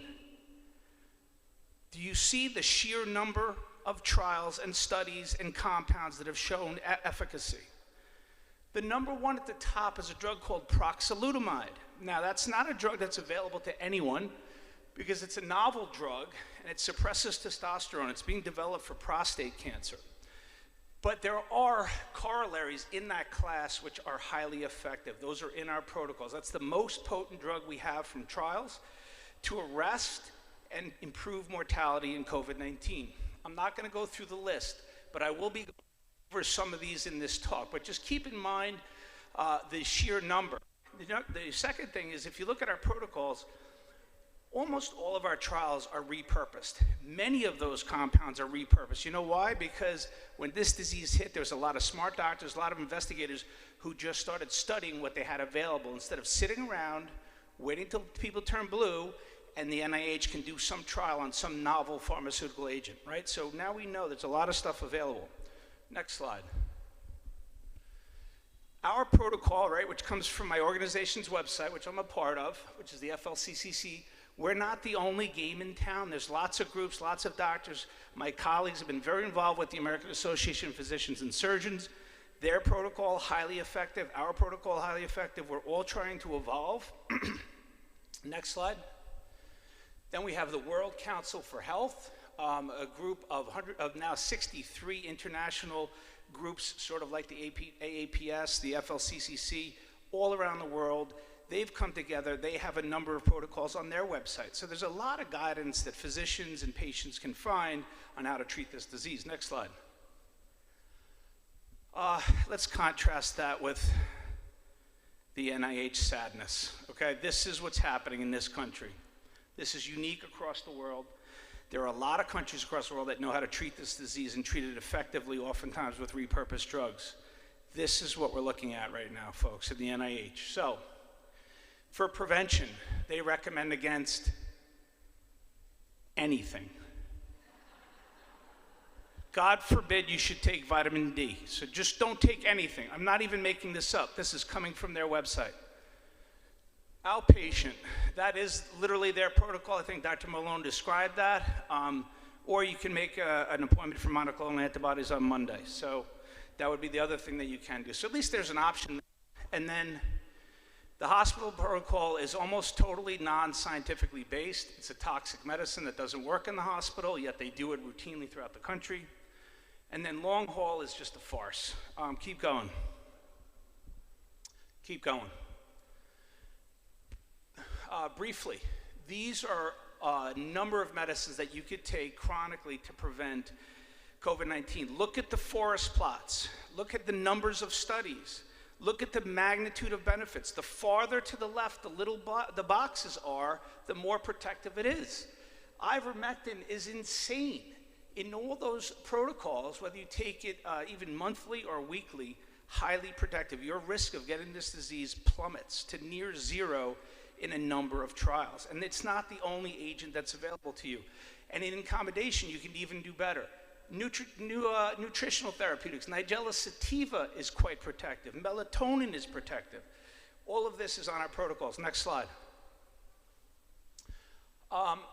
This is just another review of ivermectin as a preventative. And the reason why I call this the most suppressed data, if you go to the NIH website and the WHO website, they literally will have a statement in their treatment protocols, which they will say, no one can test them on this sentence. We have not reviewed trials of ivermectin in the prevention of COVID-19.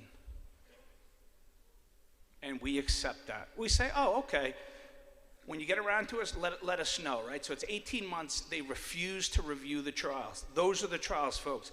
Anyone can think of a reason why they're not reviewing those trials? Just saying. Next slide. It's criminal. I'm sorry, but this is criminal. I got to call it like I see it. This is our protocol for prevention. We invite you again to go to flccc.net. Any number of these can work. Those are our dosing, and we evolve with the data. As the data changes, we'll change. Next slide. Next slide. I'm not going to go through this, but I mentioned, if you saw that first slide with all of the agents that are effective, this was done in collaboration with some of the most highly published experts in my specialty. Professor Marek founded our organization. We do very close reading of all the literature. We try to come up with the simplest and most synergistic combinations, and we have first line, second line, and third line. So if you're sicker, older, or more advanced in disease, hopefully you have a doctor who knows how to doctor. It knows when to employ more combinations, more dosing, and longer durations. Next slide. Hydroxychloroquine. So I mentioned before, ivermectin is just the latest in a long line of repurposed drugs for which there has been a global pharmaceutically led war on the suppression and distortion of the science around. They successfully killed hydrochloroquine in 2020. Dr. McCullough had the front row seat to that one. I've had a front row seat to the war on ivermectin. The true story of hydroxychloroquine will be in that book, which is going to be published on November 15th. I am an educator in medicine, and I'm going to assign you all, I'm going to give you guys an assignment. You are required to read that book cover to cover. You are also required to send that book to everyone you know. It has immense amount of reference truth. What you will read is nothing short of astounding, and it will describe exactly the war that they're doing on repurposed drugs. Next slide. Yes, so what's this one? Yeah, fluvoxamine. So fluvoxamine has been on the block for a while. It's been on our protocol for 7 months. A very large randomized controlled trial just published a week ago in a prominent journal, Lancet. Do you guys know if it's on the NIH protocol yet? No. Any reasons why not? You have 2 large randomized controlled trials. That's all they seem to want, yet they can't seem to recommend it. Do you think it's because it's really cheap, been around for decades, and it's repurposed? The answer is yes. Okay, so even CNN is picking up on this, but NIH crickets. IDSA, which cowers and really listens to the NIH, they just came out with their recommendation on fluvoxamine 5 days ago. Knowing this study, knowing the studies that preceded it, this was their recommendation, November 1st, 2021. We do not recommend this drug to be used outside of a clinical trial. This is what they do. Delay, deny, dismiss. Do not employ repurposed drugs. Leave the door open for some insanely expensive and probably dangerous drug to come in. Next slide. Proxlutamide, we talked about it. Nigella sativa, we talked about it. It works in our protocols. Next slide. Again, this is about early treatment. You guys have seen this. And if you saw proxlutamide, there's a huge impact on death. How about povidone iodine? It's on the shelf at your pharmacy. They've done studies in other countries where upon the onset of symptoms, if you just do oropharyngeal sanitization, regular gargles with 1% povidone iodine, with regular nasal drops, 3 to 4 times a day, 3 to 5 drops in your nose, your risk of hospitalization and your time to PCR negativity is extremely rapid. The decrease in hospitalization risk is almost 20-fold just by doing oropharyngeal sanitization. Is that on the NIH protocol? Probably because it's dangerous, right? Okay, keep going. Next slide. Now, let's talk about ivermectin. When you look at any drug and you want to assess its efficacy, you really want to look at the totality of evidence. And scientific evidence comes in many forms, as you can see on this slide. Their tactic is, again, that's why I alluded to in my first slide, their tactic is to destroy the randomized controlled trials. They want you to believe that the only thing that matters is randomized controlled trials. One of the reasons, I'm just telling you the playbook here, guys. One of the reasons why they want you to believe that is because they can control randomized controlled trials. When they don't conduct them, they can tell you that they're low quality, poor, from some black and brown country and should be dismissed. When they conduct them, they can conduct every aspect of them. They can interpret them, they can bury data, they can do all sorts of things. So they want to make sure that's of primary importance. And that's what they attack and argue over, while completely ignoring all of the other evidence. Next slide. So we know about ivermectin. I'm not going to introduce it. We know it's a parasitic drug that has a decade of antivirals. Next slide. So numerous cell culture models over 10 years, starting in 2012, showing high efficacy as an antiviral agent.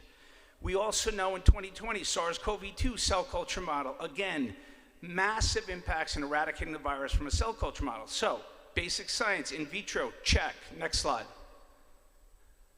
It also has a number of mechanisms. The other point that I have to make about ivermectin is that it's really, if you're going to design a drug for COVID, which my colleagues have talked about, COVID has 2 phases, an early viral replicative phase and a later hyperinflammatory phase. Guess what? Ivermectin, potent antiviral, numerous anti-inflammatory. It's a drug that you could argue is nearly perfectly matched for this disease. Next slide. This is the evidence base of trials, just the trials. I skipped the animal data, by the way. There's really impressive animal studies, in vitro studies. Now you're talking about observational and randomized. This is absolutely historically absurd. And when medical students read about this era in 10 years in the books, they're not going to believe what they saw, is that 18 months into the pandemic, with this amount of evidence, the powers that be still had us arguing about whether this drug works. It's absolutely absurd. Next slide. So this is a compilation of early treatment trials on ivermectin, observational randomized, many of them double-blind randomized controlled trials. You can see them on the left. Consistent, reproducible, large magnitude effects. Again, I get so tired of talking about this. It's like it shouldn't even need to be discussed anymore. Next slide. Late treatment, a little bit less impact. As is any disease, early treatment is always superior. Next slide. But again, consistent, reproducible, large magnitude. Impacts on mortality, massive. Next slide. Peer-reviewed, a lot of them say, oh, these studies are too small, they're not peer-reviewed. Peer-reviewed, non-peer-reviewed, doesn't matter, shows the same thing. Next slide. And then clinical experiences. My colleagues who, if I ever give them a chance to talk, right, Molly, they'll tell you about theirs, I'll tell you about mine. I started using it, and like I said, I know trajectories, I know patterns of disease. When I started using it, I could tell within 12 to 24 hours, most of my patients would report some diminution in some important symptom.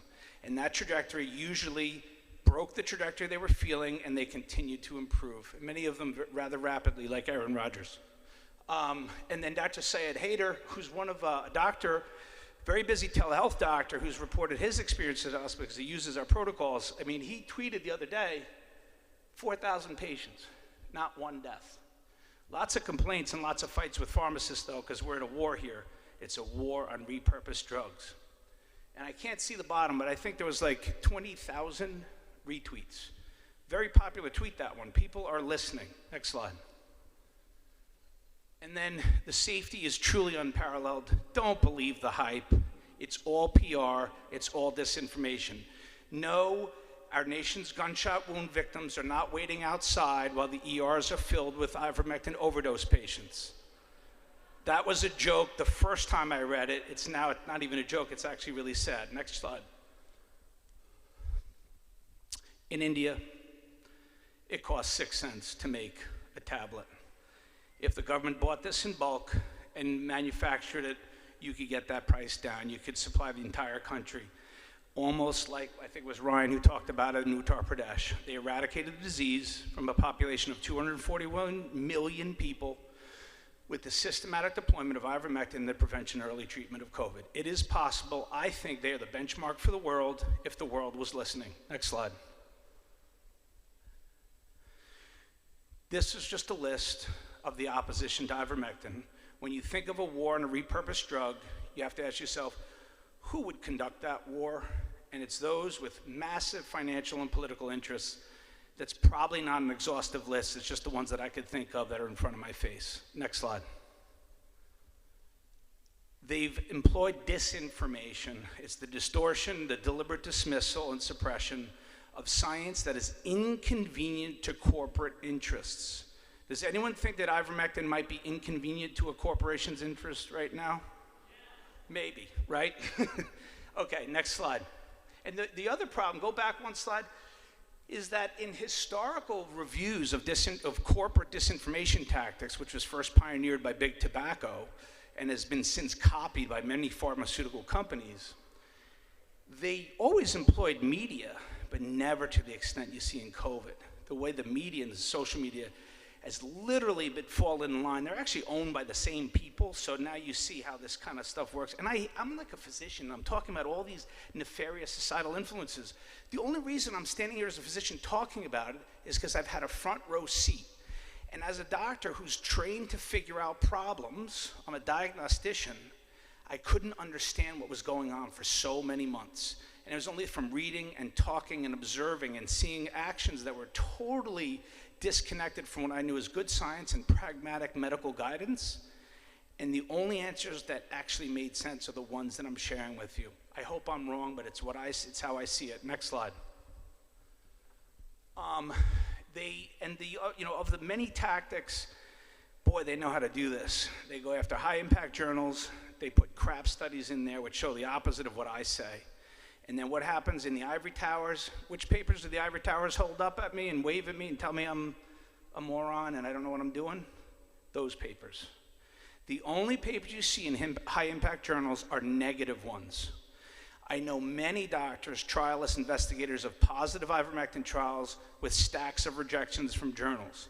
What you read in journals is what they allow you to read in journals, and there's no mistake about it. I'm fully estranged from my profession, and I don't know how to read the medical literature anymore.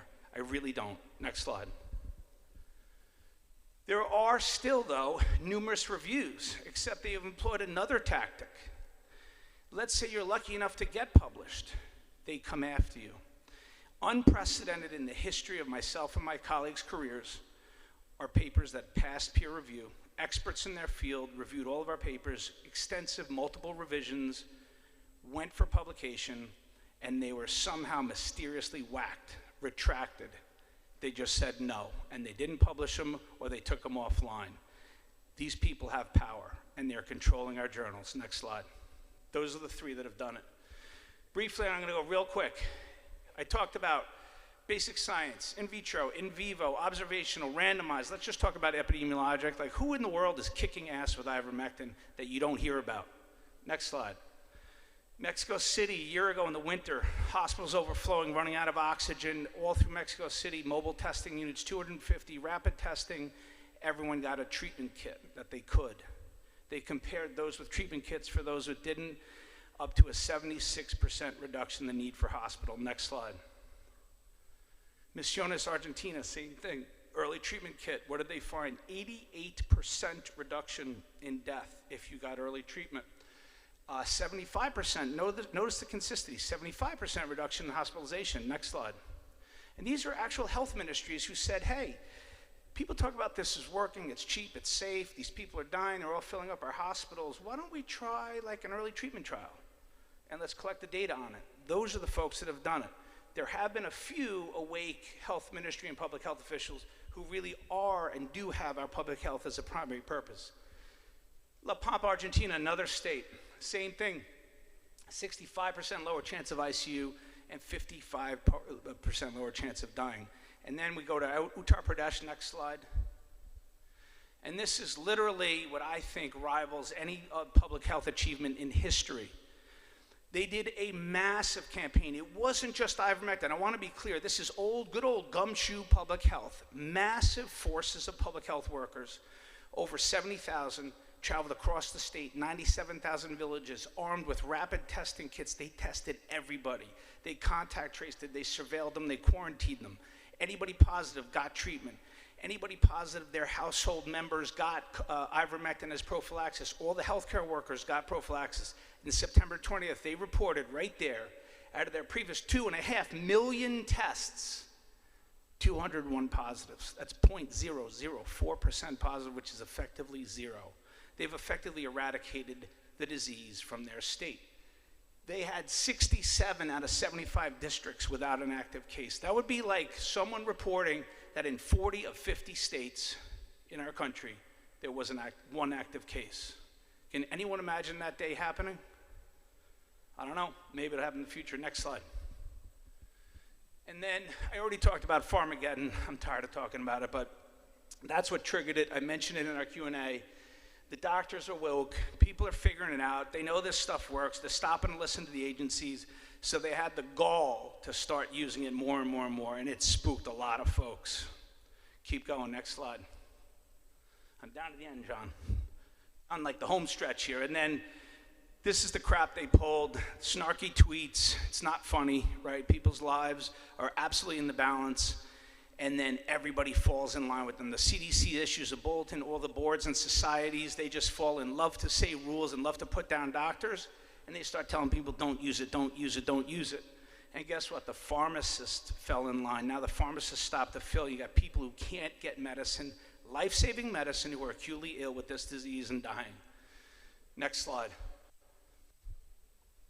Can you play this video for me, please?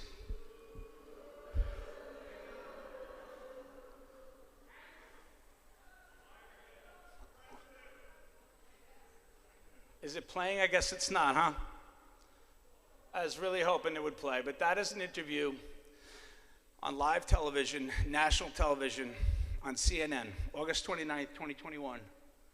And I'm not in a joking mood because this lecture gets me upset, but I'm going to go back one slide. I'm going to do my best Anthony Fauci impression. He literally said, "Don't do it. There's no evidence whatsoever that works. There's no clinical evidence that works."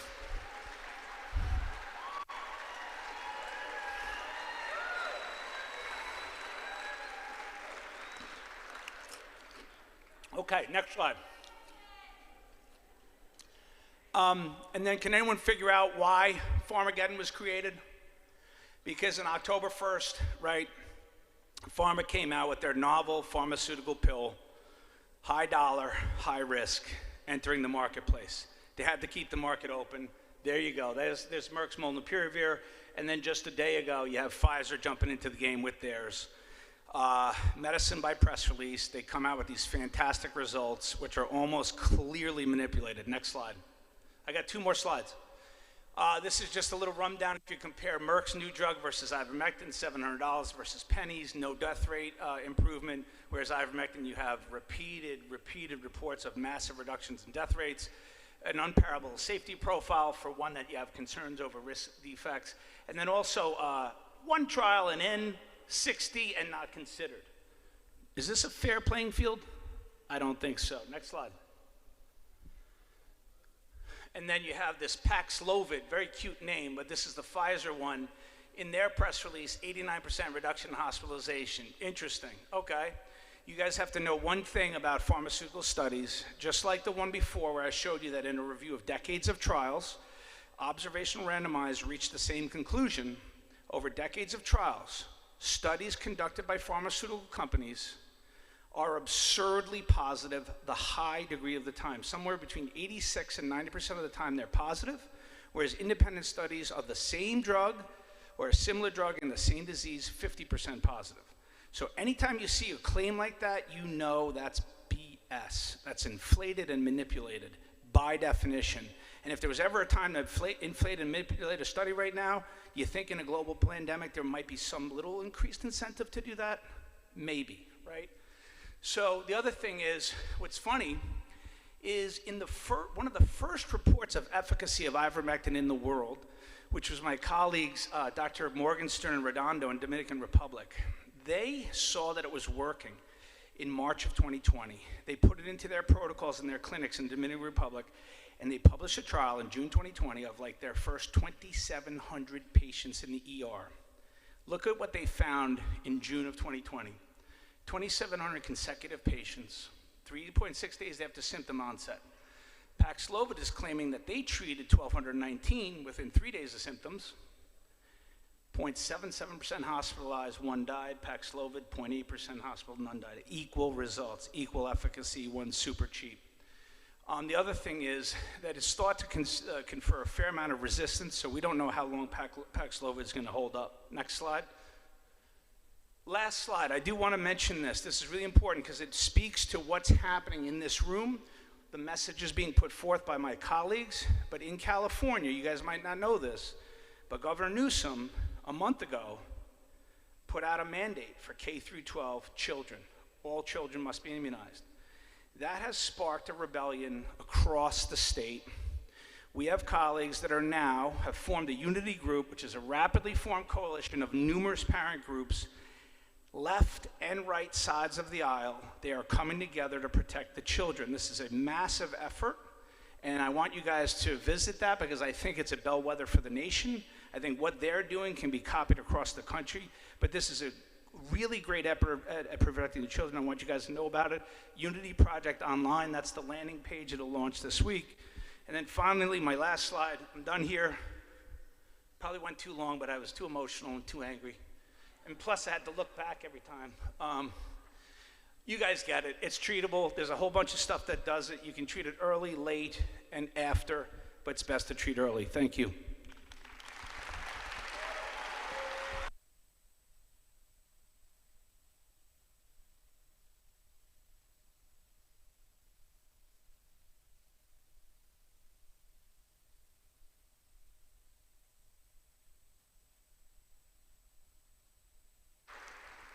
The pride of Massapequa, Long Island, New York, Dr. Pierre Corey, a fellow Long Islander.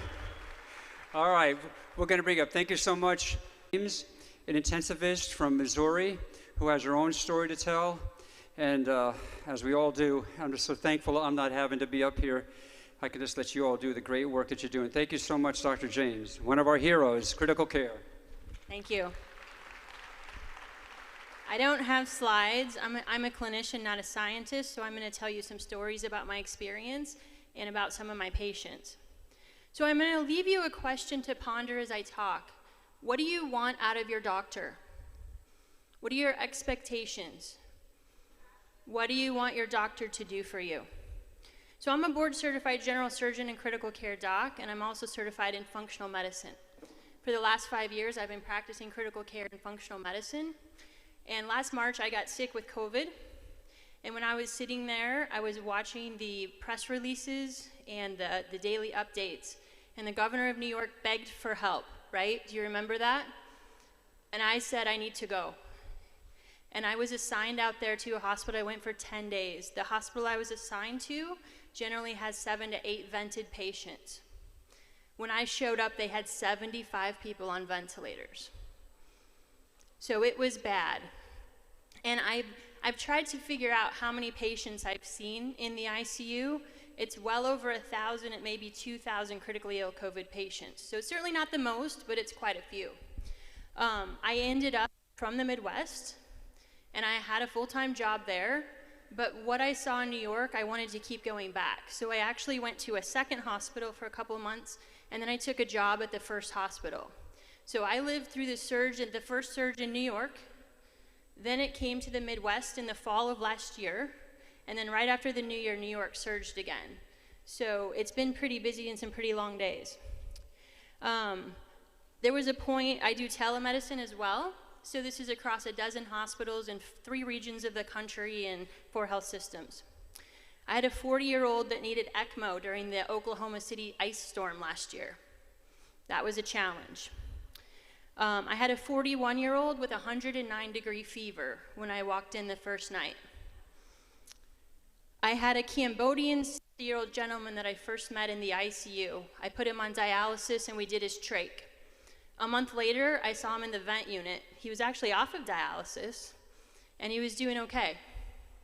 And in New York, ironically, 2 months later, he showed up in my other ICU at a different hospital. He had bed sores. He was so weak from critical illness, myopathy, and neuropathy, he couldn't move. And his family was distraught, and it dragged out for 4 months. The most striking experience is I work in a cardiovascular ICU, or I used to. And out of 15 patients, we had 5 on ECMO. And when I looked at the history of those 5 people, I could tie all 4 of them to post-vaccine. And what I found is I talked to patients coming through that unit, when I talked to just like a normal patient after open heart surgery, and when you actually just like learn their story, I could usually tie it back to the vaccine. And I don't think other people were making those connections.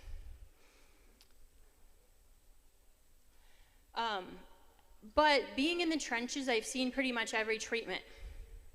And it wasn't until I saw Dr. Corey's Senate testimony that I learned about ivermectin, and I was finally able to treat a couple of patients in the ICU. Because most of my orders at most of the hospitals got boxed by the chief medical officer. I had one patient, I walked in at 10 days of standard therapy, and he was on 80% high-flow nasal cannula. I was told, you're gonna have to intubate him this weekend. I immediately went to the FLCCC website and I pulled down the Math Plus protocol and I changed his therapy. In 3 days, he was on room air.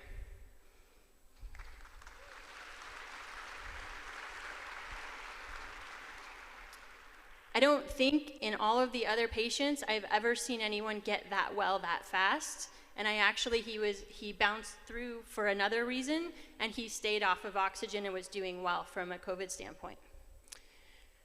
I had a patient named Lance. I was also able to treat Lance in my ICU, and he's gonna be talking next weekend at the COVID Summit, so obviously a happy ending there. His turnaround wasn't quite as fast. We had a couple of weeks that we dragged him through with high-flow nasal cannula. But just recently, he sent me a text of himself on the golf course. He's not on oxygen anymore, he's back at work, and he's very happy with the care that he got. And he had requested ivermectin. So we did that in conjunction with the Math Plus protocol. So in the ICU, intensivists like me, we take the responsibility and we enjoy the privilege of taking care of the sickest patients, those who aren't gonna make it. But we need every tool and resource available. Doctors must not be blocked from prescribing life-saving medicine in the hospital.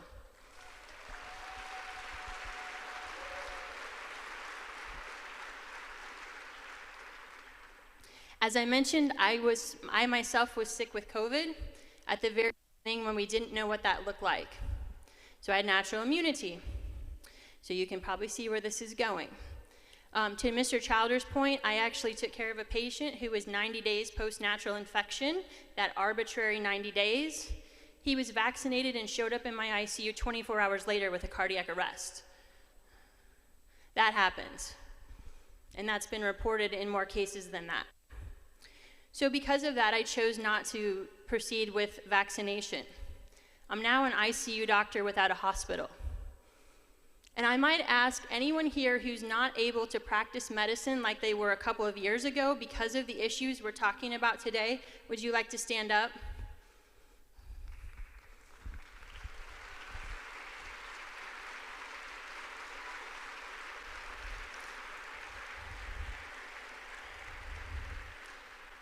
I'm in the same boat with you. So I started my own clinic. I do telemedicine, and I just want to talk quickly about a couple of patients there.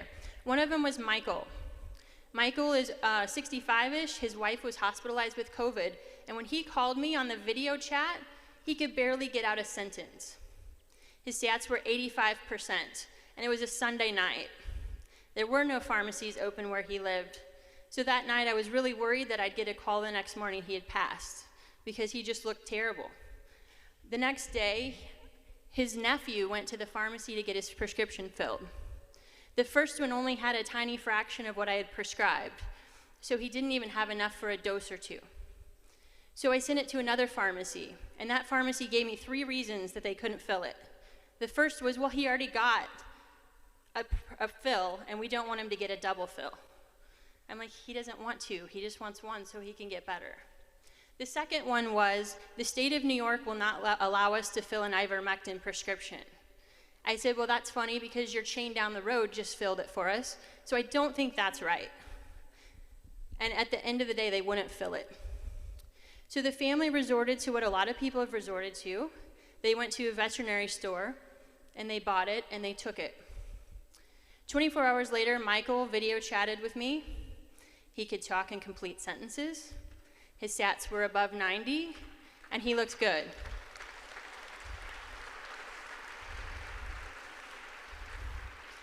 The doctors who claim these medicines don't work, haven't used them. Because it's very obvious, as Dr. Corey said, it's a reproducible improvement in most of our patients. I had another patient named Dee Dee. We kind of started on a rocky path at the beginning. I saw her for prevention, and a couple weeks later, she called me and had COVID. So I arranged for the monoclonal antibody infusion. She was exceedingly high risk. She had a previous history of strokes and was over 300 pounds. So a lot of metabolic issues. I was able to get her and her husband through the COVID just fine. I was very worried about them, obviously, ending up hospitalized due to their risk factors. She called me a couple weeks after her recovery. She stayed in touch with me and texted me that her son, her 40-year-old son, was intubated and on a ventilator. 2 weeks later, she texted me that he died. That doesn't seem right, does it? The one that got early treatment is okay, and the young child, well, adult child, didn't get early treatment. We see this over and over and over, and that's why we're passionate, and that's why we're here to talk about it. Doctors must not be blocked from prescribing life-saving treatment to outpatients either.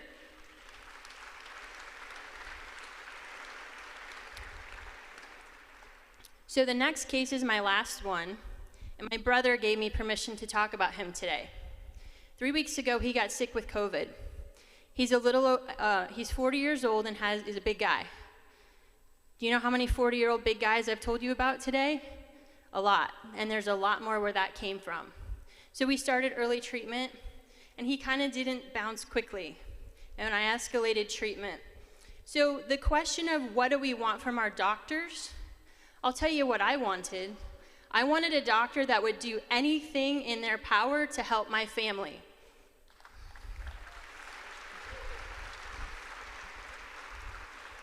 And we got in the car and we drove 5 hours to see Dr. Brad Meyer, and he helped treat my brother, and 4 days later he was off of oxygen and he's back at work and doing great.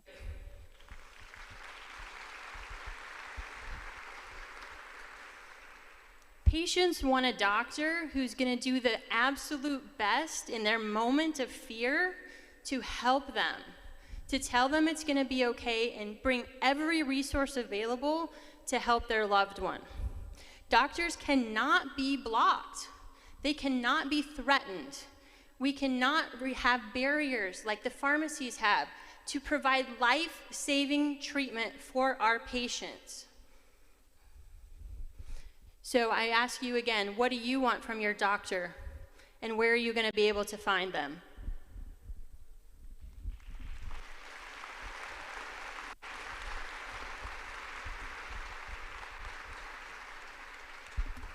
Thank you, Dr. James. That was awesome. You know, listen, these are the real heroes, right? The people who are in the trenches taking care of patients day in and day out.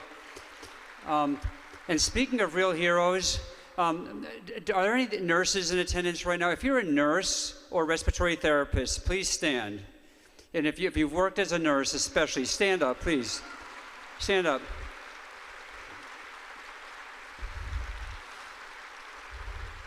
This is the group.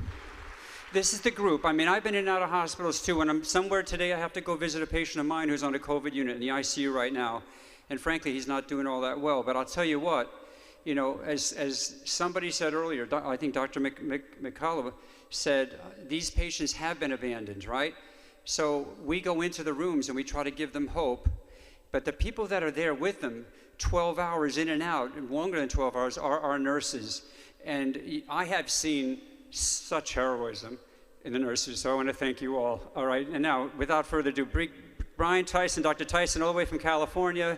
He's one of our heroes. He's been treated over 7,000 patients with COVID, and I'll let you tell his story, or him tell his story. Thanks, Brian. Thank you, everybody. Thank you for having me here. It's been amazing to see all of the faces, the attention. How many providers do we have in here? Raise your hand for me. Okay, great. So I'm an outpatient urgent care doc. I had worked for an ER for about 14 years. Found my niche. We started an urgent care in El Centro, California, in the middle of the desert, right on the border. Small town, but large population just on the other side. A lot of retired individuals there. So when COVID was coming around, I knew we were going to be in trouble because there were 2.5 million people in Mexicali. We're in the middle of a desert, and the biggest tertiary center is 90 miles away. 90 miles. We had 2 small community hospitals. So like many of us, I took it upon myself to do my research. My treatment protocol came out right around the same time Dr. Zelenko came out with his. And the hydroxychloroquine protocol treatment started with the 2005 SARS chloroquine article that was published, where it said chloroquine is a potent inhibitor of the SARS coronavirus and its spread. That's where we got our basis. The protocol developed through the year, and so I'm going to tell you what I use and how I address these patients. Number one, we saw everybody in person, so I got to see them face to face. I'm a face-to-face doctor. I'm not a telemedicine doctor. I have to see the disease for myself. So those who presented with basically just upper URI symptoms, cough, not really cough, but more runny nose, headache, fever, those patients got hydroxychloroquine. We started them on 400 milligrams twice a day on day 1, and then 200 milligrams 3 times a day, day 2 through 5. That's number 1 drug. Number 2, we gave them Zithromax or doxycycline. And number 3, we gave them zinc. And the zinc was either the zinc sulfate, the 220, or just regular over-the-counter zinc 25, and we gave that to them twice a day.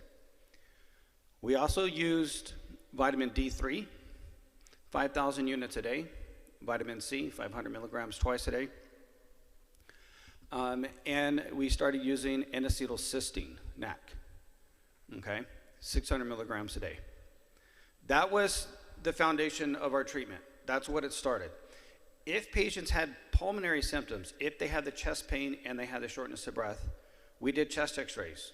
We found early on that the chest x-rays were positive for inflammation. So what did we do? We started treating the inflammation. So I gave them 6 milligrams of Decadron, and we started them on inhaled budesonide in the nebulized form. I wanted to stay away from the systemic treatment because I didn't want to really suppress their immune system, but I wanted to treat the inflammation. So that's why we went to the nebulized budesonide form. And amazingly, what happened was we found in 2 to 3 days, 99% of our patients were better. Wow. Right? We brought them back. And it's something that I've always done. I bring patients back every 2 to 3 days until they're better. So day 2, day 3, they're coming back, chest x-rays are improved, oxygenation saturation is improved, fevers are now gone, headaches are now gone. Then we did the standard, it was initially 14 days, come back, and we had these little serology tests that we were able to purchase, and we proved that they had IgG or IgM at the time, and we said, okay, your symptoms are gone, it does look like a true positive COVID case, and we let them go back to society. That's been replicated now 7,000 plus times between me and Dr. Fareed.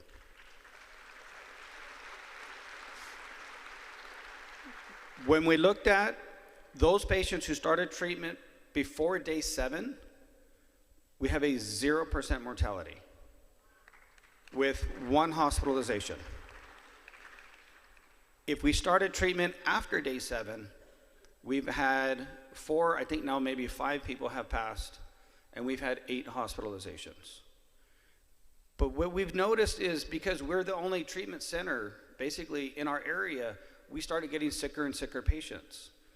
So the treatment also needed to go and be extended at times. So my providers, I want you to understand, it's not just a 5-day one and done. Sometimes you have to extend treatment. Sometimes you have to reevaluate people. Sometimes they're going to need oxygen. Sometimes they're going to need additional medications. You saw from the list from Dr. Corey, there's a ton of medications we can use. And one that's not been talked about, I don't think here today, is Singular.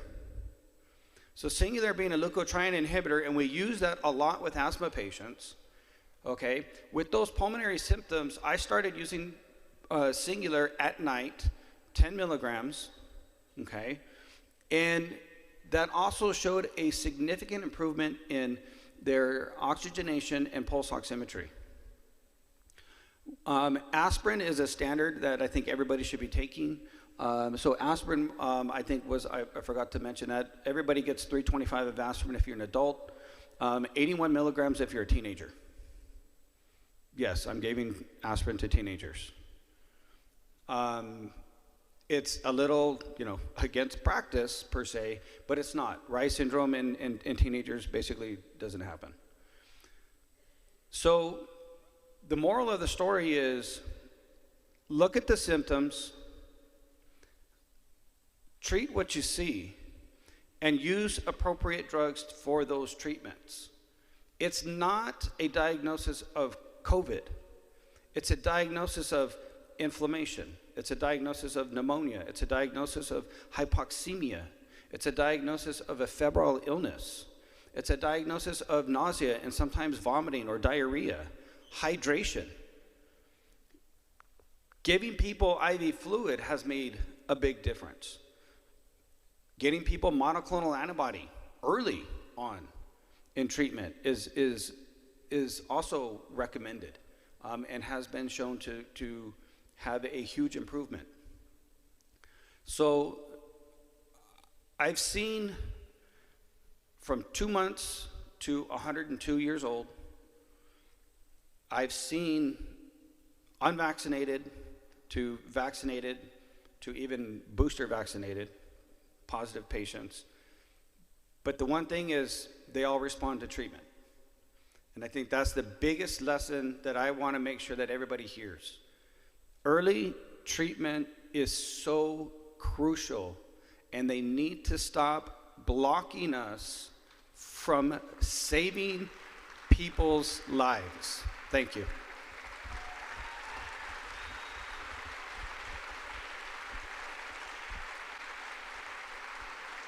Awesome job, Brian. Thank you, Dr. Tyson. Dr. Buckminster, there were a great many people prior to this event that asked if they could speak. Great people. We had Erin Olszewski, a nurse coming over from Tampa, a champion for nurses, the whistleblower in New York. We had great naturopaths and others, true heroes. I did want to bring in, though, today, for at least a few minutes here, Dr. Buckminster, who's come all the way from Western Kentucky. James is more than 40 years in family medicine, and he's going to share a little bit about what's happening with, what happened with him in Kentucky, trying to treat thousands of patients who had COVID. Thanks for coming up, Doctor.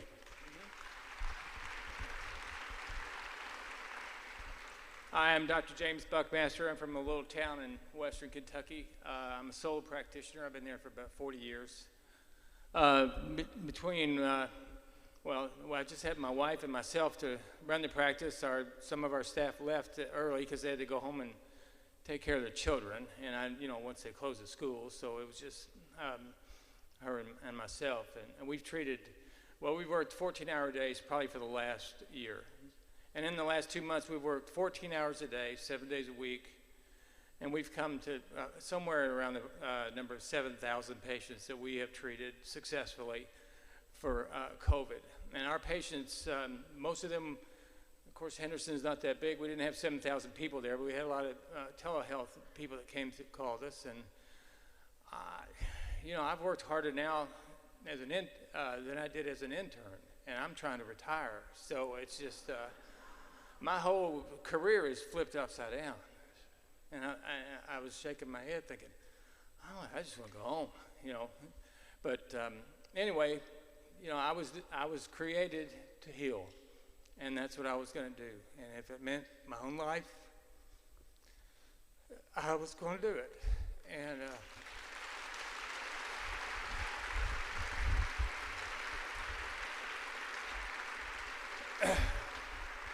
And now, after 40 years of practice, my license is on the line, and it's the second time around for me. But I will die on this hill.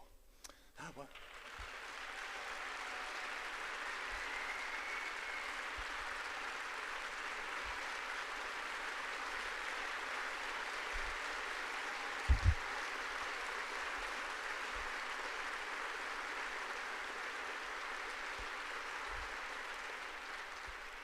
I've heard the gentleman speak earlier, and I've walked the same walk. I felt like I was here in my own life being represented.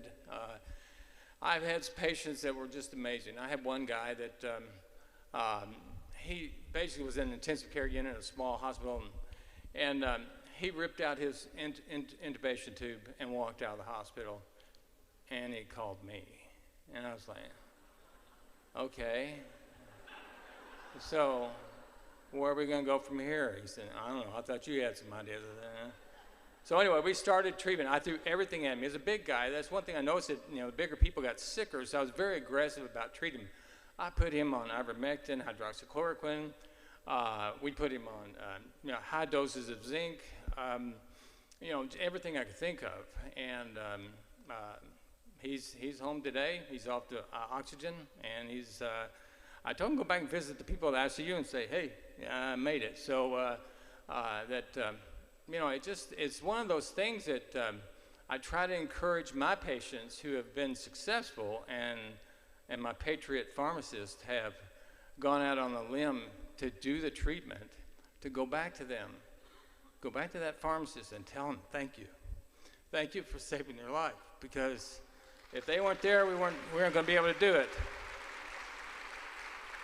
And you do that. If you've been saved by your pharmacist, go back. But everybody's looking for a way to fight this battle. And I'm going to give you a weapon before I leave, okay? The only way you can beat these people is by hitting them right in the wallet, okay? So get your prescriptions and go to your mom and pop pharmacies, because they're the ones that are helping you, okay? The other guys are going to let you die in their parking lot. And I tell patients over and over, and they're like, gosh, it's so much more expensive there. You know, I have to, you know, take all my prescriptions over. I said, well, freedom has a cost, and that's it. You're going to pay a little higher maybe, but you're still going to be free, because if we didn't have those little mom and pop pharmacies, I couldn't do a thing. I could not do a thing. So you think those young men and women and the older guys out there that still have their little shop out there, because they're saving lives every day. And if it wasn't for them, I couldn't treat people in Tennessee or people wherever else they call from, because those places, without them, I tell them we'd all be dead. So thank you for listening. I appreciate you know, you guys asking me to come down. Thanks, sir. Thank you, James. I think everybody in this room feels the same way I do right now. I wish I could have a whole day to listen to these folks. Don't you all? I mean, what is happening today in Ocala, Florida, needs to be repeated over and over and over again throughout this great nation of ours, in every state, in every locality, and eventually in Washington, D.C., where it needs to be heard the loudest and the clearest. And as a matter of fact, I heard that somebody up in Washington, D.C. did something right for a change. I just got a little text from another doctor who couldn't be here, Dr. Stephen Hatfill, who's actually now a proud resident of the city of Ocala, Florida. A U.S. federal appeals court has issued a stay freezing the Biden rule requiring workers at companies with at least 100 employees to be vaccinated against COVID-19. They're hearing us. They hear us. They hear Jeff Childers. They're listening. They are listening. And in 10 days, guys, in the state of Florida, in a week and a half, oh, I got to be quiet. This microphone doesn't like me yelling. Okay. In about, what day? 9 days from now, the emergency legislative session in Tallahassee that was mandated by our great Governor DeSantis to discuss vaccine mandates and discuss what's happening to these companies. And so, and Mr. Jeff Childers is very instrumental. This evening, the event at the downtown Ocala Garden in Hilton, okay, that's for physicians and healthcare professionals. We're going to be discussing and strategizing with legislators from Florida what that message needs to be when they meet in Tallahassee. Okay, so that's really what this is all about. If we have this meeting and we go home, we're all educated and we're smarter and nothing happens in our country, what the heck? We will have wasted. We need things to happen. We need Tallahassee to listen. We need every state in this country to listen, and we need Washington, D.C. to listen to us. So, and we need that too. Hear it loud and clear. So our last speaker today is an incredible researcher. He's not just an ophthalmologist, not one of the first frontline physicians. He's done research on how to repurpose drugs for the purpose of fighting inflammation and wound healing for over 30 years. He's also become my closest friend, because one thing about Richard is that this man does not sleep. I tell him, you better get some sleep tonight. Last night I had to kick him out of my house at midnight. I said, go home and get at least 7 hours of sleep, you know, early to bed, early to rise. But he won't sleep until this fight is won. And that's true of many of these folks. Can I tell you one other thing? I talked to these doctors. I said, you're coming to Florida, beautiful, sunny Florida. I said, let's find a place to go relax. Dr. McCullough said, John, I don't want to relax. We're in a fight. This is a war. I don't want to relax. We're fighting. And they're great fighters. So Richard Urso, Dr. Urso, come up, close us out tonight. We're going to have a Q&A session, so if you got some questions, we're going to do that. We're going a little long, but I hope you all don't mind. Thank you, Dr. Urso. Thanks, John. That was fantastic. I felt like he closed it out. What do you guys think? What's such good news. It was hard for me to smile, actually, hearing that great news about the mandates, because we really can't have that happen. We really can't be dictated to. This great free state of Florida, you cannot dictate to people who live in this state. And you got a great governor. But I'll tell you, unfortunately, that's not the way it is everywhere. You know, I just got back. As John said, we've got to take this to every state. And we have. And that's what we're doing. And so this is probably about stop number 8. But this is different because Florida, a little bit like Texas, is free, still. Still. And, you know, I've got my cowboy boots on, so anytime I need to, I can click my heels and get back to Texas. But John brought up some things. Basically, my background is in wound healing, scarring. I did 9 years in a lab. I invented an FDA-approved drug. So I've got not only repurposed drugs, but I found it was very difficult. And when I went out in practice, I decided that repurposing was a lot easier. And there's a slide up there. I was going to kind of show that basically what I found here, my current regimen for Delta is basically like the kitchen sink. And I'll go through that in a minute. But I want to kind of get back to what I first said. This is not about a virus anymore. Does anybody think this is about a virus? No, it's not about a virus. It's much more than that. As you see, has anybody seen what's happening in Australia? Strong Cities Networks. Anybody here know about the Strong Cities Network? Strong Cities Network is a network of cities, including places like Houston and Dallas. They've signed up to allow mercenaries basically to come in and lock down our cities if we need to. Melbourne is one of them. Strong Cities Network. Read about them. They sound really nice. All you have to do is look at Melbourne and you know who they are. They're going to lock us down. This is not about a virus. This is more. That's why they're going after our kids. And right from the start, there was a coordinated attempt. A coordinated attempt. As I said earlier when we were on the panel, it's like we've always shared information as doctors. It's always been shared. The greatest people I've ever known that I grew up with and love so much were my fellow doctors. They always shared information. They were my best friends.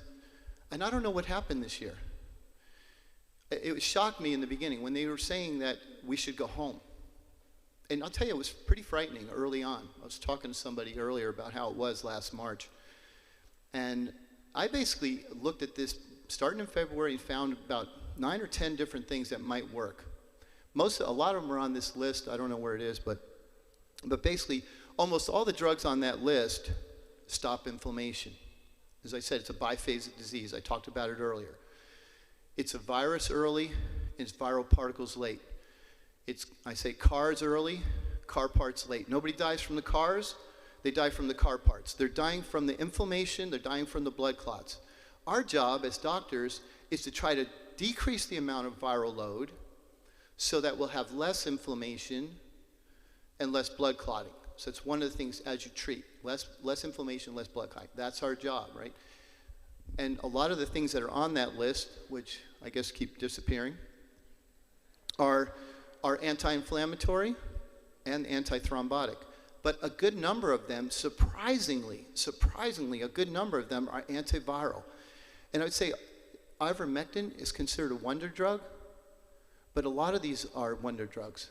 I took azithromycin. I've been using that for scarring for 20 years. 20 years. Ivermectin itself I've been using on the surface of the eye for oil gland dysfunction for about 16 years. Hydroxychloroquine I've been using for dry eye for about 30 years. Fenofibrate, I've used that for neuroectodermal tumors. My background, I was a chief in orbital oncology at MD Anderson Hospital, so I have a big oncology background. So I was going to tell you that a lot of these drugs have wonderful effects on many different things.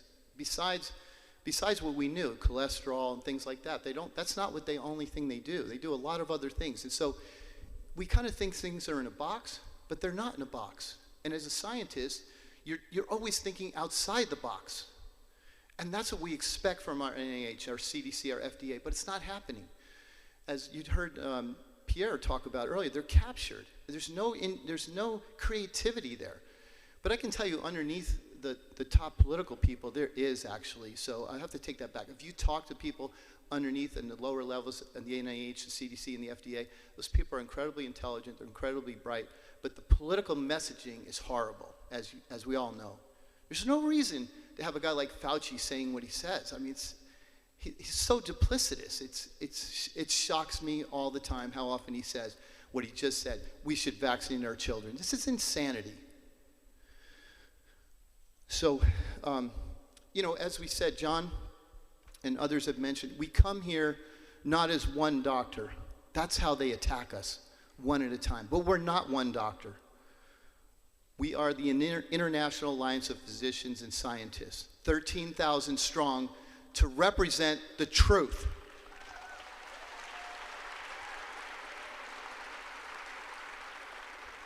And I'll just kind of repeat it because I think it's really important to say. We have 3 unassailable positions that we know they have no chance of actually being able to prove this wrong. It's impossible, right?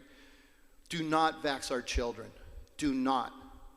They do not get this disease. They do not die in big numbers. There is no reason. This is not an emergency for children. Stop vaxing our children.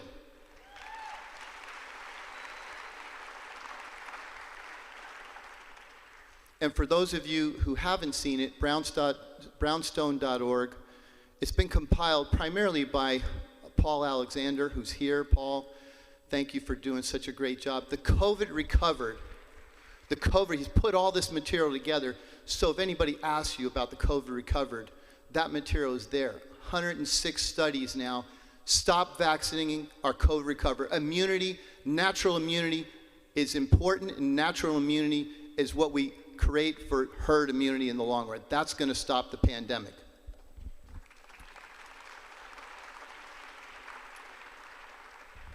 And this one, I think Dr. Malone said this last week. We had a Reuters representative, the Trusted News Network. Does anybody know about the Trusted News Network? Does anybody trust the Trusted News Network? So it's a network that basically they've created to, originally, I can't remember what the original thing was, but they've used it to lock down on our speech. They've locked down on our science. That's what they've used, the Trusted News Network. They're hunting doctors. They're hunting physicians. They're hunting scientists. They're stopping life-saving treatment from happening. So if I say this, right, what proof do I have? Do I have any proof? Can I just say that and there's no proof? Has anybody ever read The Lancet? Has everybody ever heard of Harvard? Has Harvard put together a massively fabricated study in The Lancet? Does anybody know about that? Raise your hand if you know. If you don't know, raise your hand. I need to know that. How many people have never heard this? Okay, good. Last year, hydroxychloroquine was taken off. And hydroxychloroquine, as everybody knows, hydroxychloroquine is an incredibly dangerous drug, right? I'll tell you how dangerous it is in a second. But The Lancet put together in a study from 2 Harvard CV guys, the head of Harvard CV who never saw a single COVID patient, put together a study with 671 hospitals, 6 continents, 93,000 patients, completely fabricated, completely. Put it in The Lancet, said, stop talking about hydroxychloroquine. You just need to stop right now. It doesn't work. It's massively killing people. That's what they said. Most of us looked at it and said, there's no way. You cannot put together a study of this magnitude in 2 months. It's impossible. Especially they were saying they were going to Harvard. And they were going to Africa and other places where we know they can't upload things to a cloud. And hospitals don't do that. They don't upload stuff to a cloud. And we don't have just one operating system. We have multiple. We knew right away it was a fabrication. And they eventually retracted that study because it was a complete lie. And let me tell you how bad it was. They actually had there's 4 people. One was a science fiction writer and one was a topless dancer. They're disgusting in every single way. And if you think that's not a fact, that's a fact. All right, that's a fact. What did they do next? Many different things, but let's go to the ivermectin one. Right? You heard Pierre talk about it today. It's a horse dewormer, right? I mean, this is one of the wondrous drugs that we've ever had. It's saved who knows how many people, 3 billion patients, almost 0 deaths in its entire usage, almost 0. one of the safest medications on the world's list of most essential medicines, along with hydroxychloroquine, by the way. So these drugs, they've massively attacked them. And why have they done it? As we talked about, regulatory capture. The agencies are captured by the entities they're supposed to regulate. The big pharma, Pharmageddon, Pfizer Permanente, that's who we're fighting. I forget what else I was going to say. Oh, yeah, hydroxychloroquine. So does anybody want to hear about the side effects of hydroxychloroquine? You want to see? Thank you, Robert. So these are all the terrible side effects. It lowers your cholesterol. It lowers your glucose. It lowers your hemoglobin A1C. It decreases all the inflammatory markers, D-dimer, sed-rate, C-reactive protein. It decreases the risk of stroke, heart attack, and pulmonary embolus. It decreases chronic kidney disease. It improves your bone health. It decreases atherosclerosis, and it decreases insulin resistance. There are now, go pull this up right now, clinicaltrials.gov, hydroxychloroquine in cancer. There are now 96 trials going on worldwide for its effects on cancer. That is a dangerous, dangerous drug. So, you know, I want to kind of talk about, you heard earlier, and I don't mean to digress, but I didn't hear this said, and I want to say it. Does the vaccine stop transmission? Does it stop infection? So how can it create safe schools? How can it create safe workplaces if it doesn't do that? Right? That's impossible. So where's the science? Where's the good science? It's kind of like masks, right? Do masks work? Masks work. R99, R100, PAPRs, hazmat suits, those work. They do. I worked in a viral lab. They work. I promise you.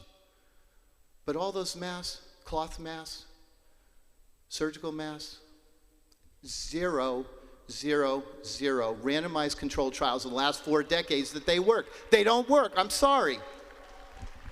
I usually say this is something that it's real important to understand the optics, right? So when I talk to politicians, and I've talked to a lot over the last year and a half, you have to think about what's politically acceptable. And I've had the same conversation over and over. You're not going to win. The science is there. They don't work. But it's so much like protection. You know, and I talk, when I have my kids, I cover their feet at night, right? Because there are ghosts in the house. There's goblins back there. And we cover their feet because they're scared, right? And that's how a mask is.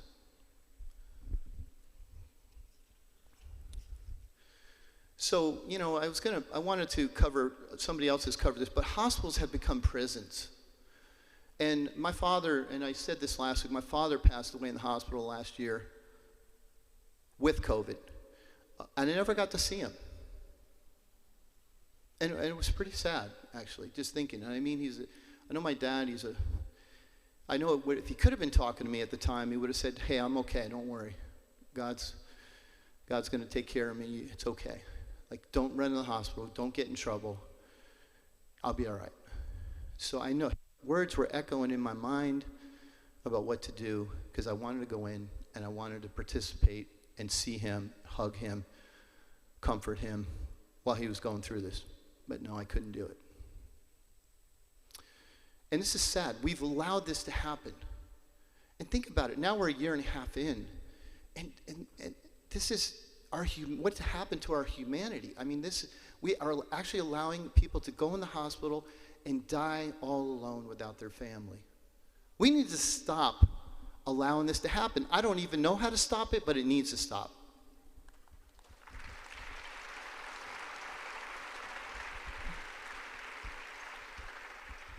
So we have all these wonderful things that are happening, right? There's new drugs coming out, remdesivir, molnupiravir, you heard the new drugs. So if you are in oncology, right, these are nucleoside analogs. They stop replication cycles. Does everybody know that's what they do? So you stop replication. Does that sound like a good thing maybe if it's your own body replicating? You know, so let me go through a few things. They're giving remdesivir in the hospital when it can't possibly work. Why is that? Does anybody know? Why can't it work? the virus only replicates for 5 to 7 days. Last year, the virus wasn't cultured past day 8. All right? How could it work? Has to be replicating. And they're giving it in the hospital. This is criminal. This is criminal. To give a drug that has no chance of working is criminal. Did anybody in here realize that the virus isn't replicating day 15 and 20? Did anybody not know that? Probably most of you, right? You wouldn't know. The virus doesn't replicate. It stops replicating. That's why I say cars and car parts. Nobody's dying from the virus. The virus is gone. You cannot culture virus. You'll get little particles. That's why they're PCR positive. People will be PCR positive sometimes for 2 months. But those are, I consider those to be, in a sense, particles are almost like pieces of a dead vaccine. They're not going to actually, they're going to create a reaction, but they're not going to kill you. They cannot replicate past day 8. So when you are giving remdesivir in the hospital, it is criminal.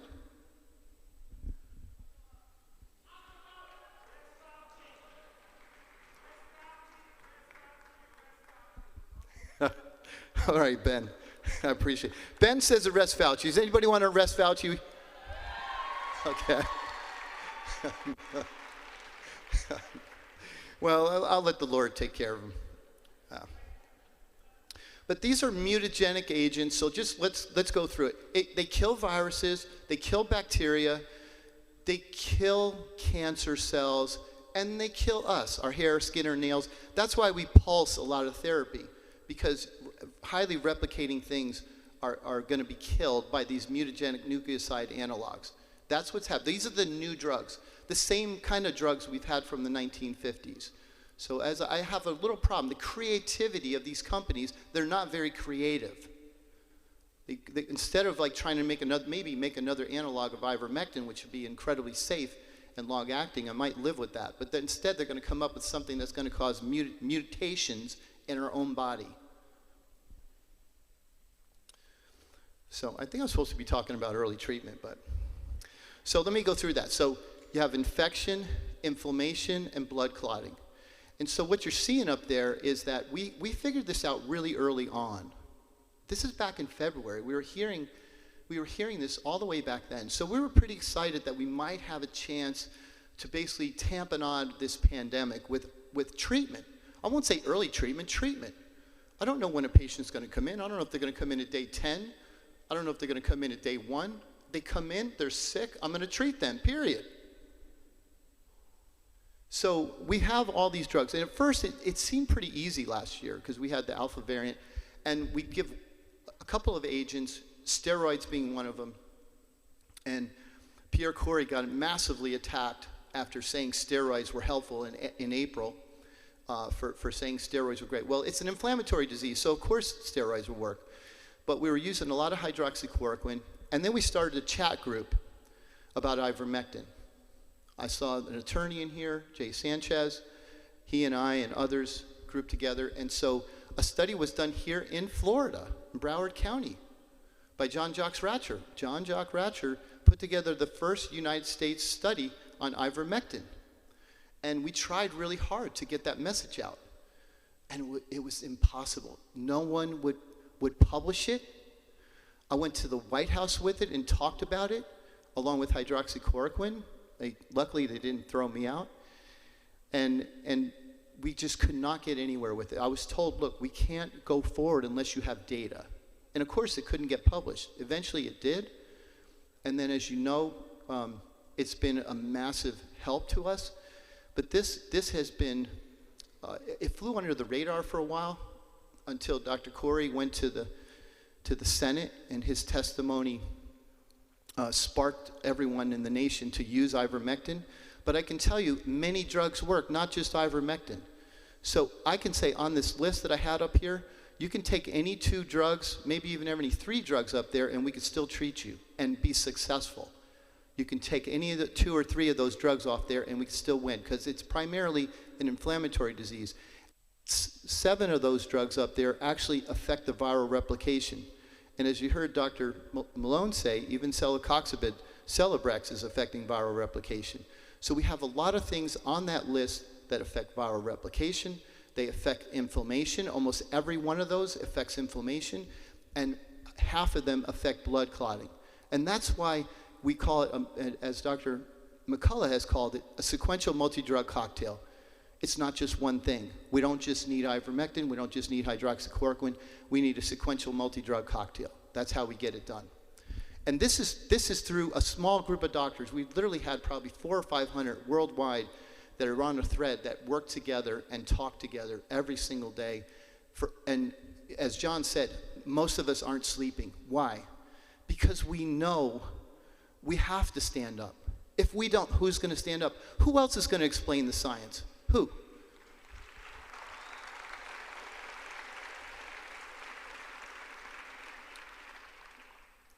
So, you know, this is a tagline that we've kind of developed about this is think globally, but act locally. So you're a free state.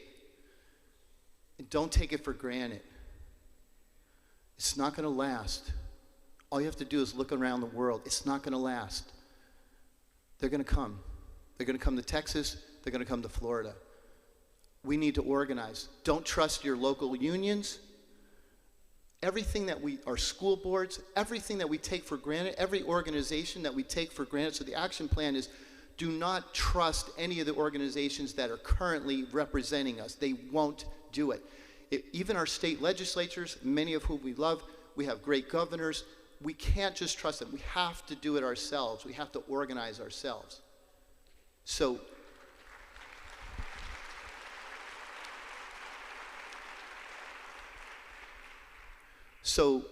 that's kind of the plan. If you are part of a work environment where you have 100 or more people, organize. Get together in groups and start organizing now, okay? Same thing, pull your kids out of school.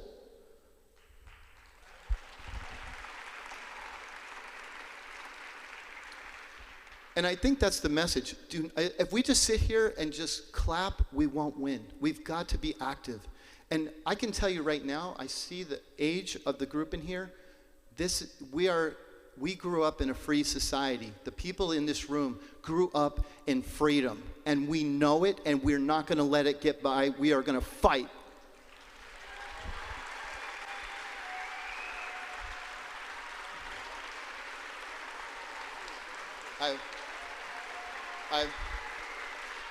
I guess I'll end it on that. Thank you. I want to just add in, our kids aren't going to be able to do it, okay? They're looking, okay, last thing. They're looking to us for leadership, I promise you. Your grandchildren and your children are looking you in the eyes for leadership. Stand up for them. Show them what you have. Show them your heart. Show them that you love God. Show them you love your country and you love freedom. Thank you. I got a new nickname from my friend Richard Urso. Rocky. This is Rocky right here. You don't want to be in the ring with this guy. He's a fighter. And that's great. God bless you, Rich. Listen, we're going to get ready for the final panel. And then this is kind of a risk, but we're bringing everybody up who spoke. So we got somebody, if somebody can set up these 9 chairs behind me. And those of you who want, and really physicians first, okay? There may be 1 or 2 leftovers, but any physicians that have questions, please line up here. Anyone who spoke this morning, and once they're up here, I'd like to bring up Valerie Strickland, Ed Todd, and Bridget Smith. After we get this situated. Okay, we're going to 9 chairs, good. That's going to work. Thank you. Every doctor who spoke this morning of the panelists, and while they're getting this set up, I want to tell you 1 or 2 quick things. 13,000, you've heard that number a lot today, 13,000. Do you recognize those are only the physicians who felt free enough to sign the declaration and put their names to it? Do you represent, that's just the tip of the iceberg. Do you know how many physicians contact me day in and day out and say, I would love to sign the declaration, but I work for this hospital or that hospital, and if I do it, I'm worried about losing my job, okay? So please recognize we have more than 13,000 folks out there that support us in the medical profession. And also, when we talked about going to Global COVID Summit before, do you all realize that Google really right after we came back from San Juan, if you Googled Global COVID Summit, it went to a Joe Biden Global COVID Summit, which never occurred. So Google redirected us to that. So you can't use Google as a search engine. You probably already know that if you've been following Google. One other thing about the events tonight, we're going to have, this is great, we decided that thanks to the generosity of the World Equestrian Center and the Expo Center, can we give a hand to everybody who helped with that? And thank you all for finding us. We're going to stay a little longer today, not more than a half hour, but we are going to have that VIP event immediately after this in the 2 back rooms. We're going to be dividing up the doctors. And then the event this evening, if you have not signed up, if you're a physician in Florida, please let me go. So just real quick, can I have Ed and Bridget and, where are you? You guys come up here. And Valerie. And would all the physicians please stand behind them? I want to, this is really important. I want to get and Kathleen, come up here, get a picture of these really cool folks, and Ellen and PG, all right? Now they just represent, I just want to let you know, especially right here in the scrubs, Bridget Smith is a trauma nurse at Ocala Regional. She worked all night last night, and she's going to work all night tonight. And she saves lives. But when she heard we were doing this, she pulled together Valerie Strickland and Ed Todd, who's a PA, and his wife, and everything you're seeing here, and PG have really done this. I'm a doc. They did the work. Thank you all for this. So get the pictures with the group. You deserve it. All right. Thank you very much. God bless you all. This is great. Great town, Ocala. All right, so let's get on to the QA, guys. Sit down. I know we have a lot of folks here. I'm going to try to make the questions brief because I think everyone who comes deserves to ask, and then we're going to go from there. First question, is it on? Let's see. Oh, I'm sorry. Ed's got it. Me? You hear me now? Hi, Robin Openshaw. I'm one of the 350,000 people who fled our socialist states and came to the state of Florida this year. I'm a clinical psychologist, MSW. And I just have a question for you, anyone willing to answer this. And when I was in grad school, got my dream internship at a psychiatric hospital, and I got the flu shot because I was required to. And I spent 4 years in bed. I had 2 little children, one of whom was already injured. Didn't figure it out till I got him the second MMR jab, that was what had him in and out of hospitals. But I spent 4 years in bed after the flu vaccine. And I wonder if some of you would consider that this has been going on since long before COVID. And I know that we were taught in med school, safe and effective. I know that. But I'm on a stage with about half of you in Tampa in 2 weeks, and I just want to point out that a lot of your audience is here because we're the people they call the anti-vaxxers. We're actually just the vaccine injured. So I know this is new to so many of you, and we just, I thank you for everything that you're doing, and thank you. But so basically you're addressing the idea, has the vaccine industry had a track record of doing things that present more harm than benefit? Who really wants to handle that question? We got a couple of answers. All right, how about the vaccinologist, Dr. Malone? Testing. Give me the dead one. That one's dead. Thank you. I had an educational opportunity with the reporter from One American News just earlier today. When I mentioned Bobby Kennedy, he started slamming him. He's just an anti-vaxxer. I said, no. He's an attorney. He won a major case against Monsanto over Roundup. He was a world leader in the importance of water health. He is personally a vaccine-injured person. And he, like me, we have common ground in the importance of safety, bioethics, and well-established methods for ensuring that we have safe and effective products, whether they're vaccines or drugs. And I personally, I've spent 30 years as a vaccine developer. This RNA stuff is my platform technology. But that doesn't mean that I'm willing to distort common norms in bioethics and responsible, safe product development I personally strongly object to this pejorative label that's been applied to you, to my respected friend Robert Kennedy, and everyone else. It is so convenient to label you and then throw you away. And many of us here have experienced this behavior of the legacy media. And the last thing I want to say on that point, I mean, we've seen the complete failure of our public health system now. We've also had the complete failure of integrity exposed in our established media. And the only way that I believe we get through both of those things is people like you, the podcasters, folks that have, in a decentralized way, an opportunity to speak your own truth to your own communities and build clinics and, you know, build a successor operation for this distorted public health care system that we have right now. That's the future, and I want to thank you for what you said. That's a great question. Any other one, Ryan? Yeah, real quick, I just want to say you cannot find that for which you do not look. And so much of our data is captured and ghostwritten and funded by pharma and funded by the people that are wanting to get their products on the market. And it's so important to look with a skeptical eye. And if someone says it's happening, we as physicians and clinicians are responsible to believe them until proven otherwise. It's the French legal system, guilty until proven innocent with these products. That's why we don't put these in our children. And I'm not anti-vax. I've had all my vaccines. My kids have. Thankfully, I'm not injured.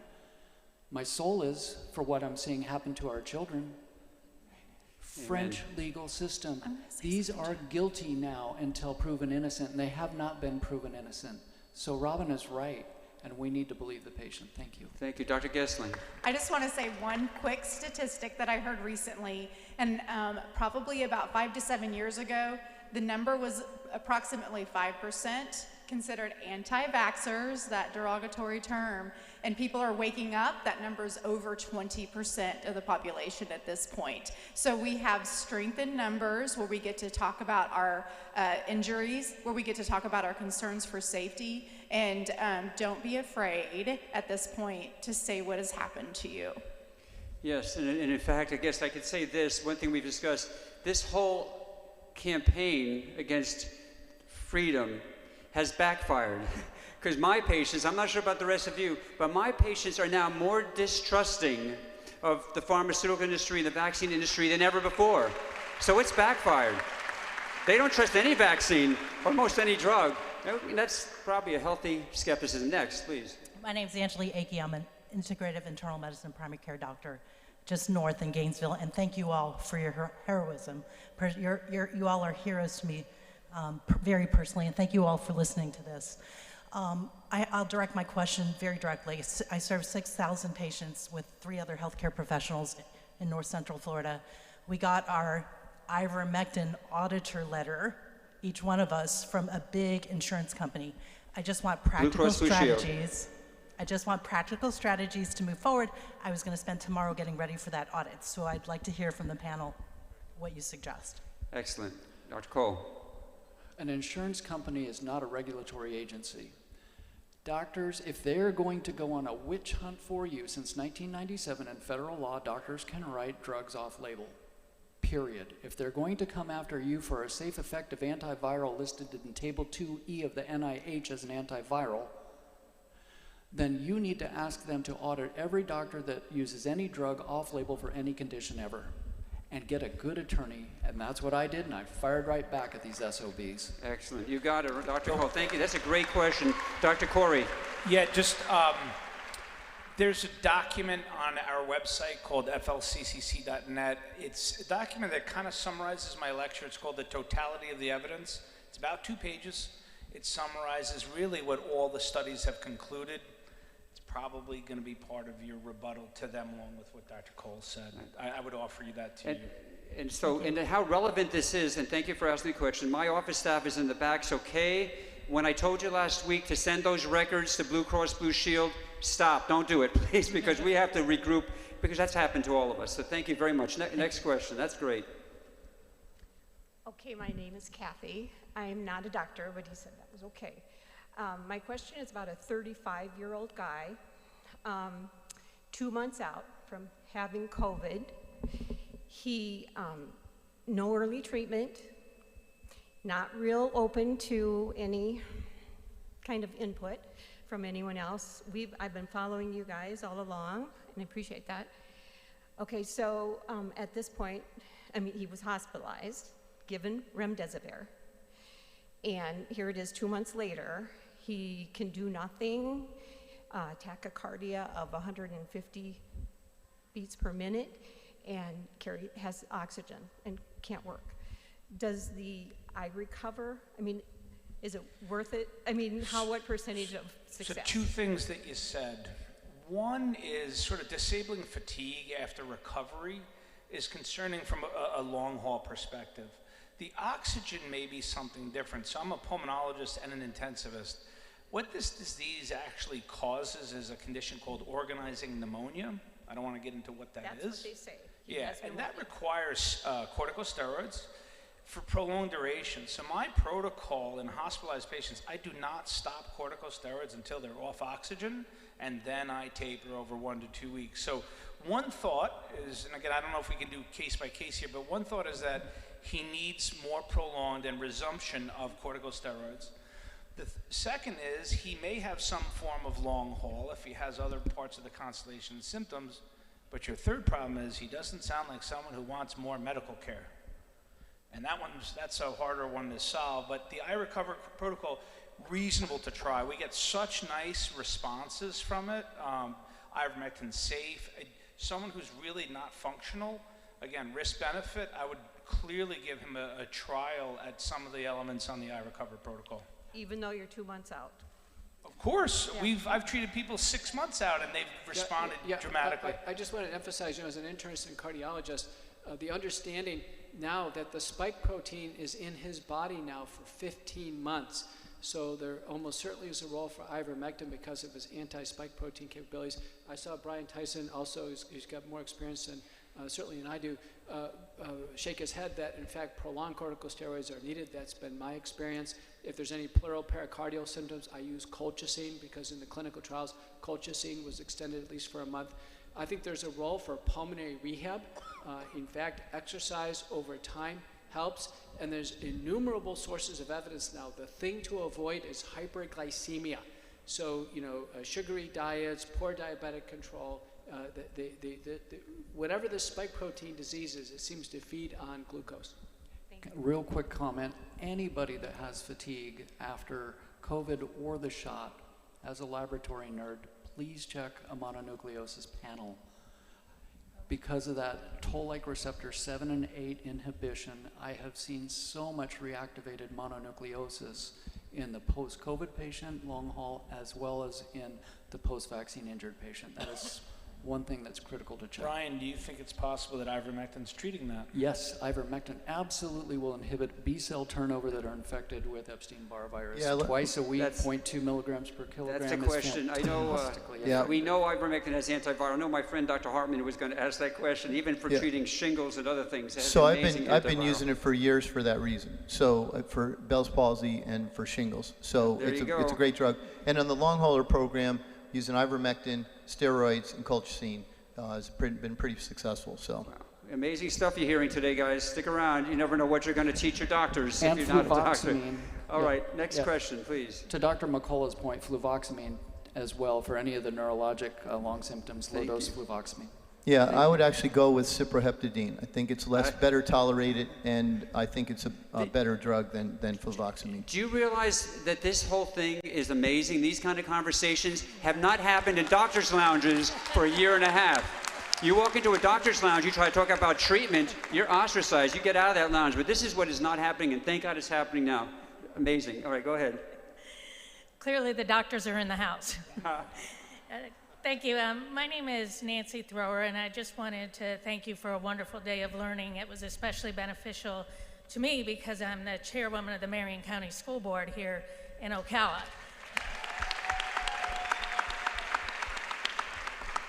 And I was also a clinical research coordinator into the mid-90s, and I left that field because Big Pharma was, and apparently still is, corrupt.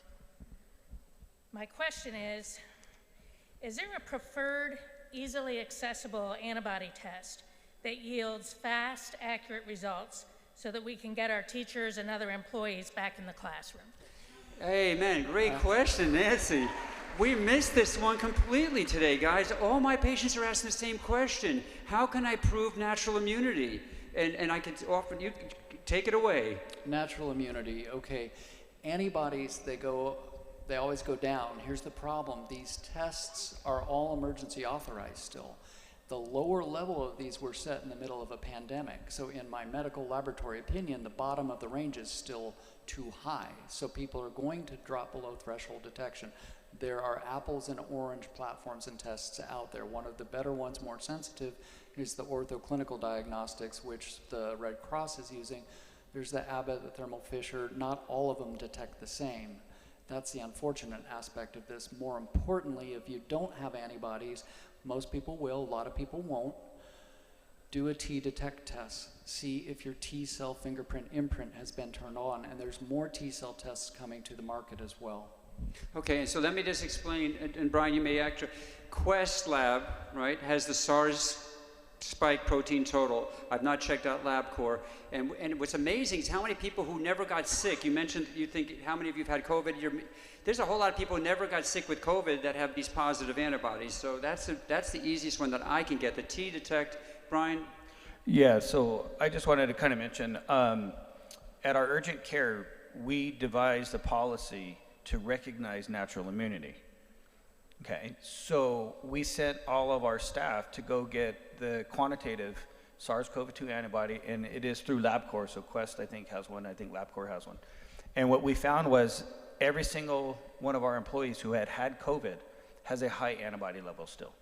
And we're talking even years after being infected. Over a year, yeah, the SARS, the spike protein antibody. So if your doctors don't know how to order that, please, that's the number one, because it's covered by insurance. The T-detect, at least my patients, they've had to pay cash, a couple $100 and go online. So that's, if the school board really wants to look for the longer immunity and invest a little bit of money in getting that, they can do that for their employees. Great question. Yeah, Thank there's you. one more real quick nerdy thing. So there are two antibodies you can look for, and that's the spike, and then the naturally infective usually will have the nucleocapsid. Now, if you don't have one, you may have the other. So in my medical opinion as a lab director, it's better if you can test for both spike and nucleocapsid, because you may be dropping off one. Our long-term immunity tends to be more robust against that nucleocapsid. So good to know, because on the drop-down menu in our electronic medical record, you have to pick one. If you can pick two, that's even better. I know we got a question about finances coming up. Thank you, Nancy. Keep them short. You guys are doing great. Thank you. Thank you so much for being here. I want to follow the money. The theme of my question, following the money. Former osteopathic medical student, yada, yada, yada. Now I have my MBA in finance, worked for a national lender. I'm shocked to hear that these hospitals and some are failing. When I've seen the tax returns from what's going on out there, hospital administrators who got a $102,000 bonus last year, actually in Dallas, seeing how much the insurance companies are incentivizing physicians to have compliance for the shots in their practice, seeing what the nurses were being offered to roll out.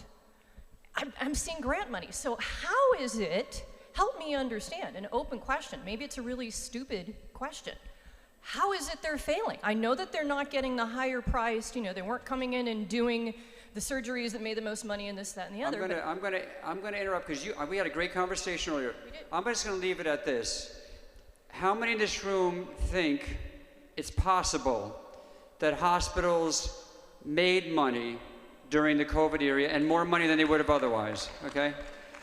And how many think it's possible that a patient who had open heart surgery who came in with no COVID symptoms would get swabbed hours before he succumbed to see if he might have COVID? Do you think a hospital might do that? Do you think a hospital might do that at a time when they were short of tests? I had sick nurses working for the hospital who couldn't get the test done because they had a limited supply, but they ran around swabbing the noses of dying patients who did not have COVID symptoms. Do you think hospitals would do that? Yes. Your question's been answered. Thank you very much. God bless you. Keep going. Yeah, hi there. I'm Alex. I'm an engineer from South Florida. According to a large number of respectable people like Dr. Richard Fleming, Francis Boyle, and at least one of your members on this panel here, I've heard that the SARS-CoV-2 is a result of bioweapons research and funding from the military and things like that. And so I'm wondering about the payload in the virus and in the vaccines or the injections that include the spike glycoprotein, and the actual payload is a GP120 pseudo virus that actually enables it to infect humans, as well as a large number of prions that are in a sequence of proline, arginine, alanine. I'm only cutting you off because we have the person with us that can best answer that question. But my question is, how can we detox from the payload, you know, such as the prions and the GP120? How can we detox from what's been... And the lipids that are dangerous to many of us. Okay, okay, I'm going to introduce to you all today for a brief response, Dr. Li Ming, who's here from China, from Hong Kong.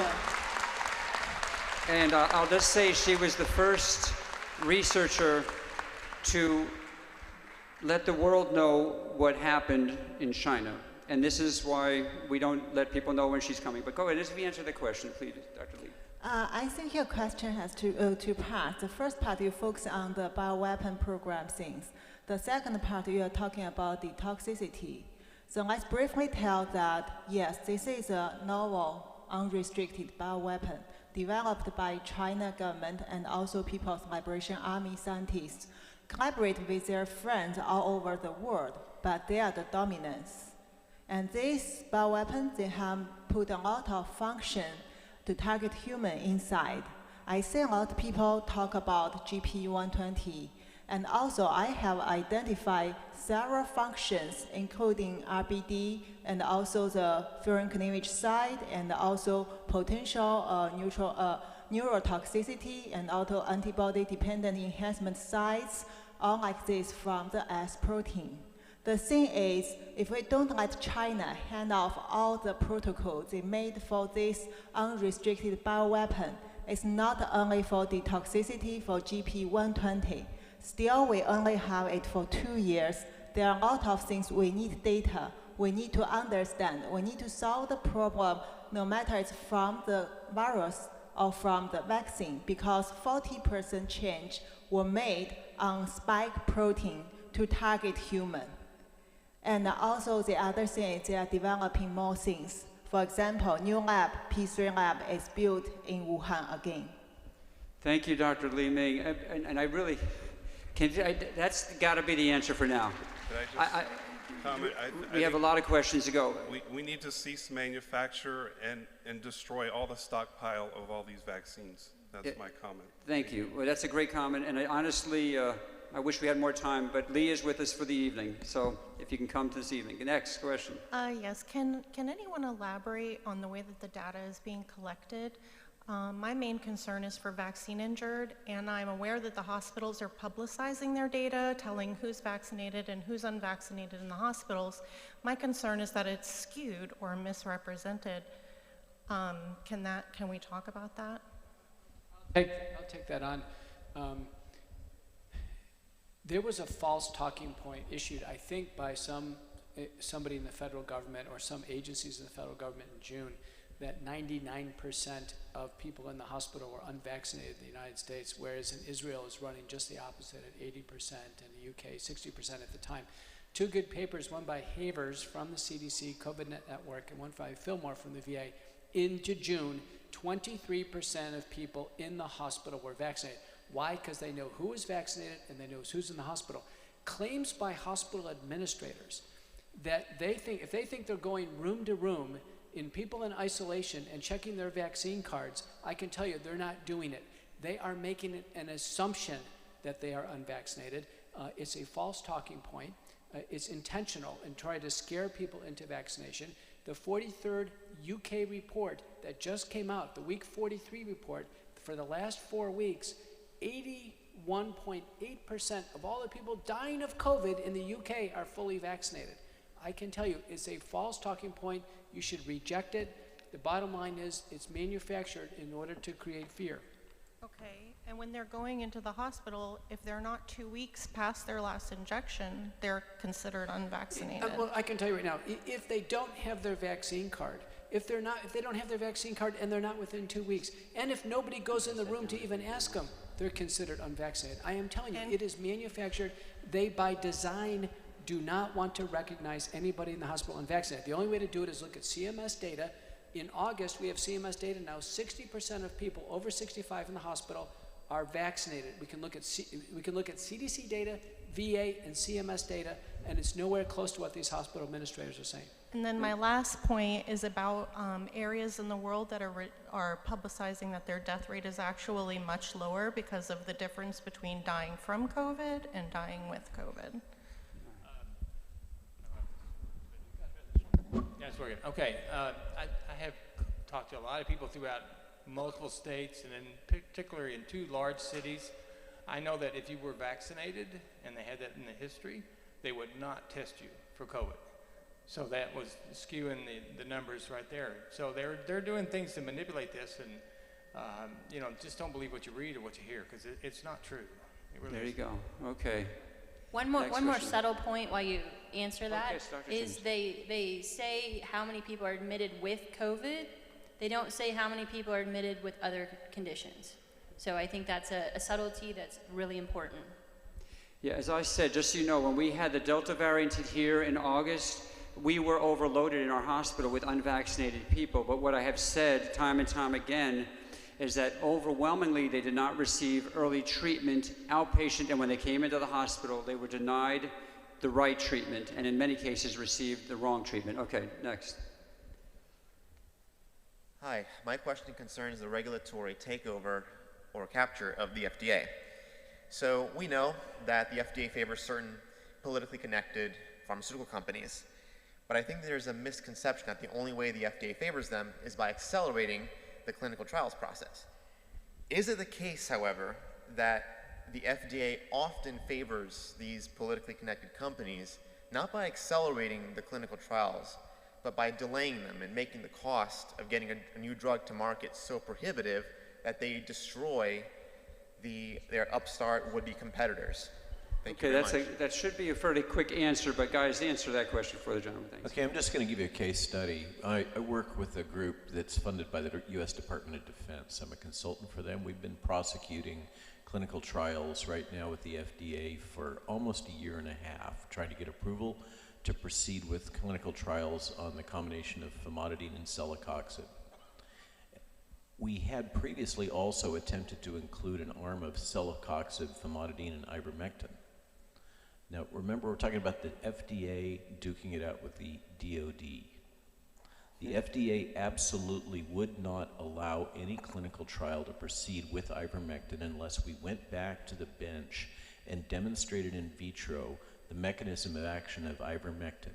They're now stalling us in every way they can to keep us from initiating a clinical trial in patients that are hospitalized of famotidine and celecoxib.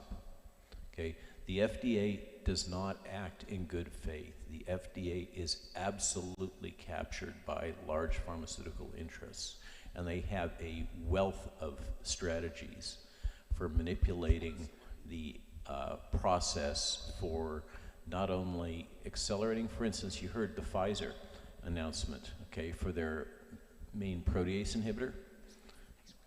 They were able to get that thing rammed through and approved and get the trial done, well, they still won't let us get out of the blocks. The FDA is absolutely captured, and it happened when we, the people, allowed through our representatives the pharmaceutical industry to fund the FDA to regulate the pharmaceutical industry. This, the best metaphor I can think of, we're here in the South, so I can say this, is Brer Rabbit and the Briar Patch. Okay, the pharmaceutical industry said, so please don't throw me in the briar patch, okay, because that's where they were born and lived. That's what's happened now, is they've insisted that they pay our government to regulate them, and this is what we get. Now, who's responsible for that? Our elected officials. That's all I want to say on that. Okay, thank you. Dr. Alexander. Sure. And just to add to this, you know, like if you look at the present trial that Pfizer brought forward 5 to 11-year-olds to the FDA, that trial for vaccination of children, you can see that, as a methodologist, when I read it, you can see that there's so much misclassification bias, selection bias. There's so many wrong things with that trial methodologically that it defies logic that the FDA would even entertain that submission. But if you go to the 21st Century Cures Act, Section 3022, I think that was passed in 2016 under the Obama administration, and the FDA has regulations that specifies that they must, by law, entertain non-randomized controlled trials in their regulatory approval. So they must entertain observational studies, any sorts of non-randomized studies, etc. But they still do not. They behave, the FDA behaves as though that regulation that binds them does not exist. So when they give so much of problems and they disregard hydroxy, ivermectin, etc., and they claim that there aren't the suitable studies out there, between the randomized controlled trials and the non-randomized controlled trials, there's more than ample high-quality evidence for them to give the proper approval of those drugs. So the FDA actually, I've written Commissioner Woodcock, myself, and Peter Marks. We've been in back and forth electronically, where I show them the contravention of their act, and they know they're contravening the act right now. Thank you very much. Yeah, I'd like to add one last thing. You ever heard about the opioid crisis in this company called Purdue Pharma? Okay. You know who's behind that? Who's really responsible for that whole Shiza show? Janet Woodcock. Okay. We still don't have, by the way, she's timed out, she's clocked out. She's technically no longer the administrator of the Food and Drug Administration. Biden administration has just neglected to appoint a replacement. So we technically now no longer have an FDA with any senior administrator. The consequence of that is somebody who works closely with the FDA and has for decades, is that all of the underlings are going to become as cautious as possible and not let anything through. Over. Okay, wow. That's amazing. Dr. Obrolin, you have one comment on that, and then we got just a couple more questions. Any doctors out here? All right, doctors to the front, please. And that's all, I'm sorry, and then we have to finish with the docs. You can go, sir. And then thinking about the VIP function, but Dr. Obrolin. Yeah, just regarding the FDA, just important to point out in case you didn't know, Scott Gottlieb, MD, who has always been more or less of an industry flack, was the head of the FDA under Trump. He leaves the head of the FDA, immediately takes a position at Pfizer. So if you want to know how they got their crappy shot approved for an emergency use authorization, and then this bogus full approval, which is of course not true, just look at Scott. Yeah, there's a lot of connections. Excellent point. Yes, sir. Yeah, I just have a quick question. I think a lot of people are wondering where this thing is going, and a couple of people have mentioned Geert Vanden Bossche. His work seems to suggest that we're going to see increased, more infectious variants. So if you guys agree, I'd like someone to address like where they think this is going to go. This is a huge question. We did not talk about this today. Dr. Cole, where are we heading? Lambda variant. The second point I just wanted to make is if it's true that it's going to get worse, then there should be some focus on telling people to get their prescriptions in advance, because doctors were overwhelmed during the Delta wave and they just couldn't treat people. This is so cool that you answered that question. Thank you, sir. Because this is a question I'm getting from my patients. Do I need to stay on prophylaxis with ivermectin, or can I take a break right now in Florida because the Delta variant went through? So think about how you can answer that question, guys, because we can't keep getting everybody. Okay, where are we headed, Dr. Cole? What should we be doing with prophylaxis? Moving on. All right, I'll answer real briefly because I know a lot of people want to chime in this. If we're smart and follow the developing world, we could be done with this now, like India and Uttar Pradesh. More variants are going to come along. If you're COVID recovered, your body remembers 28 out of 29 proteins, doesn't care what happens to the spike, you're going to have long-lasting COVID immunity. So if we're humble and smart enough as a first world rich captured nation to follow the developing nation that's humble enough to care for their people and get our public health agencies out of the way, we're done. We're over. You get early treatment, you have it on hand, you're ready, you get COVID, you're immune, done. That's my opinion. Thank you. That's an excellent answer. The second part of the question is, I really think your question was the answer, which is, we need agency. Part of what I'm here for and what my implicit in my lecture is I want to give you guys agency to protect yourself, because the agencies aren't helping you. You need to be your own agent, right? And you need to prepare. Winter's coming. The variant has gotten worse, right? Delta variant had 250 times the viral load of the alpha. Now, what's key about that is that, for instance, for a drug like ivermectin, it has a dose-response relationship. We had to increase our doses. So a couple of things about as we go forward to protect yourself and prepare. I think every household should have an early treatment kit in the house for everybody in the house. That's what a lot of countries have done. And really, that's my dream, is that you should have, it should just be in your cupboard, right? And it should be a combination, because the older you are, the more comorbidities you have, the more drugs you're gonna need. It should be in sufficient doses. The second part is, in order to prepare that, please visit our website, because we are really trying to work on those tools. So number one, we have a pharmacy page. We guide you on how to get these prescriptions filled. We have a list of compounding pharmacies. We have ones that ship overnight. We also have overseas ones, although customs is now starting to, confiscate some of those. So that's not a perfect solution.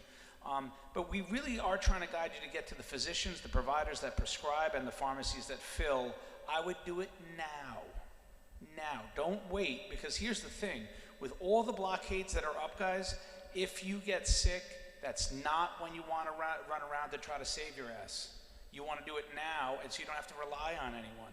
But I do think it should be done under the care and direction of a doctor who knows how to treat COVID, because they need to know when you're sick. Sometimes I need to titrate and escalate doses, prolong durations, and add other agents.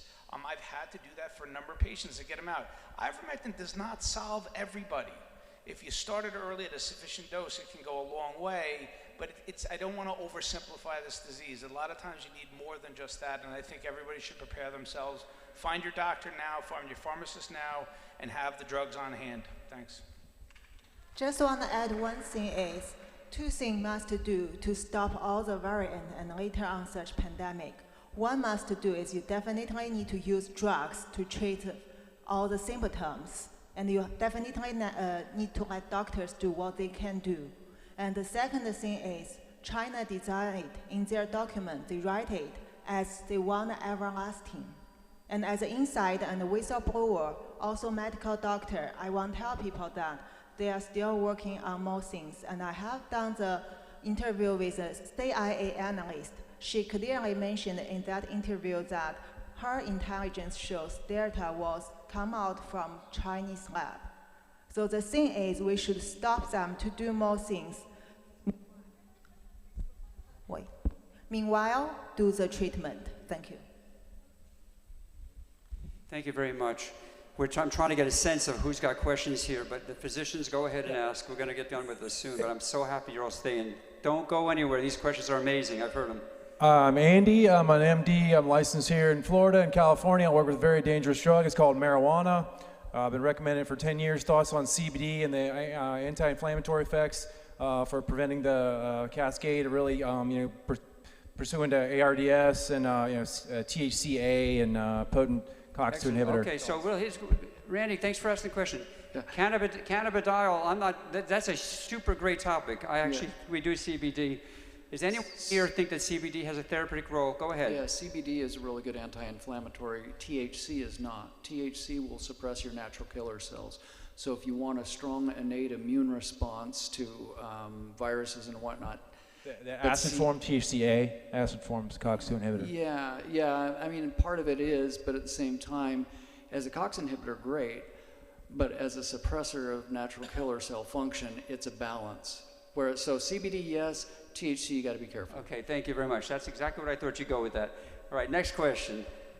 An observation I would like to provide to the woman who spoke before. On the American Hospital Directory site, the AHD.com, they always listed their charges and profit loss per hospital. Those have been removed from that website. So that's something I just recently found out. So my question is around desaturation, and my apologies, I'm a lowly nurse, I'm not a doctor. And You're a great nurse.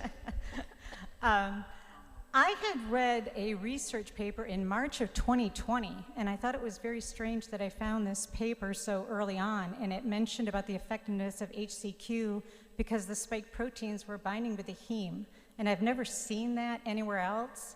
And so part of my question for you guys is the difference between CPAP and vents and the effectiveness or the dangers in the hospitals. Because I've got friends that are in the hospital, they can't get ivermectin, and it's like, they want to put them on vents. Okay. So hey, what's your recommendations on Great CPAP nursing versus question. Because really, I have a patient like that right now. He's 80% on BiPAP, and he's been there, he's living, he's fine, but so often they're trying to intubate him. So Dr. Intensivist and Molly. So I think the answer, I'll try to make a very simple answer because the answer is quite simple.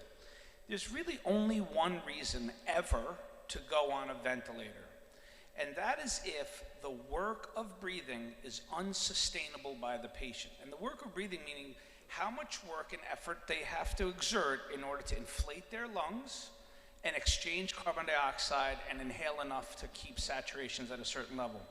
If it's just a low oxygen level, they just need oxygen supplementation. They don't need a ventilator. One of the core skills of a doctor like myself, which is a lung specialist and ICU specialist, is deciding when to institute mechanical ventilator. None of us are perfect at it. In fact, everyone I've put on a ventilator, I've always felt like, did I do that too early? Or I think I did that just a little too late. So it's not a precise decision. But the one thing we learned about with COVID is this: when it started, they rushed to put people on ventilators. I think people were scared, they didn't know what they were doing, and they actually violated a really time-honored rule of mechanical ventilation, which is it's about the work of breathing and not oxygen levels. Going back to your other question, do the other ways in which we support people's breathing, do they hurt? What we know about the science of mechanical ventilation and oxygen support is the worst one is the invasive mechanical ventilator. So everything less than that, we believe, is far less injurious. So BiPAP, CPAP, high flow, heated high flow oxygen, all are less injurious. It's really, you want to try to avoid mechanical ventilator. Everything else supports them as comfortably as they can.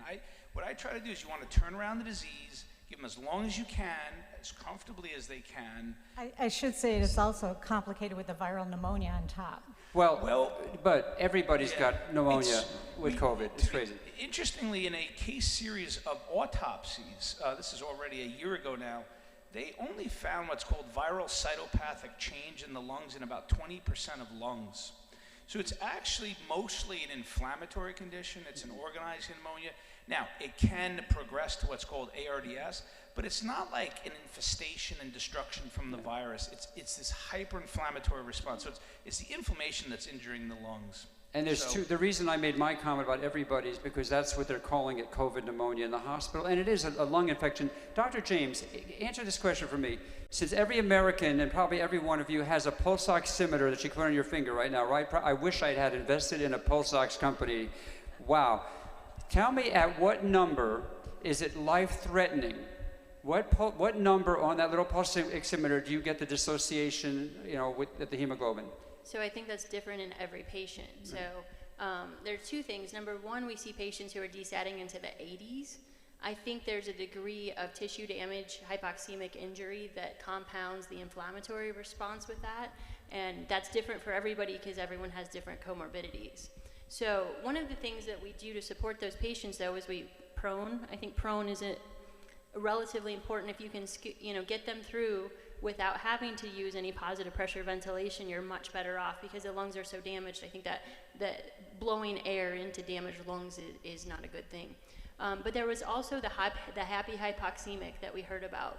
And what I've seen is if you have patients who are okay sitting, but they get up and walk, one of the things we found early on in the pandemic is people would die. They would have a cardiac arrest walking to the bathroom. And I actually had 2 in one day. So what happens is they're so taxed that they become a little bit more hypoxemic with a little bit of exertion, and their body can't tolerate it.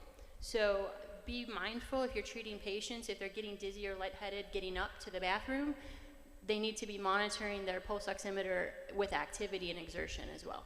Very good. Thank you. Other guys? I was just going to comment from the outpatient setting, kind of what we've seen.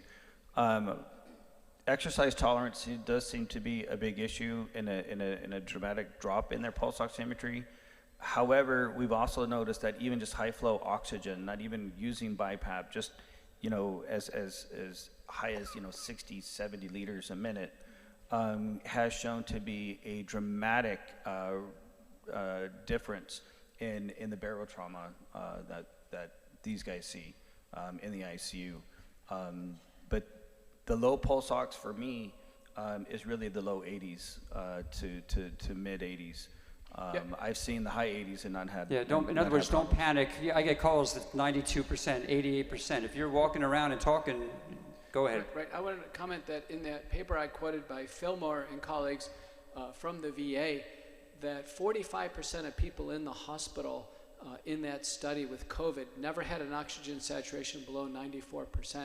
And we had data from the Seattle paramedics and the Washington State paramedics that were picking up patients, that the majority of patients actually were not in extremis. So what I'm telling you is there's a fraction of people hospitalized. They're hospitalized out of panic, and the family is panicking, the patients are panicking, and part of it is panic driven by the pulse oximeter. And I agree with Dr. Tyson. I have developed a comfort level of clearly managing oxygen saturations in the 80s at home, clearly. And I've had a couple good patients where we went below that. They were physicians and they weren't going to go to the hospital. As long as mentation is good and as long as they can make the bathroom trip and kitchen trip, it's a little bit scary to do it. When we published our first case at my hospital that died of COVID-19 early in 2020, we chronicled what happened because he had just come from New York. What happens at the very end for the cardiopulmonary collapse is right ventricular dysfunction. There is such hypoxemia, and probably, and the autopsy studies show this, microthrombi. It's microthrombi that's happening. Every single autopsy that I'm aware of, the lungs are starting to fill up with micro blood clots, and that's due to the spike protein driving hemagglutination. It's a funny type of thrombosis. It's not like a pulmonary embolus. It's not like a consolidative pneumonia. It's not like heart failure. It's different. And what I explain to patients, it's almost like going at altitude where you just feel short of breath. And if any of you had COVID, half of you raised your hand COVID, you know what I'm talking about. If any of you had pulmonary COVID, you'll know the shortness of breath that you feel. It's a different type of shortness of breath. It's not wheezing. It's almost as if your lungs are stiff, and you just get a sense of, ooh, you just feel a little bit dizzy when you exert yourself. Yes, and the blood thinners, Richard, you commented on that, right? We're going to definitely, you go ahead, Brian. Yeah, so I was going to just comment and just say, getting an outpatient D-dimer level is huge, as well as we also do CRPs in our office. So you see the high CRP, you see the high D-dimer, treat the microembolic. The number of people admitted to hospitals who were not adequately anticoagulated in this country was astounding and atrocious. Okay, next. So I was involved with care of acute COVID patients last spring in New York's Bellevue Hospital as a nephrologist. And I just want to point out the attention to fluid balance is crucial in these patients because a lot of these folks just really had heart failure as opposed to pneumonia. So careful measurement of intake and output on a daily basis and monitoring their weight on a daily basis is absolutely crucial in the ICU management of these patients. Thank you, Dr. Ammerling. Dr. Richard Ammerling, also one of his. Okay, a couple more docs. We got to go. Two quick questions. One about the bioweapon. Is it true that there's an HIV component to this virus? And two, regarding the mRNAs, my patients want to know, is this going to become part of my DNA? How would you answer those?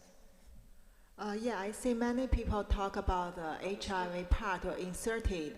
The thing is, if you want to see the smoking gun, because they are talking about a very short sequence insertion, so you cannot say that is smoking gun. And you also see they have changed a lot of things which have some highly suspicious function you cannot explain now. So the thing is, first, whether there is HIV or not inserted is not that important. For example, like the furin cleavage site, actually they learned from HIV, Ebola, and high pathogen avian influenza, all these things. And like ADE, they learn from dengue, and also SARS-1. It's like the neurotoxicity. They study all the dangerous lethal virus which can be listed in all the bioterrorism by reagent lists. So that's the thing is, we as a doctor, we see the function. What function we have, we can see before we solve the secrets of the virus, we find out the drugs to treat it. That's the only thing we can do. So before we have all this data, I think as doctors, to observe your patients, care about their response, and try the drug, do the treatment, that is the best way. Thank you. Thank you. I'm going to take the prerogative of having, thank you, Rebecca Peck, about the messenger RNA. We'll have to hold off on that for just now. I want to close with Dr. Boros. These other questions are superb, but we're going to stick around for a few minutes right after this panel, again, because we have a break over there for the VIP. But Dr. Boros came up here from the Florida Keys, has had a rough day today. Share what's going on, Bruce, Dr. Boros. First of all, they always say, when you lose an elder, you lose a library. You lose a library. My father passed away this morning from complications of COVID. I've been fighting COVID like all of these people and many of you in the room since July of last year. It's a thankless job. Everybody's been beat up. Everybody on that stage has taken more flack than anybody can ever imagine. And that's why seeing this, what I call the shot heard around the world, but not a vaccine shot, is so important, because everybody's been fighting in a piecemeal fashion, doing what they can bit by bit. And to see everybody here, to see this live stream going around the world is the pushback that finally the truth is going to be heard. It's going to be told. And in honor of my dad, Carl Arfra, World War II veteran, I've been on ivermectin for 16 months, my wife and I. I'm in and out of my 3 urgent cares. I'm a board-certified cardiologist, and I've never felt healthier in my life. 16 months. I have no antibodies. And people often say, well, the question that nobody really here can answer is, how long can you take ivermectin? Because there's no longitudinal studies on it. Well, you're looking at least one person who's gone through 16 months of prophylaxis, and I feel great. I would also like to say that in the question that came up, and again, these people are all tired. We're all tired, but these people are constantly on the go, giving of themselves. We might think, oh, that's cool. I'm with Joe Rogan, and I'm getting interviewed, and I want to thank their wives. I want to thank their spouses, because without my wife and without the people supporting them, okay, we would be in the dark ages still. We would be in the dark ages. This is as Dr. McCullough says, it's in their DNA. It's in their DNA, our DNA, to be doing what we're doing. It's incredible. My father was on ivermectin with me prophylactically, and being a WW2 guy, 97 years old, he decided he didn't want to be in a line of 200 cars waiting to get a vaccination. He'd been brainwashed. We have been so brainwashed by our medical unleadership. The FDA, the CDC, the NIH, they're funded by Big Pharma. They're not going to tell us anything that's the truth. They're just tell us what Big Pharma wants us to hear. Covered by mainstream media, we're losing our First Amendment capabilities.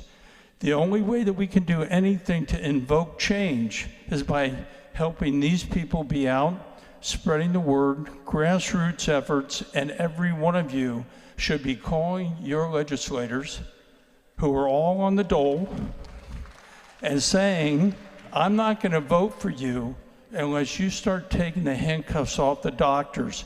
We need to be able to get you therapy. I need to be able to write a prescription and not have the pharmacy call me up and say, what's the ICD code for that? What's the reason you're using that? Oh, we don't give it out for COVID. We don't do that.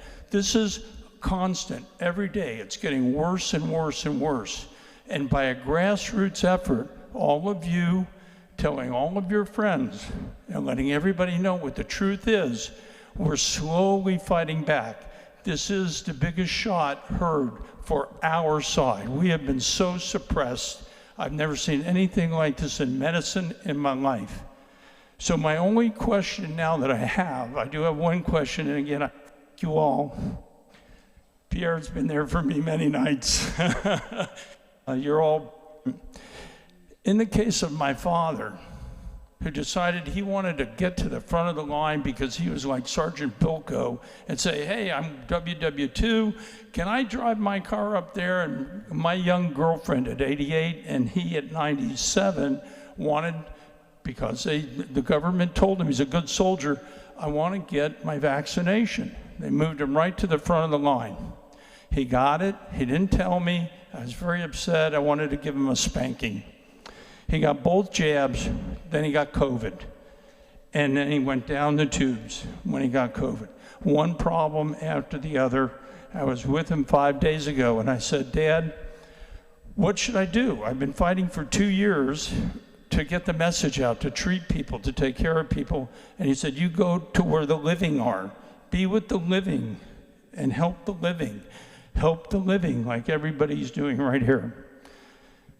My father, 2 months ago, should I have maintained him on prophylactic ivermectin after he got vaccinated?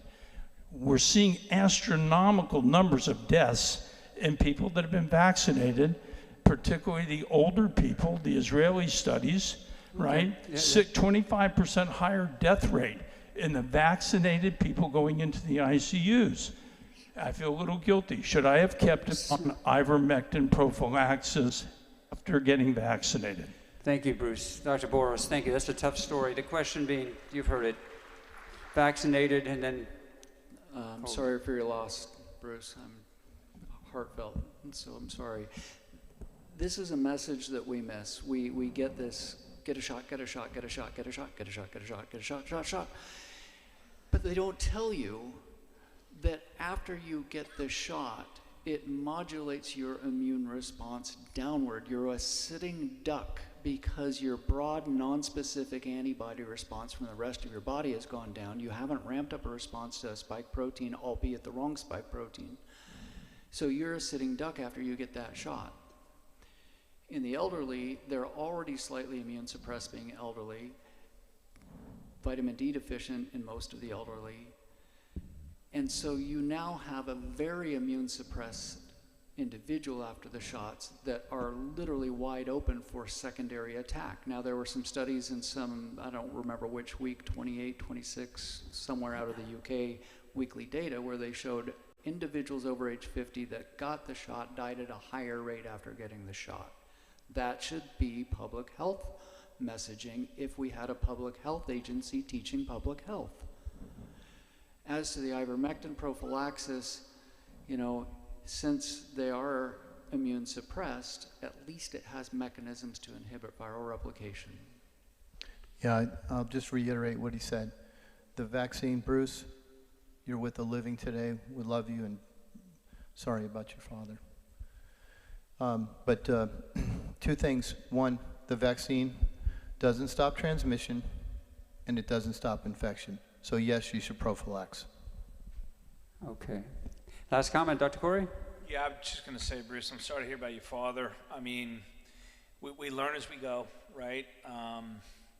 You know, we were told, and everyone's told, that the vaccines were protective against serious outcomes in the elderly. Doubtful it was going to hold up as much as they said. We know there's waning efficacy. You know, should every vaccinated person take ivermectin? I don't know what the downside is. Again, it's an absurdly safe medicine. And going back to what you said before, yeah, we don't have long-term studies on it. How long should we take it? But, you know, I sometimes look at the analogy, you know, the vast majority of the adult population in the United States takes 1 or 2 medicines a day, whether it be a statin, an aspirin, or a blood pressure drug, a diabetes drug, for decades, right? And we're talking about taking ivermectin once or twice a week, an absurdly safe drug. And so, although we don't have the longitudinal aspects, I do think it's reasonably safe. In the middle of a pandemic, during these surges, I think it's reasonable to take. I'm going to add one little sort of cutting edge insight into ivermectin prophylaxis.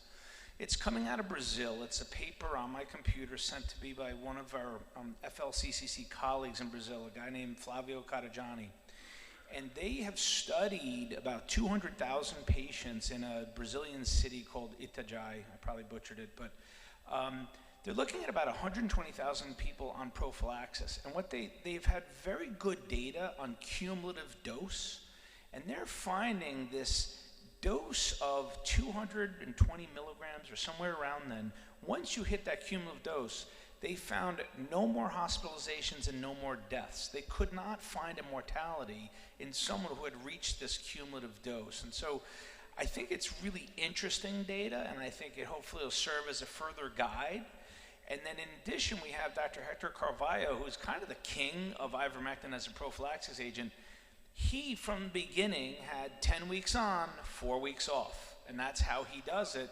And he found there were no breakthroughs during those periods. So I think how long, what is the safest way, what's the best way to do it, we're going to learn as we go. And that's, I go back to our protocols, we evolve with the data. As we learn more, we'll adjust and then offer guidance. So we learn as we go. Thanks. This is a great way to end a great day. No, we have to, no, we're going to have to, well, just tell me and I'll tell them. Dr. Cannon, go ahead. I'm Dr. Cannon, and I was wondering if anybody wanted to be ivermectin and hydroxychloroquine independent, like being energy independent as a nation. How about we be ivermectin, and how about we have manufacturing ivermectin and hydroxychloroquine in Texas and these states, please? In America. In America, yes. Made in America. And let's not rely on America. Well, here's what's going to happen after this. From Dr. Corey to the right is going to be in the first room over here in the far wall after this room, and from Dr.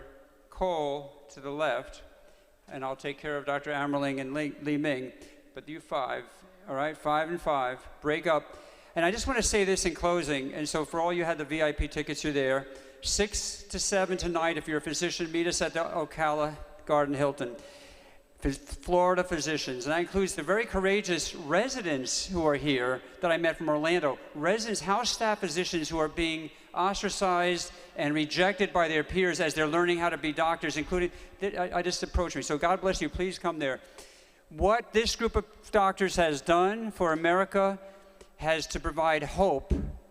That's the biggest thing. When patients are cured, when patients get better, and we throw stuff at them, we don't always know if it's the stuff that's making them better or just the hope that they're going to be healed, that they can trust their doctors. And that's what we're giving patients with all of this incredible brain power here. So thank you all for sharing hope and being the light for the world.